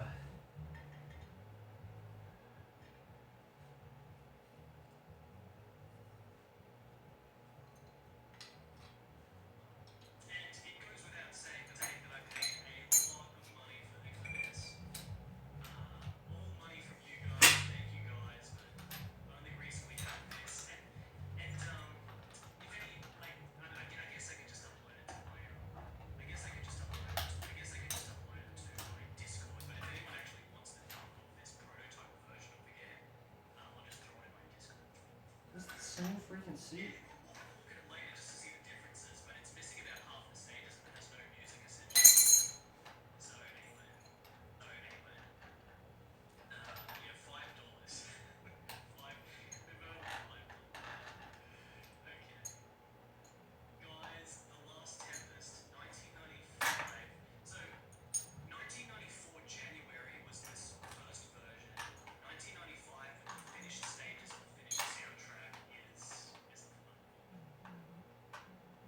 Of course, Duke Donuts. Of course, it's the proper version of the music. The version you have to have, really. So in this game, you play as the last prince of hell. It's like hell has been destroyed by angels, and there's one prince of hell left, and he has one final crusade to heaven to find Jesus and God. So we're gonna be. This game's concept is battling hell. None of these generic demons, none of this weak, crappy, generic demons. We're fighting heaven.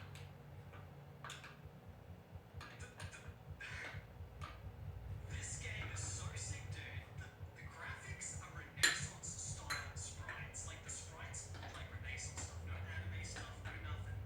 This is Renaissance style sprites that look shockingly amazing by Lord Silvano. There's a boss fight in this game against the Virgin Mary, guys. There's a Virgin Mary boss fight. There's a whole bunch of other boss fights as well that are amazing that you're gonna have to stay tuned for. Oh no, Duke Donuts. No, it's not. No, there is an impossible boss fight in this, but it doesn't come till near the end. Well, not impossible. I should be able to do it, but the first time I played this game, it took me hours to do it. Red Dwarf with the 10 gift subs. Damn, Red Dwarf.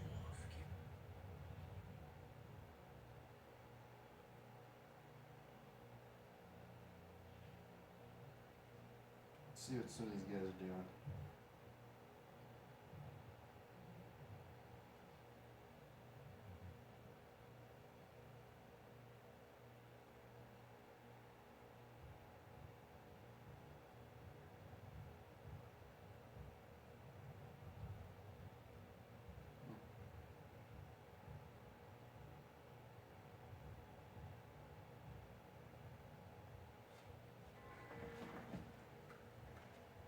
So I was right.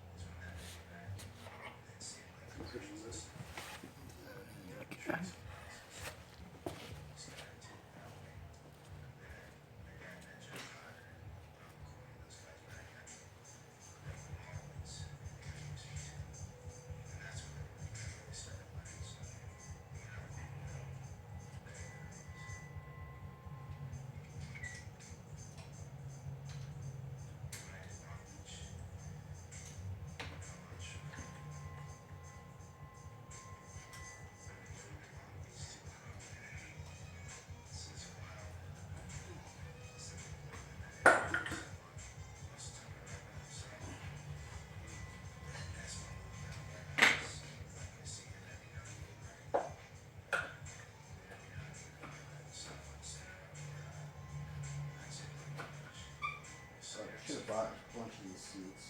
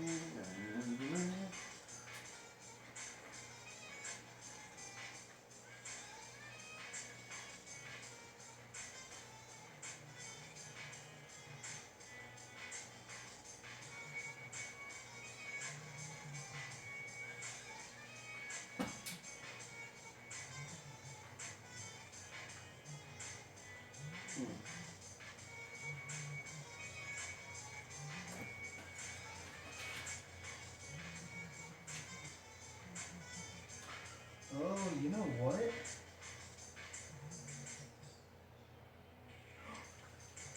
think I might actually be able to do something actually. I think if I actually file those down more, I can actually push the seat even more forward. Actually, I might do that right now. I might actually experiment.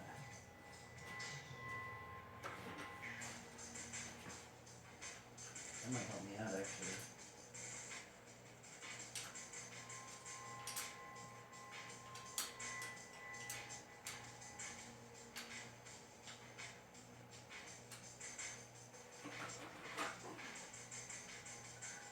Ah, I didn't think about that.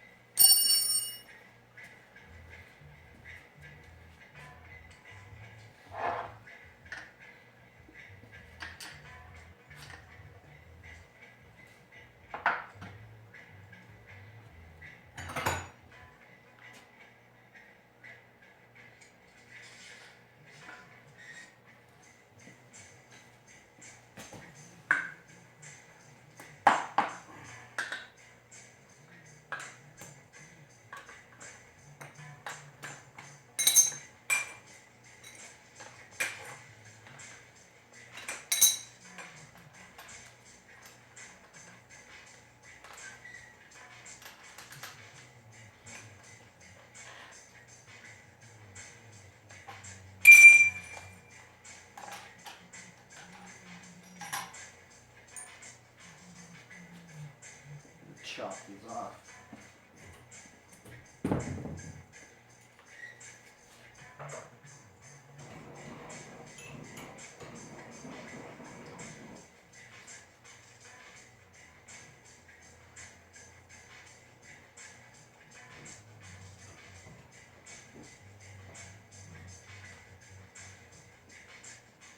Nah, I saw that.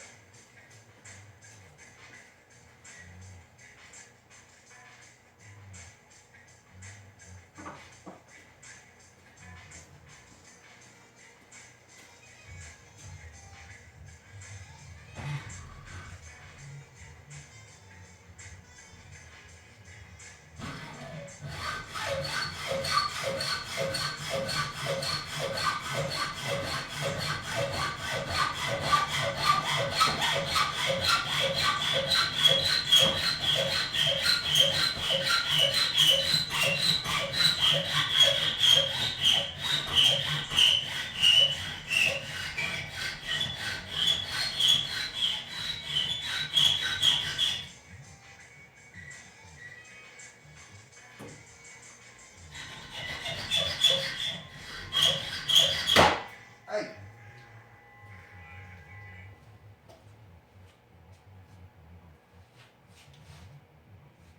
Where should that thing go?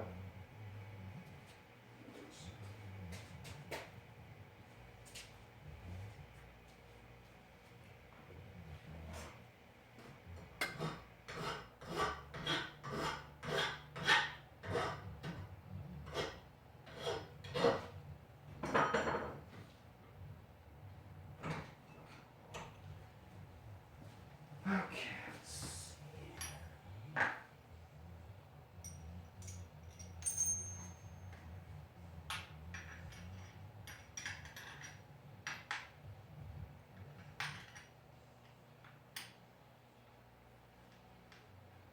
gonna allow it so I can push it like one more step. Okay, so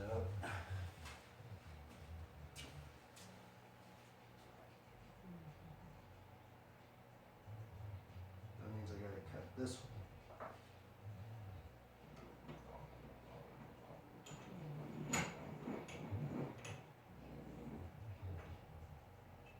Put the pedal to the metal.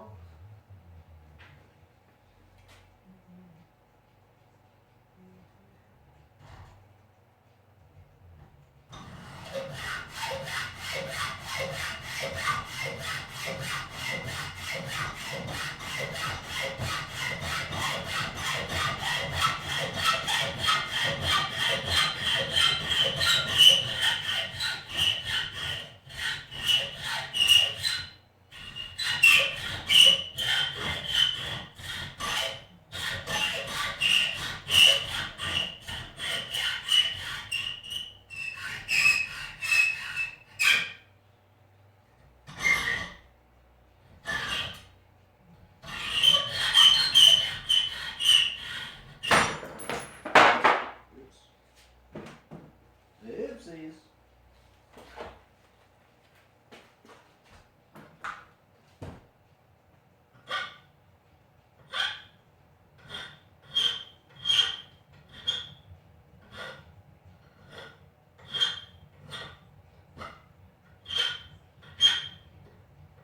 Dude, I'm surprised I didn't do this earlier.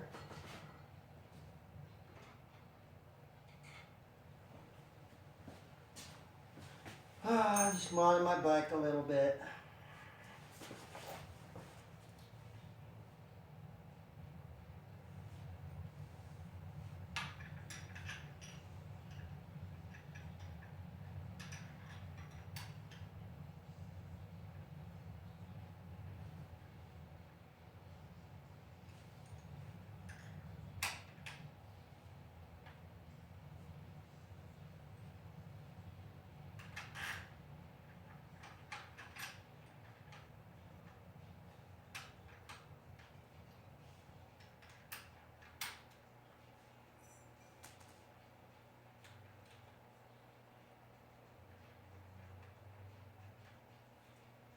Okay, yeah, sweet. So that's gonna push it up just a little bit more.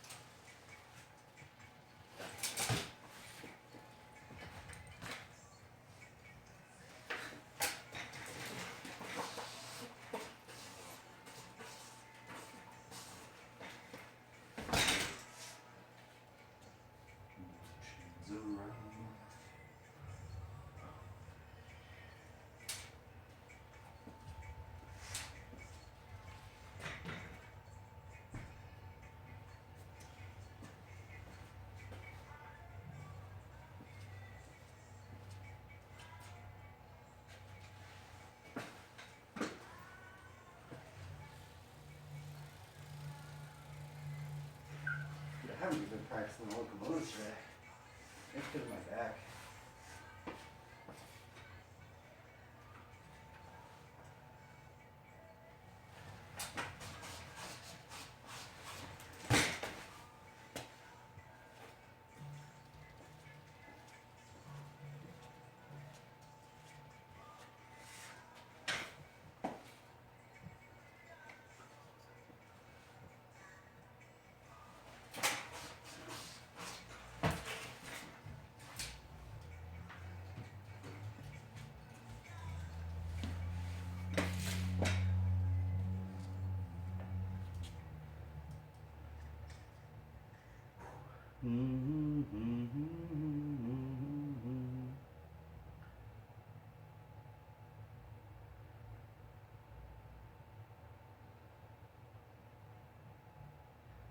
He has really tall bars.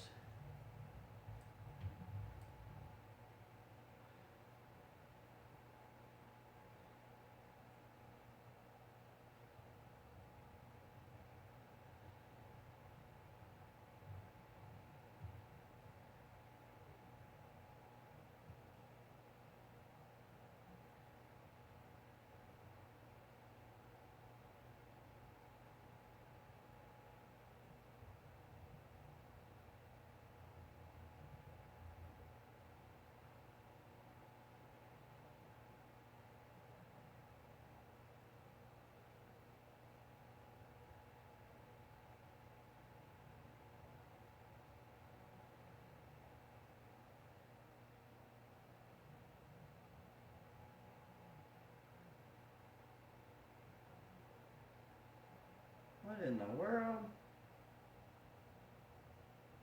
Little Mookerinos.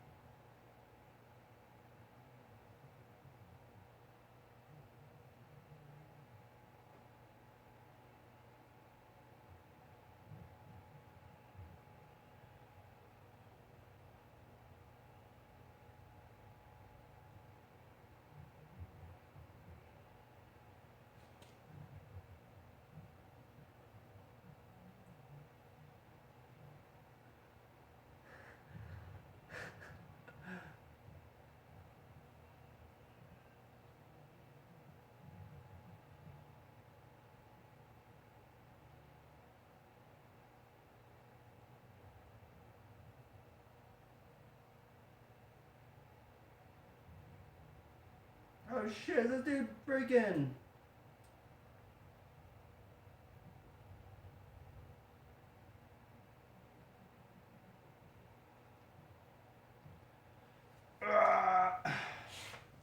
Beep, beep, oh, shite, what is that?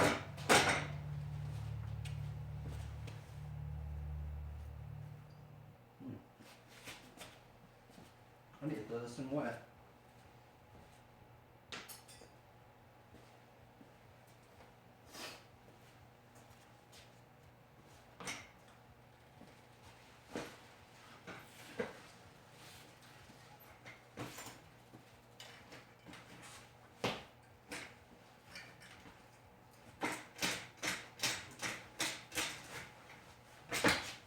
You know what, maybe I should learn more like stationary tricks.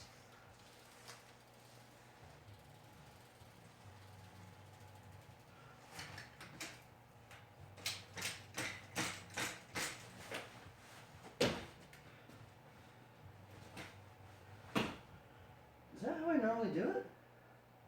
Oh no, that's how I normally do it.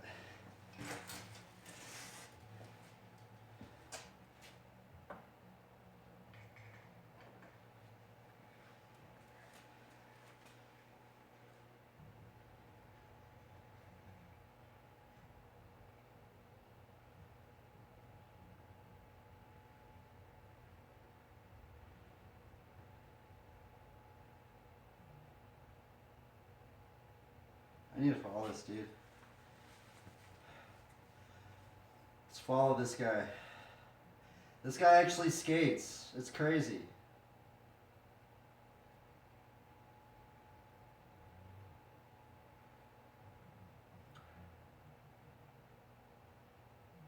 Wait, why doesn't it open?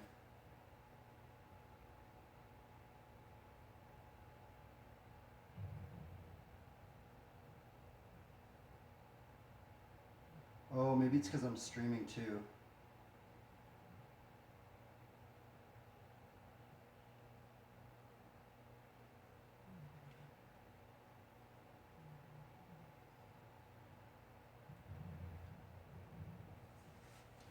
It's weird. What's wrong with my Twitch right now? It's acting up on me. Oh, here we go.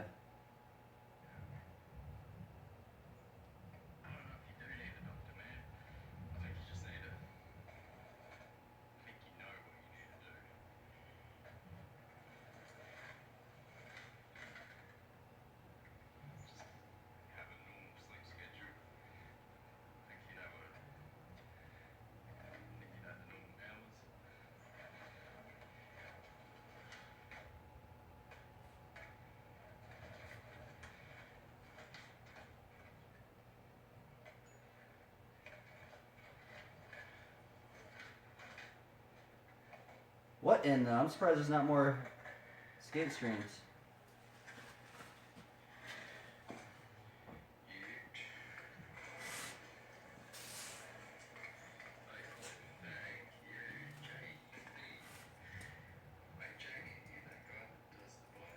Yeah, I'm the dude.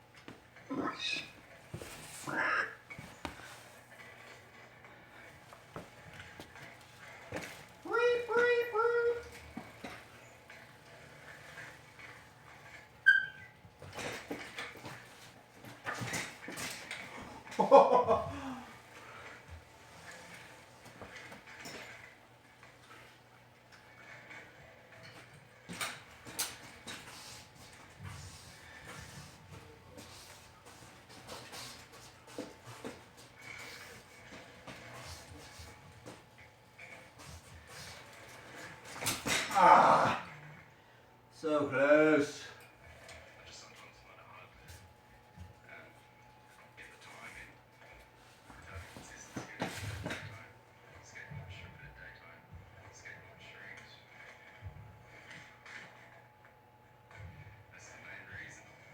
Have you tried a freestyle board?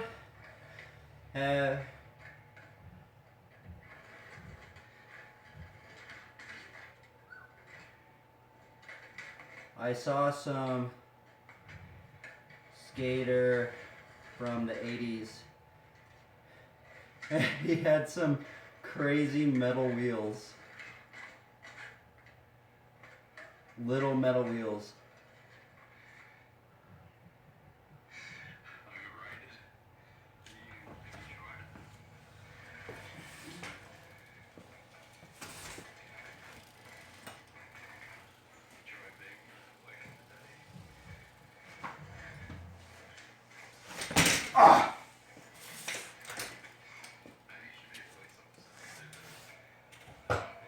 Anybody watching this? Hopefully nobody is.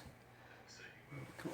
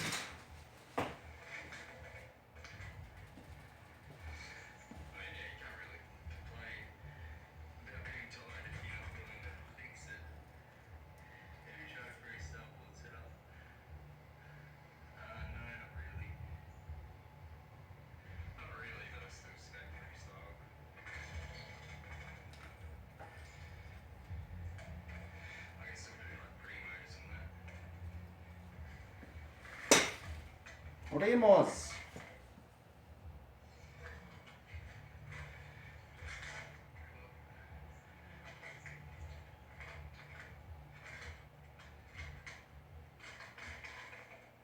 Yeah. Go.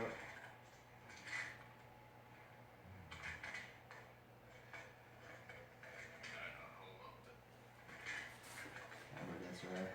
That's about all freestyle I know. Yeah,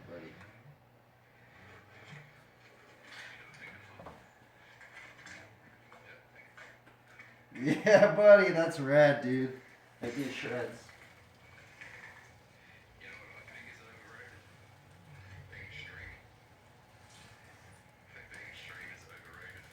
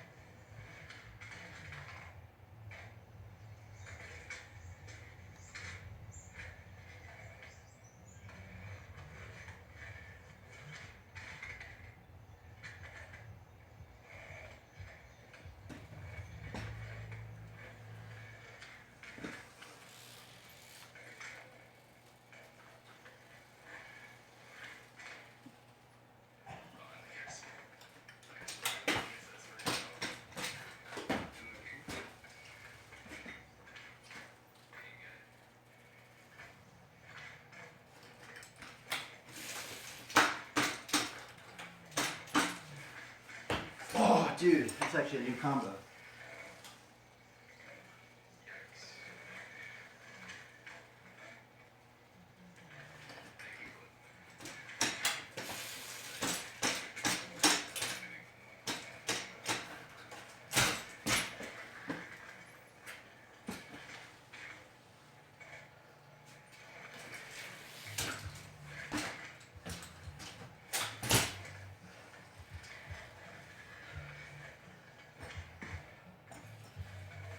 Ooh.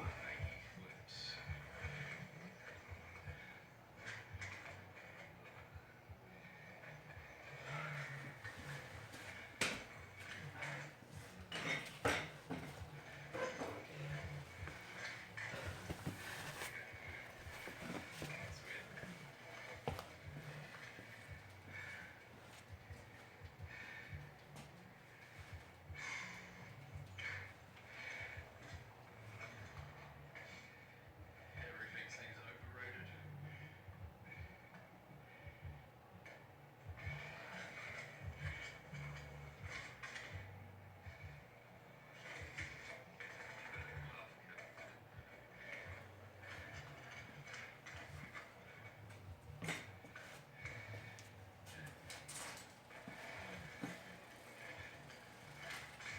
All right, final finale.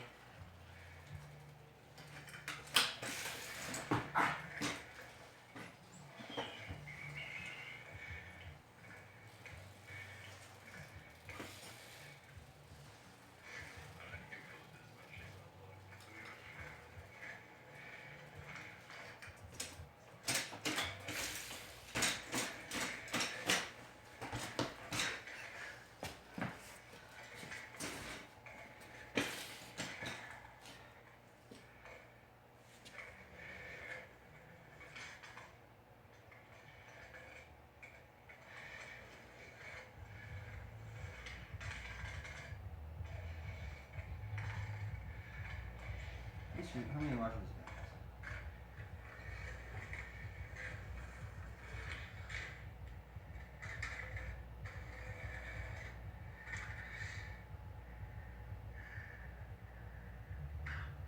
Oh my god. Diamond. That's too far. Too far. Who's this guy? Who's this guy?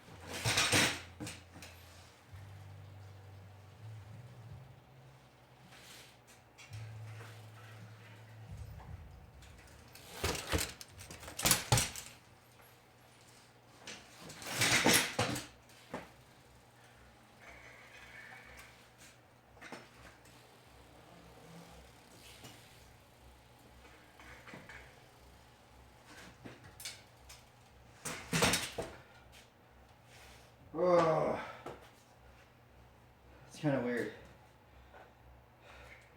I was like really tired, but I feel like I keep riding actually.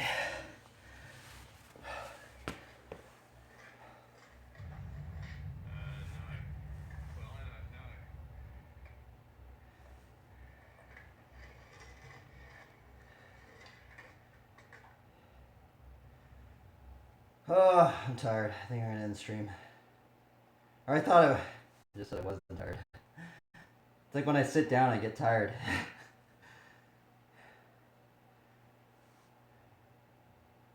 look at all those flies. That's crazy.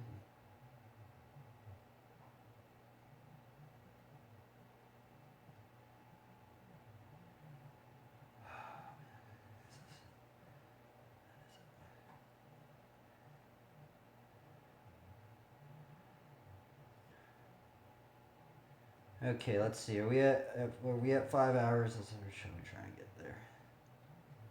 Should be. Yep. Oh, dang, we actually over. Okay, let's see here. Let's end it with a scripture.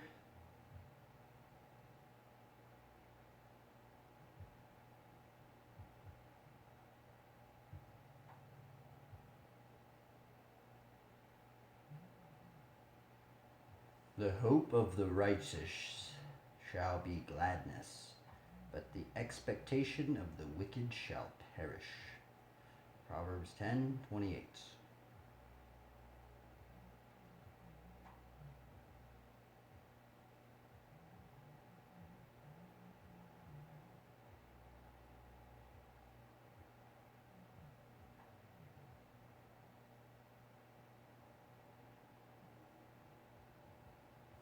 Okay, well, do that. We'll do one card reading towards the end. Let's see what we draw.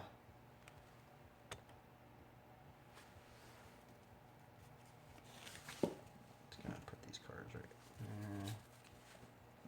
Just see what this next card is. Curious. Poof. Mutavault. Ooh, okay. Mutavault and Sublime Archangel. It's the third card. Sarah's Litigary. Okay, well, this stream was a little bit more grueling. Actually, I forgot that I totally fixed my bike up. Let's have a gander. Have a gander at what we did on the bicycle. Put a new tire on. Put a new tire on today. Very grippy. And we put these new brakes on, which are very stiff. I'm actually really liking them. They're actually working very, very well. Pretty stoked. It looks like they're made out of cast metal though, so I think they might break on me eventually, but they look pretty sturdy so far. And we fix your seat up, modded it a little bit. Oh yeah. Okay. Well.